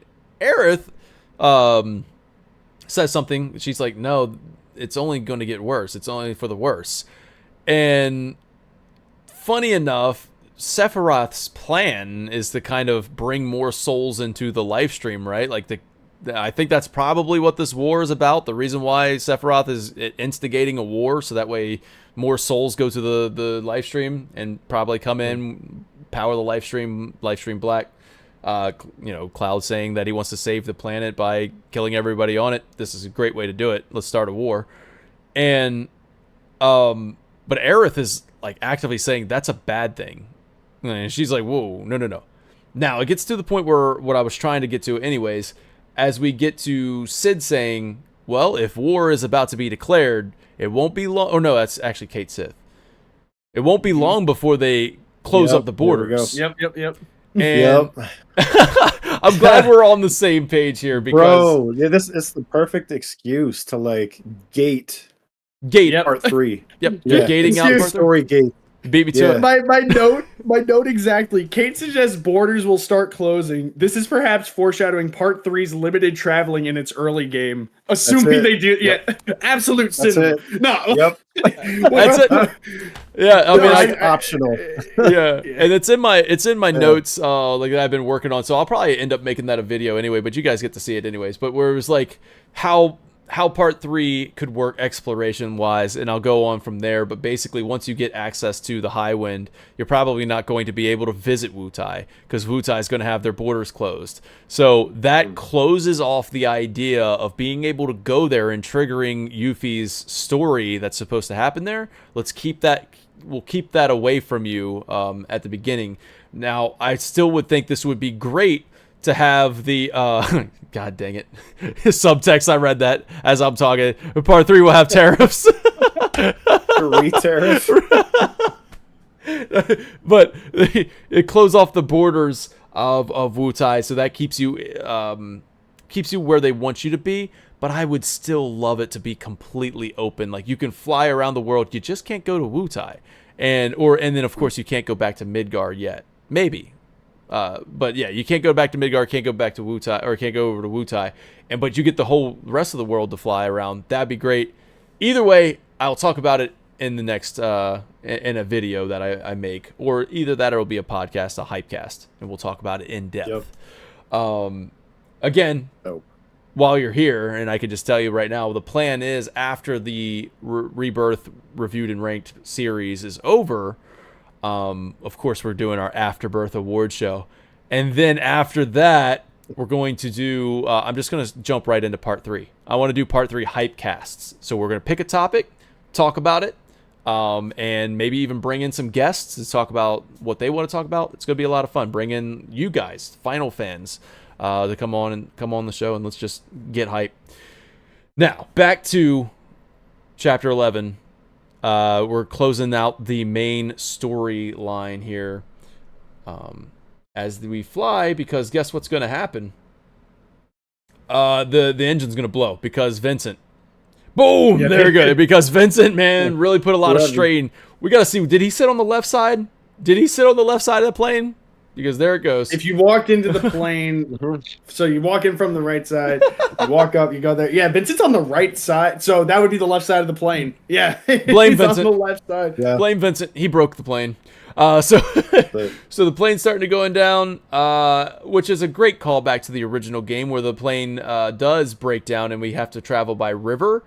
Except for in this case, Shinra's not shooting it down, and we're not in Rocket Town. But there goes the other engine. We're going down. This was cool. This was fun. I liked it. I also think I often gives feel a like bit of this sometimes too. Like, you know, guys, I'm gonna get real with you guys for a minute. Like, this is how I feel, man. This is how I feel. Like sometimes I feel like my engines are blowing, and I just feel like I'm going down in the river, man. Can we turn this podcast into just a open talk, a open discussion? Can I vent with you guys? You can. I thought you were going to Thanks, make man. an Expedition 33 joke, so. Yeah, I was waiting for the punchline, and then he just wanted to vent. No, I'm just sad sometimes. Well, anyway, back to the Final Fantasy talk. I will point out that I think Dan, you got problems. That's cool, but you know what? Who else has problems? Sid Highwind. You see, his wings were clipped, and let me tell you something. The way he sounded as the party was getting all like they were all like, "Oh, Sid," and he's just like, "Shut up, Shut up!" I loved it because I'm like, "Oh wait, this is starting to sound familiar." Him getting like agitated with everybody like saying, "Sid, the way." He's just everything he's saying and his tone made me laugh. I'm like, oh yeah, this is the guy I'm more familiar with. He's, I'm hoping that we see that guy in the next part. Yes. I don't know if you don't have the audio playing in the stream. Yeah. Like he's like getting way. You can tell he's getting like annoyed at everybody, and it just sounds more authentic to the character that we all know and love. Here we go. I got the volume going a little bit for him. I think that was it. Get off my ass and sit tight like I told you to. We're losing altitude! Oh man, we're screwed! We ain't screwed, people. Hey, We ain't screwed, people. brace for emergency landing. Like his tone of voice, I remember he sounded like Yeah. gruff. He didn't have that. We pointed this out, I think, when we first met him. He almost sounds like he's putting on a professional act, and that feels more like a genuine person and a genuine reaction to the plane that you're in is crashing and falling out of the sky, and it's like, oh shit, we're all gonna die. Yeah. Like that comes, he's just like, I guess, if your plane's gonna crash, and also mind you, he did this shit for free. He's not even getting paid That's for this true. trip. Yeah. Ah, man, that sucks. Yeah. All because Vincent had to show up. And you know what's funny? When they went to the airport, they were like, oh, let's see if we can hitch a ride. Because they thought that the flames went up because that was somebody else who was calling for Sid. They were planning on hitching a ride with other people calling Sid.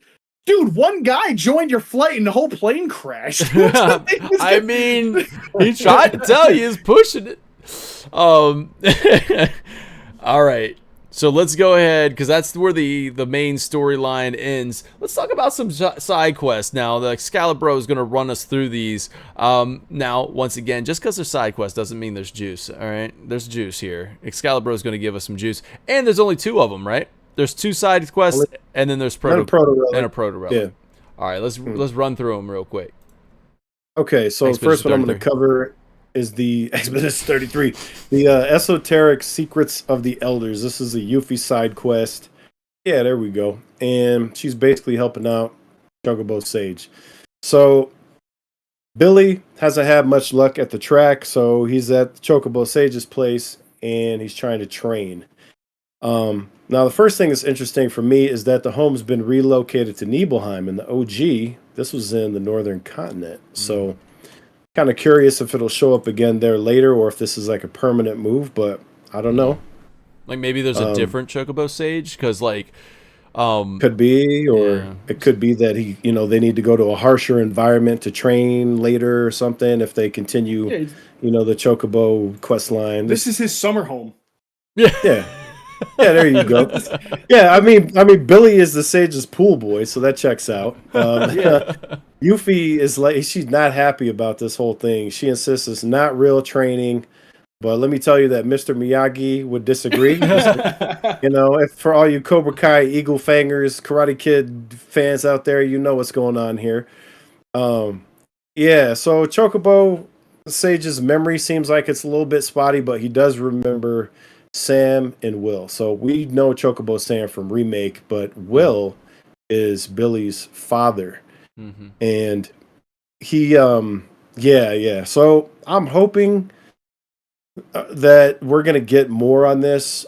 This does develop this through this quest line, and we'll get a little bit more for it in another chapter. But something that the Chocobo Sage says to Cloud, that he may be a talented trainer, as talented as Sam and Will, maybe one day. Sort of, maybe that's a nod to part 3. Maybe some Chocobo related activities. So I mean that's a question for the panel. Like, Chocobo breeding for the birds, or you guys want to see that in part 3? I mean, I want to see it. I want to see gotta it. do it, right? Yeah. Yeah. It's such a crucial. It's like such a big part of the original game that I think a lot of people are like, "Yo, where is it at?" We were hoping for it in Rebirth, but we got Chocobo specific regions. You know, like here's your things. I do think we still need to breed to get a gold Chocobo. We still need the gold Man, I Chocobo. hope so. We need something that brings us on a quest to do that, and I hope it's a forced optional quest. To be honest with you.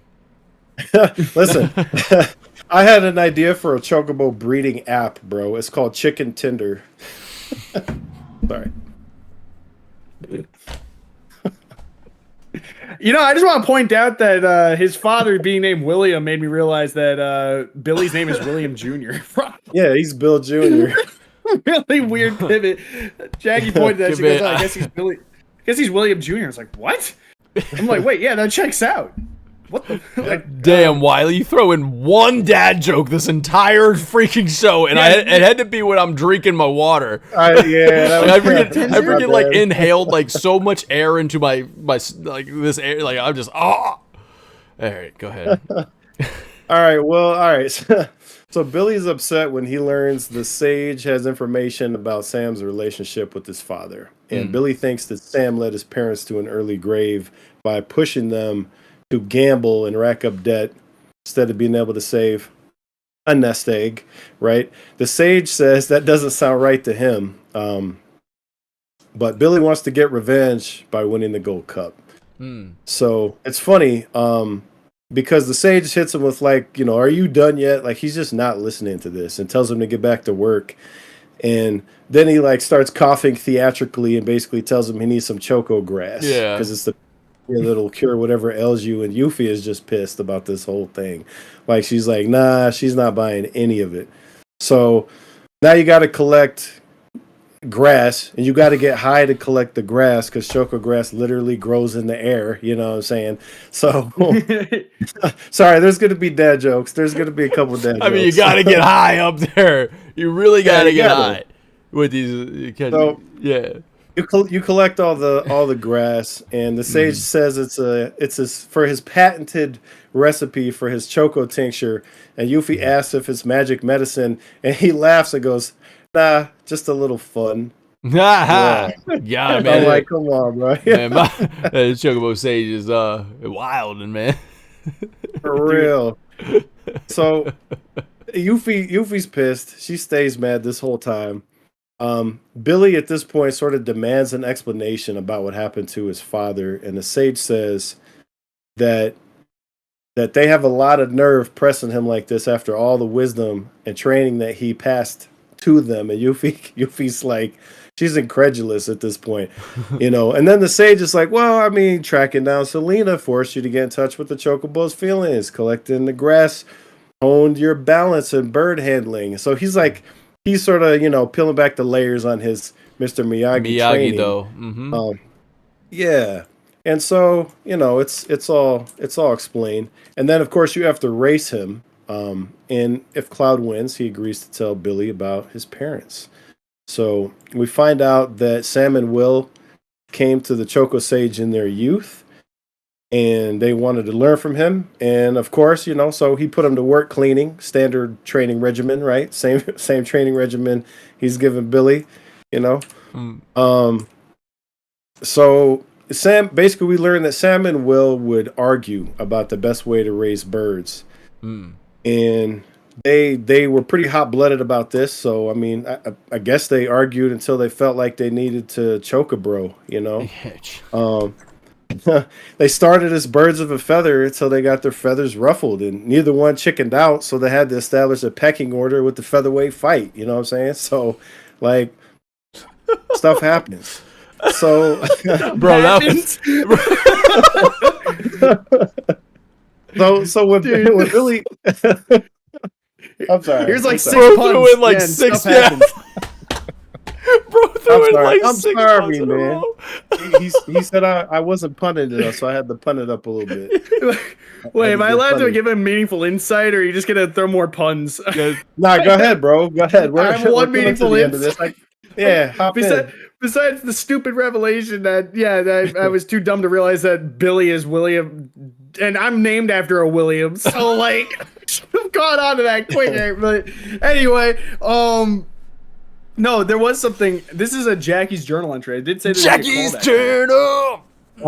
and this is how you know she actually is a fan of the show and watches, because she said this, and I didn't make this conclusion myself, so I'm giving her flowers on this. Like this was an assessment from her. Nice. So if you guys hate this, direct that at my girl. No, We cite our sources, man. Yeah. This is a genuinely good insight. I was impressed by this. Will and Sam disagreeing on how to care for chocobos out of the deep care and love for them is similar to in the last chapter, Planetologist and Avalanche had differing opinions on how to best protect and care for the planet. Differing approaches, not evident of lack of passion, conflict born from different definitions of caring. It is exactly the same thing. We're just building on that same motif. So that was all Jackie. That's Jackie's dope, journal. You need your That was girl good. to play with you, because when you guys cook together, great, bro. I like when my girl plays with me. Dude. Dan? What? Dan? Dan. What? Dan? What? Dan. What? Okay, sorry. Expedition 33. Oh, man. She calls you deep. Yeah. So going back though, that was I just wanted to throw that out there because this was a very front loaded Jackie's journal. She had gotten busy or whatever, and our schedules didn't line up, so I did most of this on my own. I love it when I get busy too. Hey. Vetoed. Veto. Hey. Veto. Hey. We Veto. call him D-Hype for a reason. Sorry, Dan. All right. So back on track. So I just want to throw out her thought. There you go, Wiley. Cook. Yeah. Cook. So Riley. Billy shows up full of anger to the Chocobo Sage. The Sage, he explains that he knew that Billy didn't need training. He needed time. Time to clear out the spite and the anger in his heart. And so the Chocobo Sage explains that he doesn't know what became of his father. He said he started raising chocobos, or Billy said he started raising chocobos because of how happy it made his parents and it brought them together as a family. So we're getting like some depth here. And the sage tells Billy, keep his eyes unclouded by hatred and he'll do fine. So we got a nifty little callback with such to some cloudy Sephiroth. eyes, yeah. So there's a surprising amount of depth to this. So then Billy obviously heads off to the saucer to enter the cup against Sam's jockey, setting up the next part of the quest. And I think that's chapter 12. That's the next chapter. Yeah, it's gotta be the next one. Yep. And so, couple observations. Yuffie often seems to be the choice for quests that play out with younger NPCs. So like Shiny, Billy, both great examples.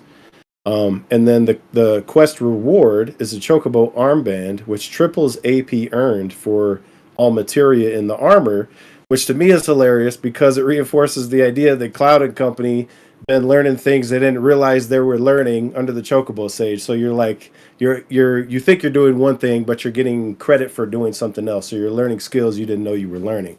So that it felt like kind of a callback to that. Nice, I like that. More Miyagi dope. More Miyagi dough. Yeah. Shiny like a melody in my head. I gotta bring it back. Bro, what's crazy to me is you said you weren't going to sing, and you sang more in this episode than any other podcast, facts. bro. This is the warm-up for next week. I already know. You're not fooling me.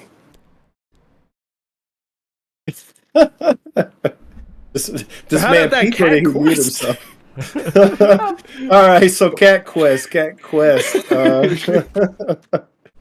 Oh, and they're singing in this one, too. I even have a note about the singing.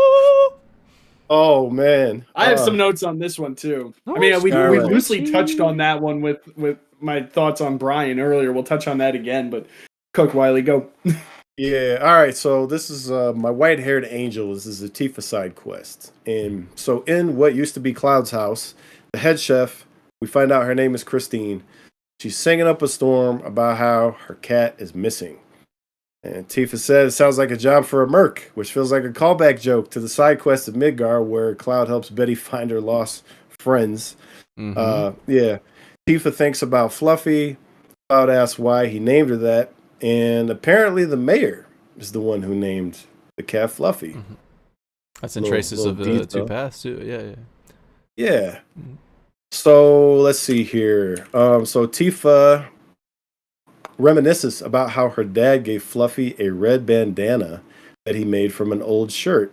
Even though Fluffy was Tifa's cat, she says her dad took better care of her than she did. And she's clearly thinking back on everything. Because then she apologizes to Cloud for bringing him up. And I know you got something to say about that. Go ahead, Lee. No, that was just it. I touched on it earlier, but I'll bring it up again here. I even put in my notes. Did she apologize for that because it brought up the past, or because Cloud and her dad had tension in the past? And combined with what we talked about earlier and what we saw, I'm inclined to believe that it's more that. I think that, and we learn later too. I believe it's the end of this quest where Cloud and Tifa talk, and Tifa's like, "Oh, we used to invite you to hang out all the time," and Cloud doesn't really seem to recall it being like that. In fact, he, says that he was mostly alone, and she goes, "Oh, well, you liked being alone," and he's like, "Did I like being alone?" And they learn a lot of things here, so it feels to me because the way that they're talking about this, I mean, this is stuff from like 15 plus years ago, so they're not going to remember all the details here, right? Like, they're not going to remember how these things played out, but what it is clear to me is that at least from what we're getting, that her father definitely made Cloud feel worse about the things that were going on, and I think that she's starting to realize that, and I think that a lot of that may have contributed to the loneliness that he was feeling.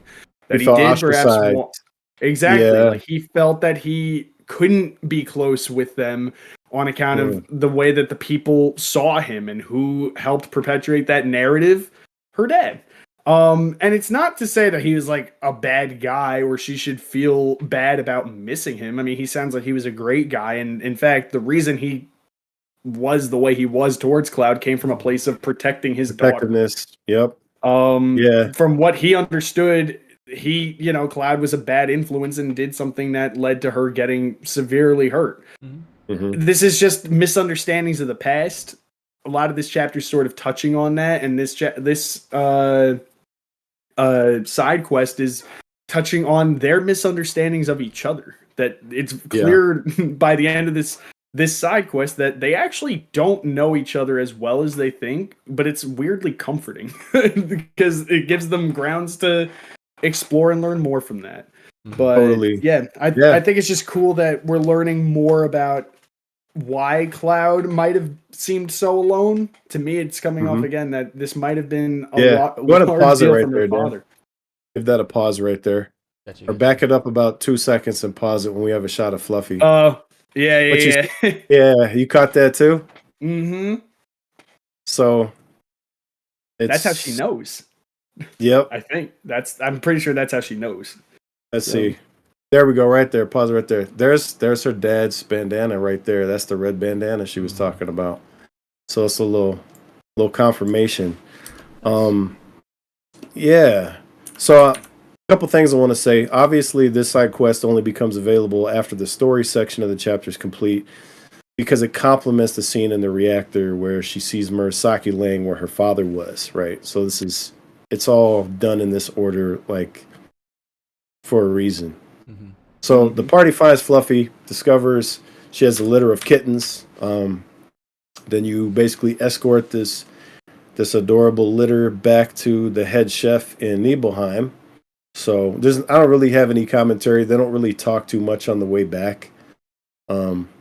Obviously, you got to fight the bees and all that, keep them off the cats, but there's not a lot of story juice there. So you get back. So when Fluffy returns to town, Fluffy is skeptical. Tifa comments that even Fluffy can tell this place isn't what he used to be. So you go inside. Christine is thrilled to have all the kittens. I made a note. I don't know if we should be concerned that she's the head chef and she refers to him as yummy muffins, but it's It's the chicken quest all over again. You're right. Look at all these yummy muffins. How many of them are there? I'd say at least what? At least 3. At least 3 muffins. At least 3. Yeah. At least 3. Jesus. So she's so happy that she starts singing about taking in the cats, and she hums the battle theme to FF7. She's like la la la la la la la la la la. Yeah. Wait, Sorry, I I'm think not- it might be randomized what she hums, because I think when I walked in, it was Tifa's theme. Oh, for real? I remember it being Tifa's theme, which I'm like, oh, that feels a little on the note. I mean, I There's- could be there's- mistaken. There's the Luz right there. This is what I. Oh, got. that? Okay, I thought you were talking about when you're Yeah. walking into the house. When you walk into the house, No, I she think does it's Tifa's multiple theme. themes. Yeah, Okay, for sure. so So Christine renames the cat Blanca. Cloud interjects to correct her, but Tifa's like, shh. She shushes him. I like then- that. Yeah. I thought that was sweet. Well, Kind of it's shows funny their perspectives. Yeah, but what's interesting is that there's sort of this little antagonism that starts to go back and forth after she shushes him. Did you catch that? So there's this. So it's funny. It's really juvenile. So Fluffy jumps on the piano. Christine takes this as her wanting more music. Christine says she's too worn out to play. So Cloud basically like throws Tifa under the bus and tells Christine that she can play, and Tifa's like, oh, like she doesn't want to, but Cloud's like, nah, you gotta. Yeah. And Tifa gets nervous about having an audience. And Cloud says, well, you better get warmed up. And I'm like, bro, like he goes in kind of hard on her right here. I love that. Dude, He's pushing her a little bit. Pushing this her. is- Yeah. I was saying to Jackie, this is so. I felt so seen here because that's how the way he was just like when she goes like, oh, what am I gonna do? It's like, well, you can bail out or you can step up. Like that's like exactly right. Yeah. how I am like, all right, well, you got 2 options: either you quit or you're gonna do it. That's right. Like, Right.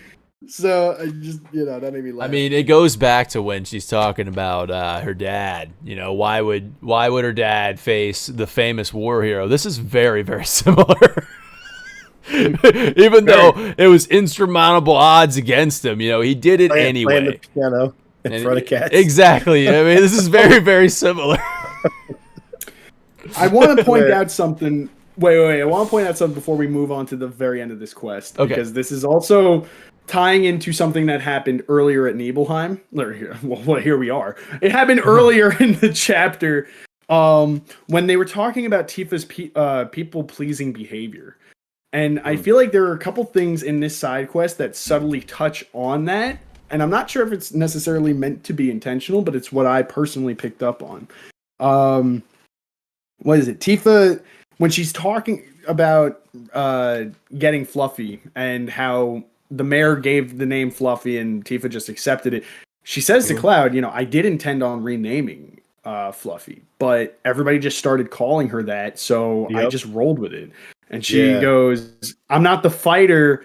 Like, the fighter I am today is not who I was then. And Cloud kind of gives a scoff. Like, he laughs a bit. Because I feel like if Tifa were to have gotten this cat today, the same thing would have happened. I don't think she would have. I don't just think did the same thing. She the cat just got renamed. And That's Tifa's what's like, no. Shush. Yeah. Right. So it's the people pleasing thing. So that was the first thing in the quest that showed that. That Love also the Blanca thing.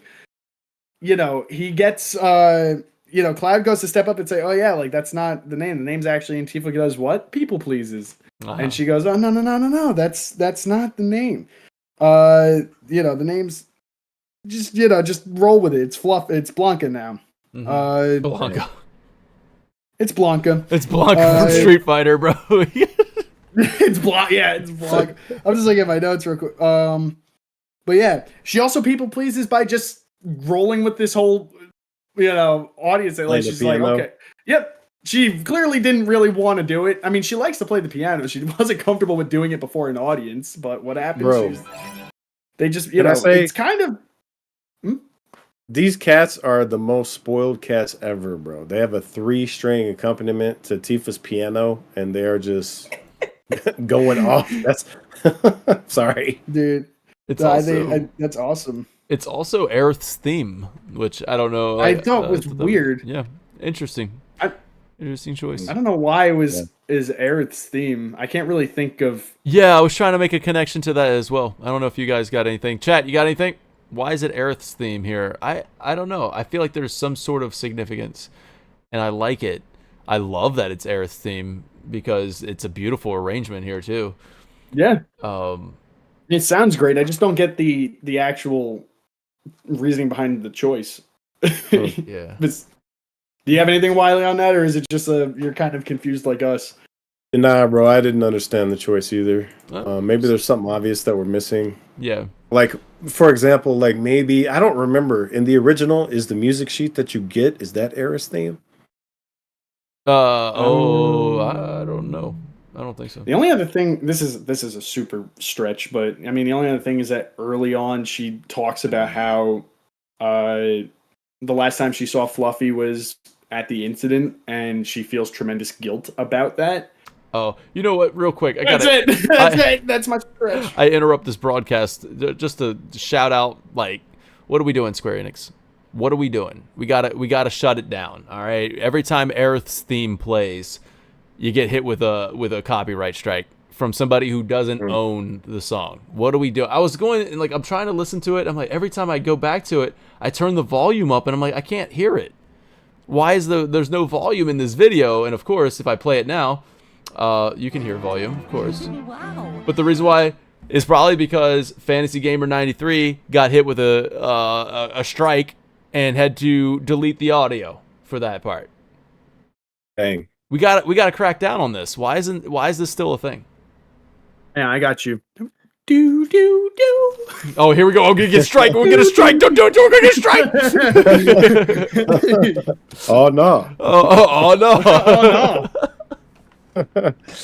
So after you play, Tifa asks how she did, and Cloud says better than I remember. That's for sure. And Tifa goes talk about a backhanded compliment, but I'll take it. Dang, Cloud, what are you Thanks. doing, bro?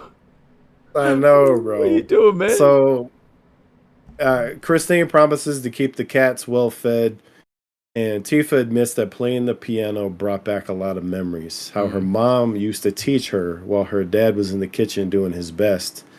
And she talks about hanging out with Emilio and the gang and how they kept Emilio! inviting Cloud. The Mighty Duck Man, I swear to God, dude. I was like, Emilio. Sorry. Night at the Roxbury. It's a great movie. Dude, it's been a minute since I've seen that one. A hot minute. I'm sorry. Where was I? Emilio. She talks about that they used to hang out with Emilio and the gang and how they kept inviting Cloud, but he never came. She said he seemed fine on his own, and he looks authentically hurt about this. He's like, is that what it looked like? That I enjoyed being on my own? You didn't? Of course not. I guess we still don't know each other that well. So this is what Lee was pointing at earlier. And Cloud says, well, never too late to make up for lost time. So the whole quest is like kind of a reunion of sorts, right? But it shows Cloud and Tifa have a long way to go in developing their relationship. So I feel like this is it's a good setup for part 3 because it leaves open just a lot of room for them to continue learning each other, right? This Especially she's going to have a big moment in part 3. Sorry, go ahead, Lee. no. I'm glad you finished. I was gonna say this also caps off beautifully this section of their story regarding revisiting Nibelheim, because the next time they have to revisit Nibelheim, it's not going to be pretty. It's going to be rather devastating. And for this moment, they end on a very positive note. In fact, what I like about this side quest is that when we follow the main narrative and visit Nibelheim, Tifa's shaken up by it. She's not happy to be here, clearly. She's upset. And honestly, it's pretty reasonable. And at the end of this end of this side quest, she says, "I'm glad we came."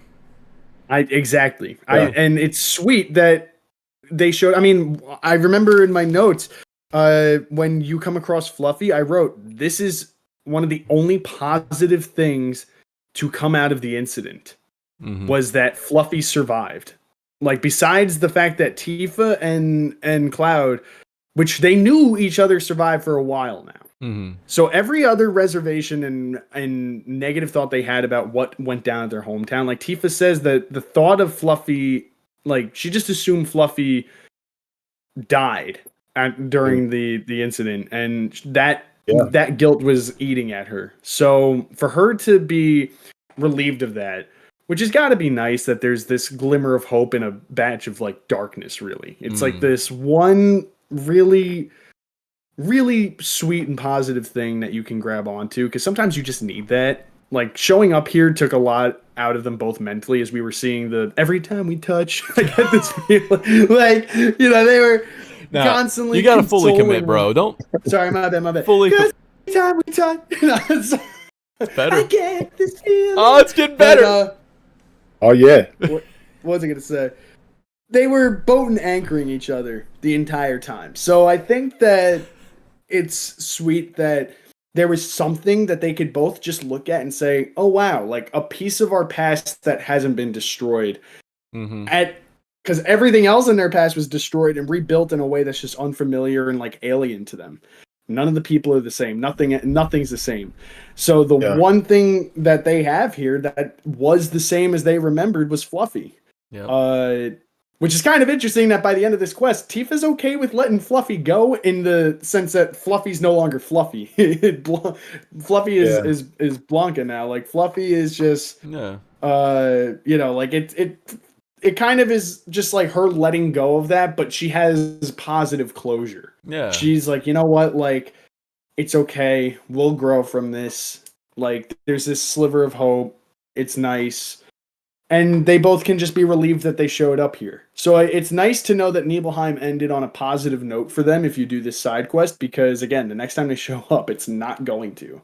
It's actually going to be the most devastating way to end their time. So it's cool that they get this moment, I think. It's going to make that moment, I think, hit a bit harder, at least for me. Yeah. So I love that, man. Oh. And now we move on to the Proto Relic. All right, this one's pretty juicy, man. So this side quest sees us following the robed figures, which lines up great with the whole Nibelheim, being the spot where they've all coalesced, they're all being rehabilitated. Great spot to do it. So as you follow these guys, this is something I learned playing it this time. You can actually hurry them along by shoving them. I didn't even realize you could do that. Yeah, you can. Like, I was just like super patiently walking along with them the first time I played, and this time I'm like walking through. I'm like, oh, you could push. Man, these guys. I was pushing the crap out of these guys, man. Like, man, would you please hurry up? Yeah, the amount of times you mentioned slow moving things, like, can we climb faster? Can the vacuum move faster? Can the mug move faster? I'm just mad. Move. Just go. I'm gonna pick. Like, let me throw fireman's carry this guy. We're going to get there. Right. Let's get him. Everybody grab a robe. We're gonna go. So like the Johnny thing again. Everyone grab your robe and go. Yeah, grab your robe and go. Man. Okay. So Red comments that they're slow and they can't even defend themselves. And Cloud replies, Hojo made them this way, remember. And there's something that Red says at the beginning. So if you do the optional dialogue with all the characters and you talk to Red points out that it's rude to call the robed dudes because they all have names, or they had names. And I was like, ooh, that's really good. And that comes back around with this. So Yuffie asked the party what they think about what the robed people are thinking about. And Cloud says, I doubt they are lucid enough to even know what they're doing. Probably better that way. And this felt to me like a sort of self-reflective commentary on what happened with him and Tifa. Like, he wasn't lucid enough to know what was going on, and it was probably better for him that he didn't know what was going on until he came to. And so yeah, there's a lot of stuff like that packed into this one. So another line we have from Red, he says they've been reduced to their instincts like animals, which of course is ironic given that Red is the closest to an animal in the party. And he's making this claim. I mean, until, Shinra middle manager in the next chapter, we know he's the real party animal. Anyway. So yeah, One might say Yuffie says, ultimate. yeah, ultimate party animal for real. So Yuffie gets really kind of sad and distraught over this, and she's like, "Man, screw Shinra." And Cloud basically is just like, "Yeah," like he agrees. So pretty soon we arrive at a Shinra testing facility for the region's water supply, and we're back to water filters for remake. Shinra didn't report any findings on the Nibelheim reactor's effect on the water. That's what they say anyway. And at this point, Yuffie observes that some of the robed figures don't have number tats. According to Chadley, they're a combination of victims of Mako poisoning and subjects of Shinra experiments, and Red comments that no one should be marked like cattle. Obviously, this hits really close to home for him because he does have a marking. He's also depressed by the robed figure's scent, right? So we're back onto his nose. They all smell the same to him. And it's not just the Mako, he says, it's heavier. And then he comments that a scent is it's a person's most defining feature to him. And Cloud asks what he smells like. And obviously Cloud is taking this whole thing into consideration. He's thinking like, well, do I smell like them? Yeah. Right? Like this is insecurity leaking through. And Red tells him, you smell like you. Simple as that. And then Yuffie asks what she smells like, and Red does not comment. And I thought that was hilarious. He's like, "Yeah, I'm not touching that." And so it was pretty funny. Then Cloud talks about Marco from Remake, mentioning that he lived next to a black robe for a while. So let's see. So the video, we're all the way up to Hojo. That we're coming up on that. So the next location, you're gonna like this, Dan. Okay. Get ready to get hyped. Oh, the next location we arrive at is a submarine dock below the harbor. Yeah. We could even enter a segment of the dismantled submarine encased in scaffolding. I know you're hype about this, bro. So this is a dock, a sub dock. So I expect this to come back up. Not much happens here. Red asks if the robe guys are connected to Sephiroth on a weird, deeper level, and Cloud says it seems so, but he doesn't have proof, just a hunch. And when we arrive at the next location, we find the robe figures on the beach, fusing with monsters. And Chadley asks what they could be doing in a place like this, and then it cuts to Hojo. And he is observing the party. So this makes me wonder, like, is he observing the party through Kate Sith? Is he observing the party through some other means? It's very interesting. And at this point, Hojo refers to Chadley as model number CDA6 or 7 perhaps, and then he scans around the lab and he's counting Mako tanks, and he goes, lucky number 7. He says, you and your brothers are just full of surprises.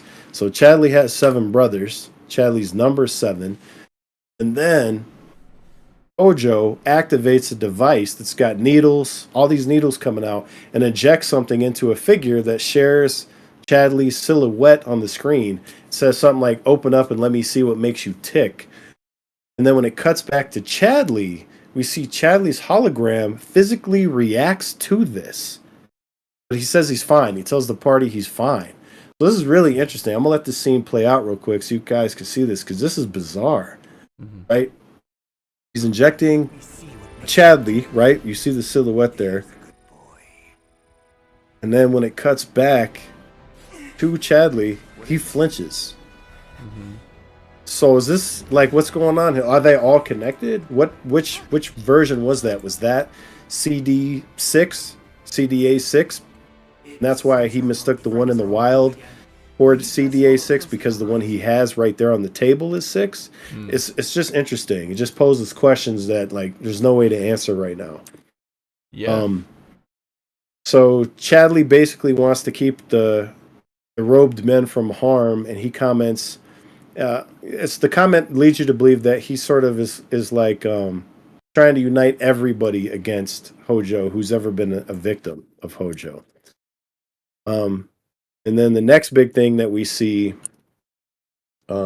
It's a bit further up, but we see Broden, Mm. and he's rogue figures, and Broden has a tattoo number 6 on his arm, so he's one of the earlier soldiers, and he tells Cloud that the reunion calls to him and he must answer. And then he touches Cloud's arm. We're going to want to get this on video if we can. Okay. Because when he touches Cloud's arm, we get a vision of what happens at what appears to be the whirlwind maze from the OG. It's that moment. Where is Broden? He's like right here, So right? let's Isn't he after the see. fight? Yes. Yeah, there he Well, is. there's gonna be- Oh there he man, is. my That's man right. Broden, Yeah. dude. Perfect. From the Calm Yeah. Inn in chapter 2. Yep. Man. Yep, he's number 6. Broden, snap out of it, and then here we go. We're gonna get that. We've seen this scene before, with Cloud, right, at the Whirlwind Maze. hmm Uh, But in this We've seen a scene, remake, right? yeah, yeah, but Cloud is there in that scene, and in this one, he's not. It's just a rogue figure. It's not Cloud. I believe. If you can make that full screen, we can prove me right or wrong right here here, comes. because I'm Boom, pretty You sure. will be proven. the reunion. Yeah. It's time, and now we see the Whirlwind Maze. We've seen this part before. Yeah, it's just a dude. That's Reunion. not Cloud. Yeah, That definitely looked That like could- Cloud that could- though in that reunion. I Or, think like, that might have been Cloud. hair coming down, and the other and then we one get for that sure. first person view of him like looking down and then following the robes for a Yeah. second. Yep, Yep. yep. That Yeah, was, that great was little real details, good. right? That's real good detail right there. I love that that scene. Yep. Yeah, and he's shook by that, man. Yeah. Yeah. And this is I was- just kind of playing him out of into this whole degradation, the whole like Cloud fighting Roche at the end, fighting his degradation. Like this is all wrapping around. This- yeah. Yeah. Mhm. Yeah. Yep. And so the next location, they're going to be on the beach, and you see all the figures are wading into the water, and Yuffie asks where they're trying to go, like where could they possibly be going? And Cloud points and he goes, "That island. That's where they're being called." She's like, "How do you know that?" Mm. And he's thrown off by the question. Yeah. And he says he just has a feeling, and it's like, oh, bro, like so he's feeling it. He is feeling the pull, and that's how he knows. Yeah. It's an intuition. He knows it on a deeper level. And I have a side note here. Red's nose is at peak performance this entire quest. Right You now. know, I was letting you go off on everything, but boy, man, I'm glad that there's been like, what is it? He wasn't in chapter 1, so we'll say, I'm glad there's been 10 chapters of build up for his nose. To we said it before, but this moment also proves it. I think that is just cool. Yep. Yeah. Especially combine that with the fact that the reason why his nose wasn't even working all that well to begin with had to do with Hojo stuff. Like Hojo experiments, right here, Hojo Dan. influence. And what's going on here is Hojo stuff, Hojo influence, Hojo experiments. So it's just kind of Yeah. cool, like the narrative tie there. So Yeah, dude, Yeah. it all comes back together. He's the perfect character to have so much commentary during this quest. Like, it was great. I like this quest too because it just throws so many characters' perspectives and this feels more grandiose than I feel like a lot of the other proto relic and side quests go. Most side quests don't even have like they're all just the one character and Cloud interacting. And this talking. one, it's Cloud. He's the character, right? Like he's the one that we're doing this for. Right, but you have Red and Yuffie and Yuffie, Chadley and then Yeah. Broden makes an appearance again. Like there's just this one just feels like you have two companions in this one, which is unusual because again, most of the side quests in this game typically just have you with one companion engaging with Cloud. This one has two companions and even three if you want to like two, we'll call it a 2.5 because Chadley's chiming in quite a bit. Yep. And then it's and then Cutscene with Hope. Like, you got that's crazy. Hojo and Broden going on as well. Like this one has the scale of like a main story quest, but just is condensed to side content, which is kind of crazy. And I then mean, Broden getting his like return here in a side quest. is really Yeah. cool. I like this kind of stuff, Fantastic. like where we get side Me quests too. that's optional. People might have missed it the first time they played it. I love this Yeah. kind of stuff, man. I really hope we get more of it in part 3. Yeah, for sure. For sure. All right. So the robe figures gather together, holding a piece of proto relic, levitates, condenses into what appears to be a bright materia surrounded by a pearlescent or rainbow-like glow, Dan. Oh, it's the rainbows! It's a rainbow materia. Check What does this that out. signify? Oh. Yeah, look at that. Look at that. And then what happens? The whispers arrive immediately, followed by Sephiroth. He There's a lot of sends the that purple whispers energy at the too. There it materia. is. Mm-hmm. Are you talking about And so- you're talking about like right here, like with Sephiroth yep. holding this, and there's like the rainbow effect inside of this. When it first forms, it's 100% rainbow. Yeah. And so he comes, look at that. Super obvious rainbow effect. So the whispers collect the materia. Confused Gilgamesh arrives through a puff of purple haze, right? Sephiroth refers to him as a wayward soul, tells Cloud he's all yours, and then vanishes. Yeah, so it's no. Dude, this proto relic quest was crazy. When this Yeah. part Yeah, happened, the fact that Sephiroth and the Whispers came in to bring in Gilgamesh, I'm like, summon Gilgamesh. I'm Yeah. like, what is happening? I remember. Yeah, so. Oh, go ahead. No, I just remember being like totally blown away by this. I was like, what is happening? I'm like, this is some crazy stuff. And then I get reminded by the fact that this isn't main story at all. Like, this was all optional content. I'm like, holy crap. Some big implication Sephiroth stuff behind side content. And Gilgamesh is here, and the whispers, and it's all totally missable. Like, what the hell, man? I thought that this might be the coolest I think this is probably my favorite proto relic quest in the entire game. Just because of where it all builds to. This one just felt like the scale on this one felt bigger than anything else. yeah, For real. And some of the other little details in this sort of like bring all the other proto relic pieces together and like make sense of it, right? Because this particular Gilgamesh is not from this universe. He's only here because of strangeness of remakes, like merging of worlds, right? And so, like in Final Fantasy games, like we're used to seeing like this thematic consistency of monsters and summons and various like flora and fauna that are just in all these different games. Like you're not surprised when you see a Malboro or a Behemoth or Cactor or whatever in any Final Fantasy universe, because that's just something that they do. But Gilgamesh is in very specific games. He's not in 7.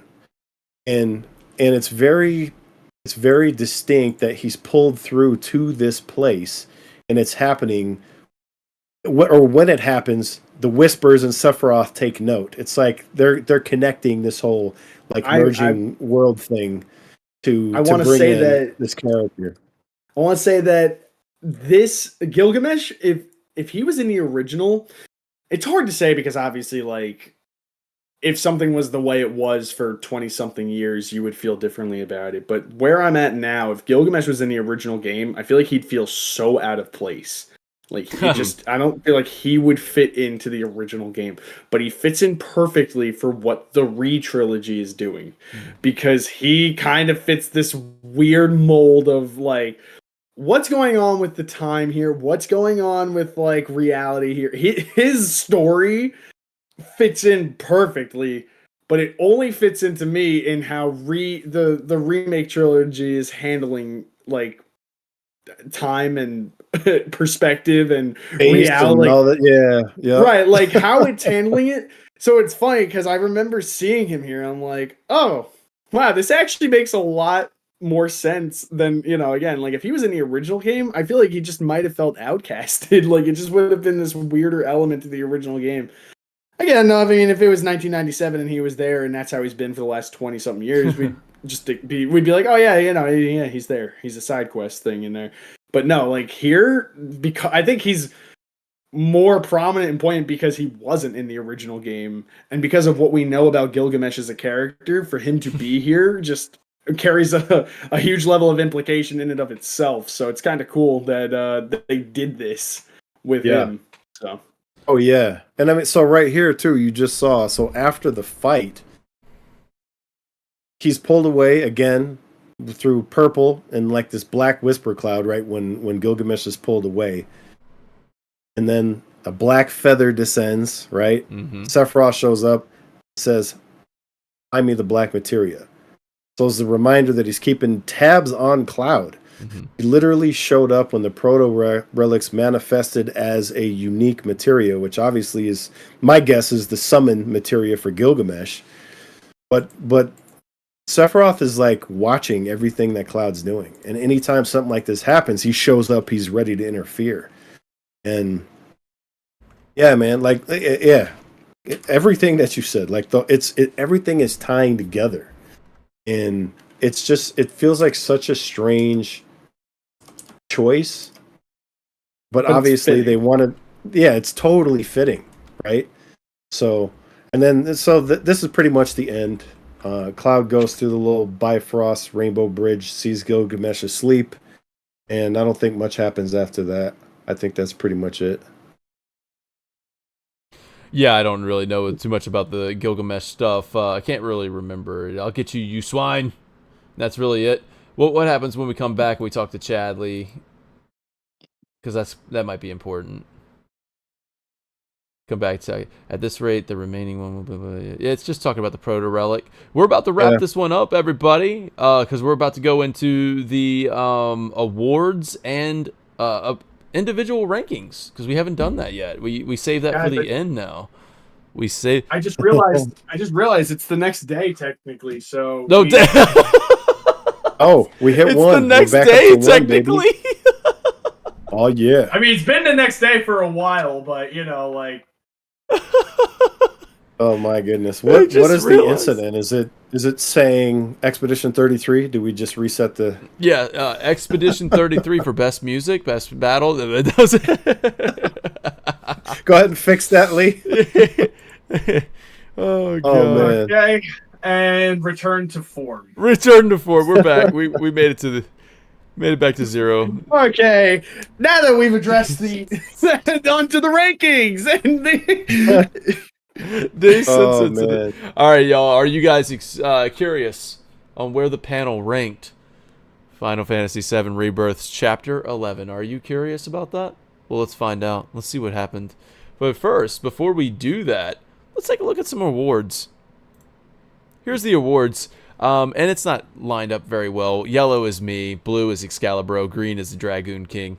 So the best music, I said, the Roche's Final Phase. Unless if that's all one piece of music, that's great. Then it's just the Roche battle. I loved it so much. Lee and Excalibur said Nebel Region. I'm sorry, Dragoon King. The best battle goes to, for me, I said Roche's Duel. And now I said Roche's Duel because of the emotional impact that it had while I'm battling. But Galleon Beast is probably the better fight. Excalibur said that. And then Dragoon King says the Forgotten Specimen. Side quest. Best side quest. I said either the Proto Relic or the Fluffy Mission. And it just so happens that Excalibur says the Proto Relic and Dragoon King says the White-Haired Angel Fluffy Mission. I'll probably just go with the... Pick a side. I'm gonna go with the Fluffy Mission.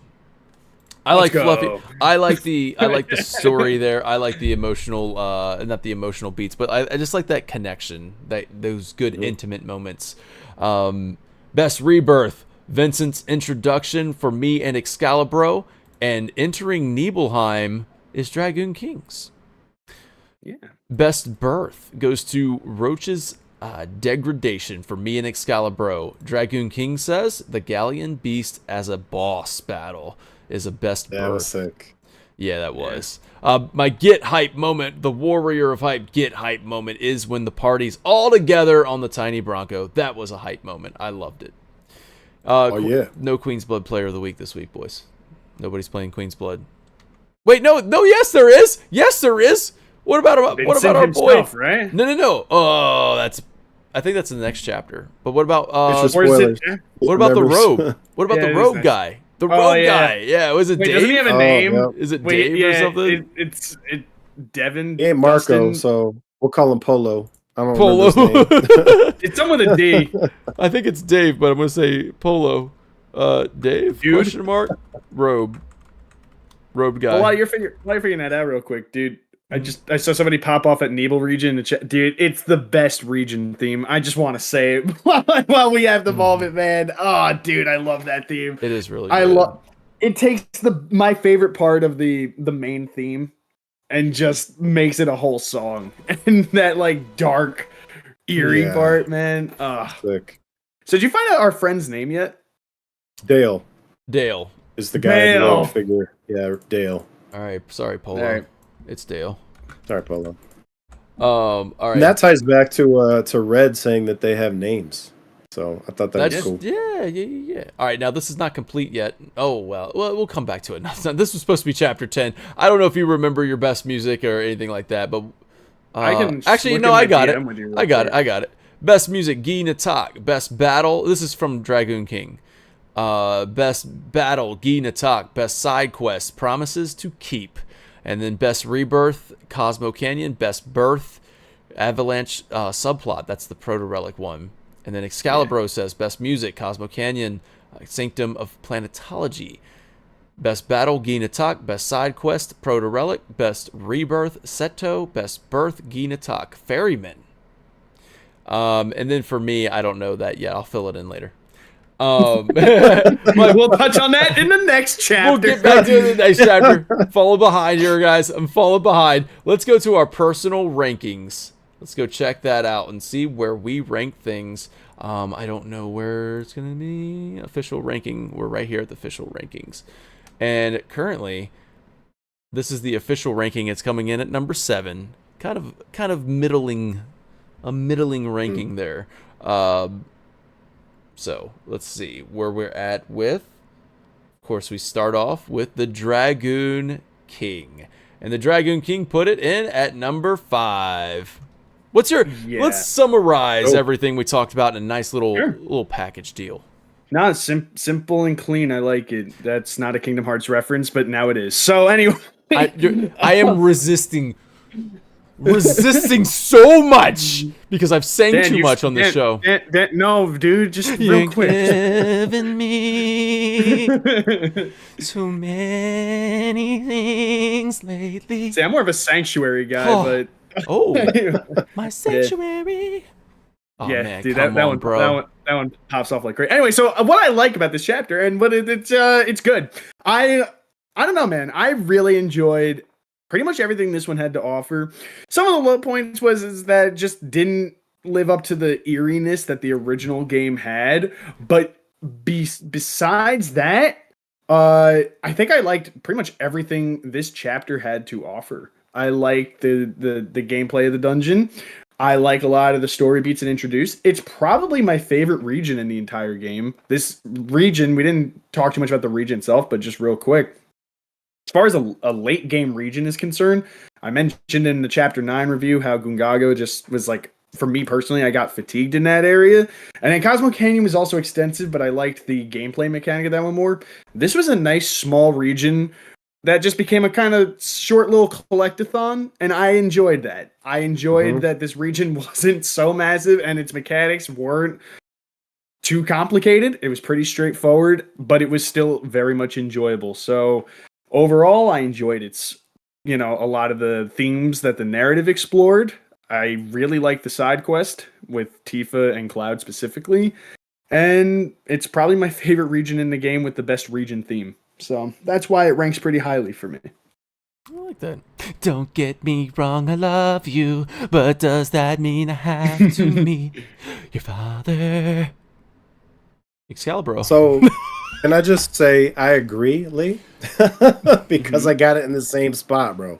It's my number 5. He does. And the only reason it's number 5 is because everything above it I love more. The thing is, this chapter has so many great story moments for me, and story is what I love. Some of it was in the side quests and stuff like that. Some of it was Vincent. Some of it was the stuff that happens, the conversation with Sid. There's just all these little things that come together to make a chapter that, for me, has a lot of great moments in it. And like Kate Sith's run speed, or his Moogle run speed aside, like I did enjoy the dungeon. You know, we talked about that a little bit already. But to touch upon what you said with the chocobo or with the region, this is my favorite chocobo because of the speed at which you can just rip across the terrain. It's like this is the last open world segment we're giving you. We're going to give you the most freedom you've had. You're going to be able to rip across everything. You're going to be able to go up mountains. You're going to be able to do everything you wanted to do that you couldn't so far, all in one spot. And like you said, it's a smaller region, so you get through it quick, and it just feels like a breath of fresh air. Which is cool because they've given you so many different things to do with the chocobo up to this point, and it kind of felt like, you know, maybe there's nothing left, but this changed my mind. I loved all of the development of the robe figures. I loved how it all came together.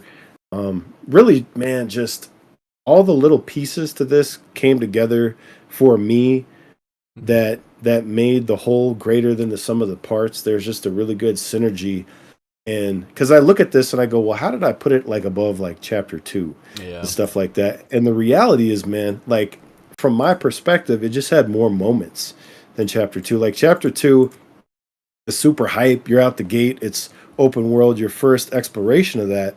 But the moments are they're more limited. They're more restricted in my mind. And in this one, I mean, this is Dan's hype moment wasn't even something cinematic. It was the whole party is here. Yeah. And we've been building up to this for the whole game. And so a lot of that stuff just hit me like on a totally different level. Seeing Vincent, seeing his transformation, seeing how he joins. I don't know, man. Like, I loved it. All these rankings feel kind of arbitrary in the end because I could tell you I pretty much love every single chapter. So, you know, it's hard to make a case for exactly where I put it, but, you know, I could keep talking, but I feel like I said enough. Dude, you said it great, dude. That's awesome. And then we can kind of, all right, Centurion, you said you have a software that can completely remove Lauren Allred's amazing, beautiful vocals so that I can sing over it. And that way you guys can download that because you would want me to sing over that. I appreciate you saying that you have a pitch shifter, but I'm pitch perfect. You don't need it. I'm pitch. Thank you. All right, my pitch was on point. All right. Let me go to my. I'm stalling. I was doing the SpongeBob. I'm saying. I'm ready. I'm ready. Have you ever seen how Tom Kenny does the voice? That's how he laughs. He actually flicks his vocal box. Or something like that. That's funny. I can't do his voice, but that's actually, look it up. That's how he does. That's funny. I had no idea. That's hilarious, man. I'm kind of stalling here because listen, I don't. Did you change your mind? Or? I don't even know where I wanted to rank it in the first place. It's low. All right, guys, I have it over here at the bottom. Whoa! Yeah. This is like, dude, this is like my chapter 5 moment. Bro, like, you really hate boxes. Bro! This guy. I mean, What happened? All right, so here's yeah, what happened? Do the opposite of What what happened? Wiley and I did. all right. So the only thing I can argue against myself here is that it might go. I could probably get it to go above chapter 3. Like in reality, I probably could put it above 3. I could probably put it above 3. Is Vincent in chapter 3? No. No, he's Bro, not. you don't even get a chocobo in chapter 3. What do Yo, you is get in Vincent chapter above 3? All right, Is listen. Roche in chapter 3? Is You Broden shoot in chapter rocks? 3? Is Gilgamesh in chapter 3? Is You Hojo like in chapter shooting 3? rocks?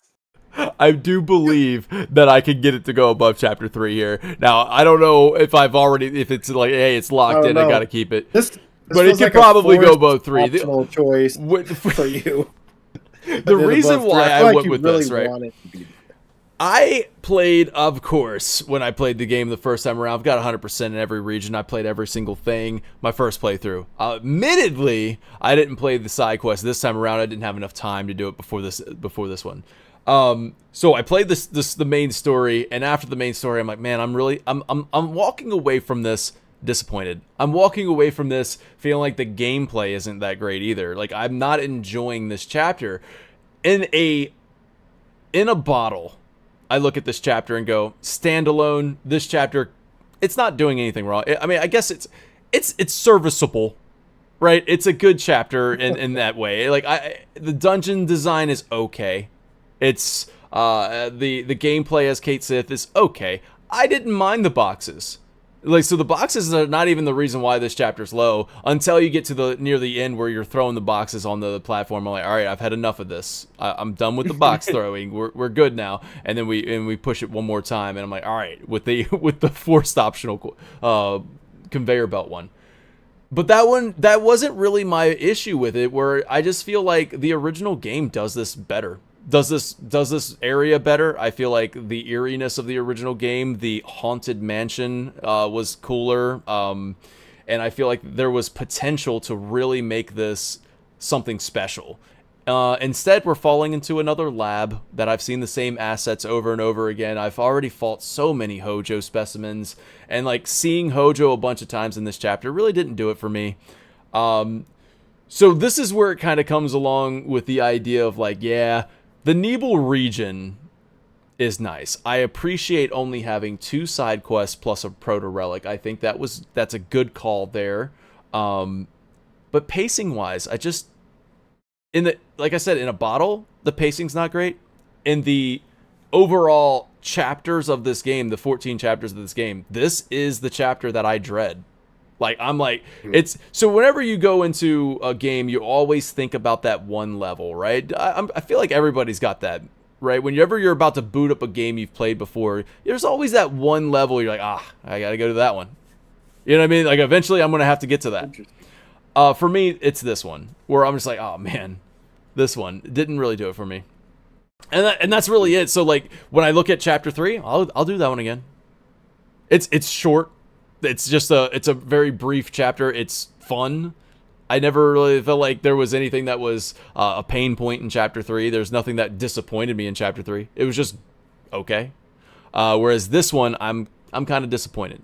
I think Vincent is awesome. I think fighting Vincent, and this is where I'm like, well, it's probably better than chapter 3 because of the good outweighing the bad, right? So with fighting Vincent, the Galleon Beast, the roach battle, like those good outweigh the bad in a way that I'm like, yeah, I should probably put that above 3, but it's definitely not going to go above those left behind.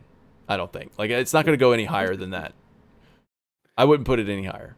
No, that's interesting to me. I mean, Fair enough, bro. like, this is where it's fascinating seeing different perspective, because like those left behind, not that I dread going back to that chapter, but that's one of those it's ones another one personally.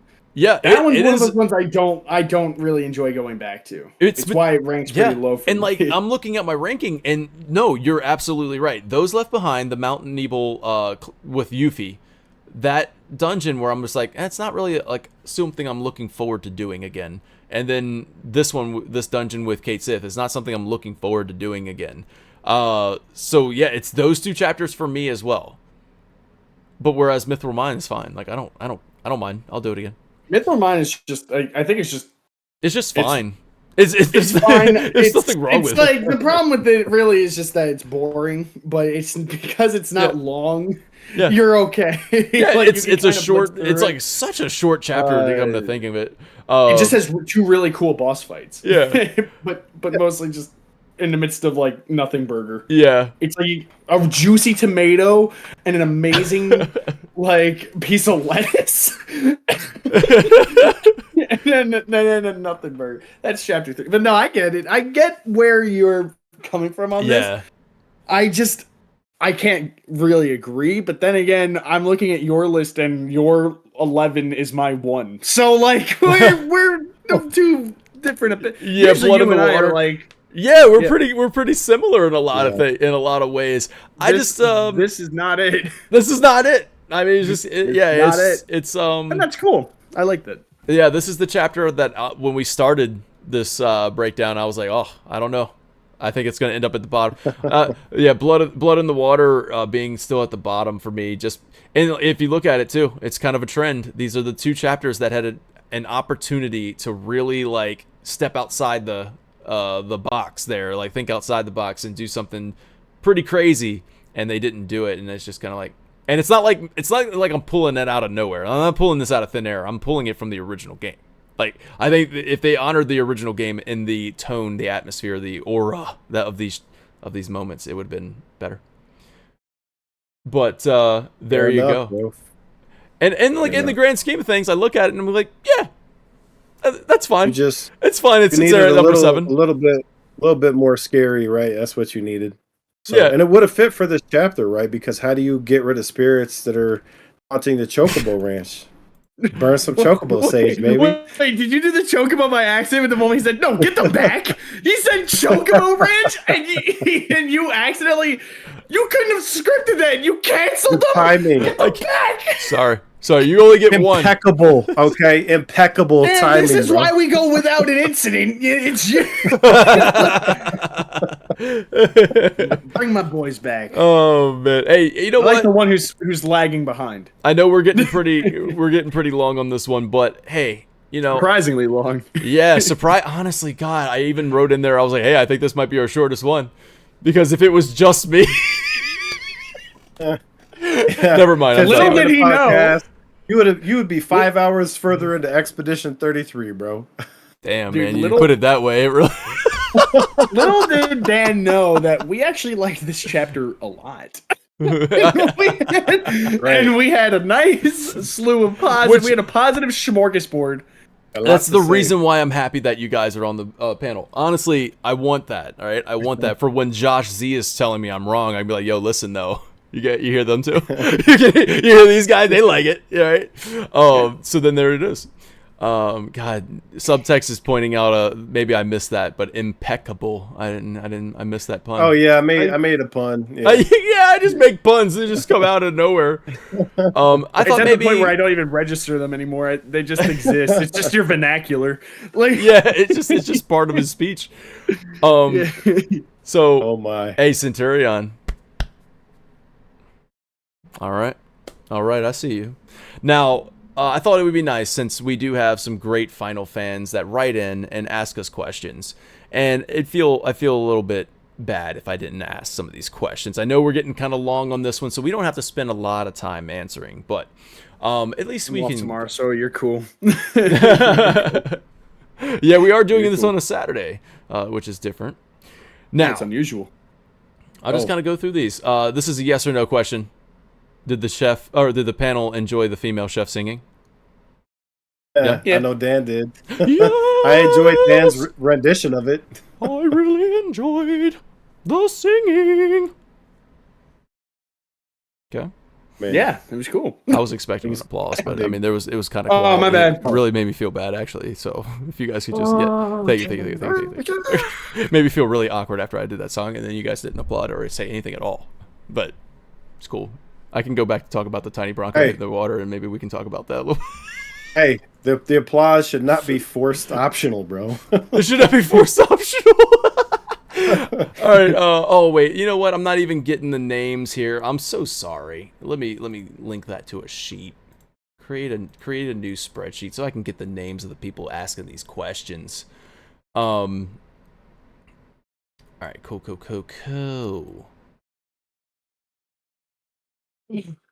All right. So we'll start with this one. Complex says. No. Oh yeah. Wait. Oh, He? yeah. Does he say something? Hang in there, everybody. Hey, if you've watched this Maybe long, not. I imagine you're sticking around. You know what I mean? I imagine you're like, I don't need to rush. I imagine you're here for the ride. All right. We're almost done. I'm going to ask some questions here. Complex says, "How did you feel about Cloud remembering Zack early?" I think we talked about that a little bit. Yeah, we talked about that. Intrigued to see where it's gonna go. That's all I gotta say on that. Oh, Intrigued to see where they're taking that. Han Ford says, "Matt Mercer is the perfect Vincent for me. Would you have picked somebody else?" I mean, after hearing Matt Mercer, I don't think I could. Excalibur fell asleep. Like, he is not frozen, he's just asleep. Like, just straight up. Oh, whoa, whoa, whoa! Whoa! Hey, I had an opportunity. I took it. Bro, just like, yo. Bro, I was fighting off whispers. Oh you guys my should have seen it. Man, yeah, the way you everywhere, glitched bro. out there was crazy. Oh, he's frozen again. I'm gonna keep on going. He's frozen. Just get yourself back. Whoa, he's back again. Oh god. Yo, we're watching this dude at 2 frames per second. We're watching this guy run on the Switch 1. Oh man. Yo. All right, so Spartan says, in the Proto-Relic quest, Hojo says Chadley and Chadley's brothers are full of surprises, and we see the pods that contain the other human bodies. Do you expect we'll see CDA 1 through CDA 6 in Part 3? If so, would they help or hinder Hojo's attempt to exert his control over Chadley through experiments? What What do you think, I just Chadley? like the idea of seeing 7 Chadleys. Oh man, I just cloud. Yeah. Dude, it would be so funny. I think it would be so funny because, especially since like how divisive of a character he is, like, Bro. it would just be so funny for all the people who hate him to have to deal with a side quest where 7 Chadleys just show up. Yeah, I love that. I'm sorry, Centurion said, bro was running game chat from Nintendo Switch 2. Yeah, I thought that was so weird when they put that in the actual reveal. They were like, "Yo, bring up game chat and share your screen." I'm like, "Bro, who's gonna watch that? Like, who wants to watch that shared screen?" Spartan, that's a really good question because I do think we will probably see CDA 1 through 6, unless if they're just like failed experiments completely and then you just trash them altogether. But there is a setup there for the human body, right, that he's experimenting on. But I think it would be interesting. That would be Chadley's like quest, right? Like CDA 1 through 6. Lionheart says, I love that Vincent mentions he has unfinished business with Sephiroth. Let's see. I had the chance to... Okay, it says, in the side quest with him in the mansion... Well, I think this is chapter 12. I think this is chapter 12. So we'll talk about that later. Catherine says, did the panel... Wait, I already said that. Did they enjoy the chef singing? Thank you, Catherine. We only have like a couple more here. About 5 more. We're good, bro. The new Shinra says... let's see. Oh, yeah, we already talked about remembering Zack. Even though it is confused with the memory. Yeah, how do you feel it adds to the narrative of Cloud broken and unreliable narrative? We actually really did talk about that pretty good and answer that. So Wendy's... Oh, man. You know it. It's the boy, yeah, it's the boy. Wendy's okay. for foreskin. Thank you, Wendy's for foreskin. It's an interesting choice to make Nibelheim a Mako poisoning rehab center. Do you think a certain character may end up there in part 3? Are we talking about Roche? Who are we talking about? We're talking about Cloud. Oh, okay. Might Look end up there. here. Oh, I mean, instead of being I in Mideel. Oh, I hope we still end up in Mideel, but man, No, I that's want to an end up in interesting- Mideel. Yeah. Yeah, I think, yeah. I feel like there's some really cool narrative exploration you could do with him, ending up at his hometown instead of Mideel, but I think Mideel is just one of those locations that I'm super excited to see. I was kind of like, when I was writing my script out for how I think the part 3 beginning should go, I was like, what if they I know I kind of want to be in Mideel. I like the whole Mideel thing, and it's definitely going to be that way. But I was like, what if you get there and he's not there? And it's like, oh. And now I got to ask around. I got to ask all the NPCs, like all of these NPCs, like for clues. Just like in the original game, if you didn't know, like if you haven't played 1,000 times, you wouldn't know to go to Mideel. You had to ask around. You had to figure out where he was. I was like, hey, make me try to figure out where Cloud's at. Let me play as Tifa for a while, trying to figure that out. But no, it'll definitely be Mideel, and it has to be. Let's see. Jelly-san says, do you think we will see more of what happened to Zack and Cloud when they were held captive under Shinra Manor in part 3? Oh, kind of like piecing that story back a little bit more? I don't know if it's going to be mandatory, forced optional, or not, but what I think that it's going to be either we're totally going to get in the story, or it'd be a really cool callback to the original if we can go back to the manor go down the basement, and we get the same cutscene. Because I think at this point we can piece it together pretty straightforwardly, imagining, as a new player. Yeah. But maybe it'd be cool if they made it a side quest that you just decide, like, instead of you going there for no reason, like it was in the original, they kind of incentivize. You're like, here, go check out the manor, see what we got in store for you. I mean, dude, I don't want even to be. I'm talk about that in the video. Whatever. You guys get the early sneak peeks. Whatever. I don't even want there to be any icons on the map. Give it to me, Breath of the Wild. Give it to me, Elden Ring. Let me discover. Expedition 33. Right? Well, who else I'm did never it? gonna. What do you know? I've never- Exploration on a world map without like any kind of guidance? That's crazy. That's crazy. I don't even talk. have mini map. Dude, I freaking love that game so much. Also, we have our dog song, we have a frog song, but where's our cat song? You know? That's what Jelly Sound says. It's a good question. Yeah, instead we get Aerith's theme. Could have been a good point to put a cat song in. Mr. Gainsborough. I mean, I think Or the cat when we're- song was people playing piano for him. Meow, meow, meow, meow, meow, meow. Meow, meow, meow, meow, meow. Fluffy! Something about Fluffy. I don't know. Mr. Gainsborough. Mr. Gainsborough, bro. Oh, yeah. Every time I read it, we got Mr. Gainsborough. Mr. Gainsborough says the Saroof thing. Do we think this is... Yeah, we already talked about that, right? This is... Oh. Yeah. We knew it's Rufus. Rufus. Rufus. Bro went to the Voldemort school of naming your alter ego. Like, I still can't believe that. Like, Leonard. I am Lord That's my Voldemort. name. Lord Leonard. Dude, if my name was backwards, I'd just be male. Eel. No, it's just, well, Eel if you do Lee, Eel. but, like, Liam is just male. Like, Male. I don't wanna be male. You are male. Eel or male, both suck. I don't want to be eel. I don't want to be male. I don't want to be either of those. Make it something cool. Centurion says, do you think Roche will play an important role in part 3, or does his major role end here? Well, we talked about a little bit how he's going to be kind of at the Northern Crater with Rufus and Hojo, and how Cloud can see the number, and maybe that's when he's like, I want a number 2. Hojo, please give me a number. But I think there's going to be more to Roche. I think we will heal Roche. And maybe Really? even Broden. Yeah. I think we're going to get I them love back. that. I think That'd we'll be get crazy. Broden and Roche back. I can see them I- ending on up one at hand- Nibelheim as well, by the way, for Mako treatment. Do we remember what happens with, like, to the robes that don't make it to the reunion? Like, is there any information or context to base off what happens to anybody who wasn't like? No. This I is don't think room so. to explore that, which would be really interesting. Oh, they got to explore. They're But- setting up they're setting something up here for sure.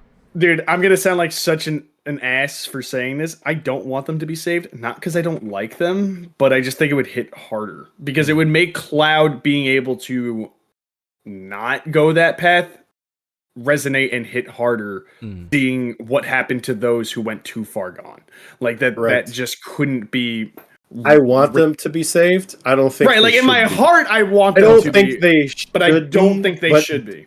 But do I want them to give me hope that they will be, so that I can have my heart absolutely ripped out? Yes. I just think that narratively it would be interesting to see that, because if they don't get to come back, think about how scary that yeah. would be for Cloud and how dangerous that is for Cloud to be on the cusp Man. of going too far gone. Yeah, Yeah. that's what these guys are there for, man. They're there to reinforce. They're the reminder. the So what if. Yeah, if you retroactively like save that, and it's not that I don't think it would like ruin the narrative by any means, but it would kind of make me go, then the stakes didn't feel as big, or they weren't as grand as they could have been. If they're gone and they're just like there's no coming back, then So yeah, guys, I think we're gonna wrap that up. I do want to talk about, just for a second, I want to bring it in, that I liked. This has all come back around. We're finally caught up to this moment. I like that the Materia Keeper was in Chapter 1. I think that was a good call. Bring in Materia Keeper there, and yeah, so I like that. Now, I think that just about does it. Thank you so much, everybody, for tuning in. Thank you to my panelists. Thank you, Excalibro. My pleasure, brother. Thank you for having me. The Dragoon King. It is instinct to grab this. I saw that he instinctively Yeah, grabs he's his spear. Yep. I So am the warrior of hype till the day it's gotta happen, yo. I just gotta warm it up a little bit. I gotta drink some some lemon tea. I'll warm it up for you guys, and it's not gonna happen next week, so don't. Actually, it won't happen next week. That's not a lie. We talked about let's talk about that right now. Yeah, it won't happen next week because we are actually taking a week off. We got some scheduling things to work out there, so we're gonna be back the following week, and it's most likely gonna be Tuesday nights. I would like to leave that up to you guys to let me know what you what works out best for you. But for us, we're probably gonna go Tuesday on May 6th. Is that right? And that's probably when we will come back, and we're going to take on, are we taking on Chapter 12? That is going to be a big one, and in fact, I mean, I can't believe this one lasted 5 hours, but it did.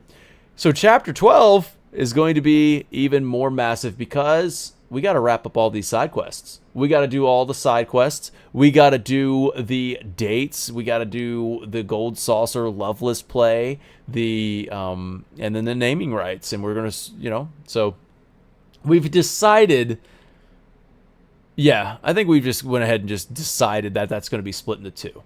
So what we're going to do is do the side quests, so we're going to do the dates next time we come back on May 6th. We are going to take care of Loveless and the dates. That's going to be a special episode.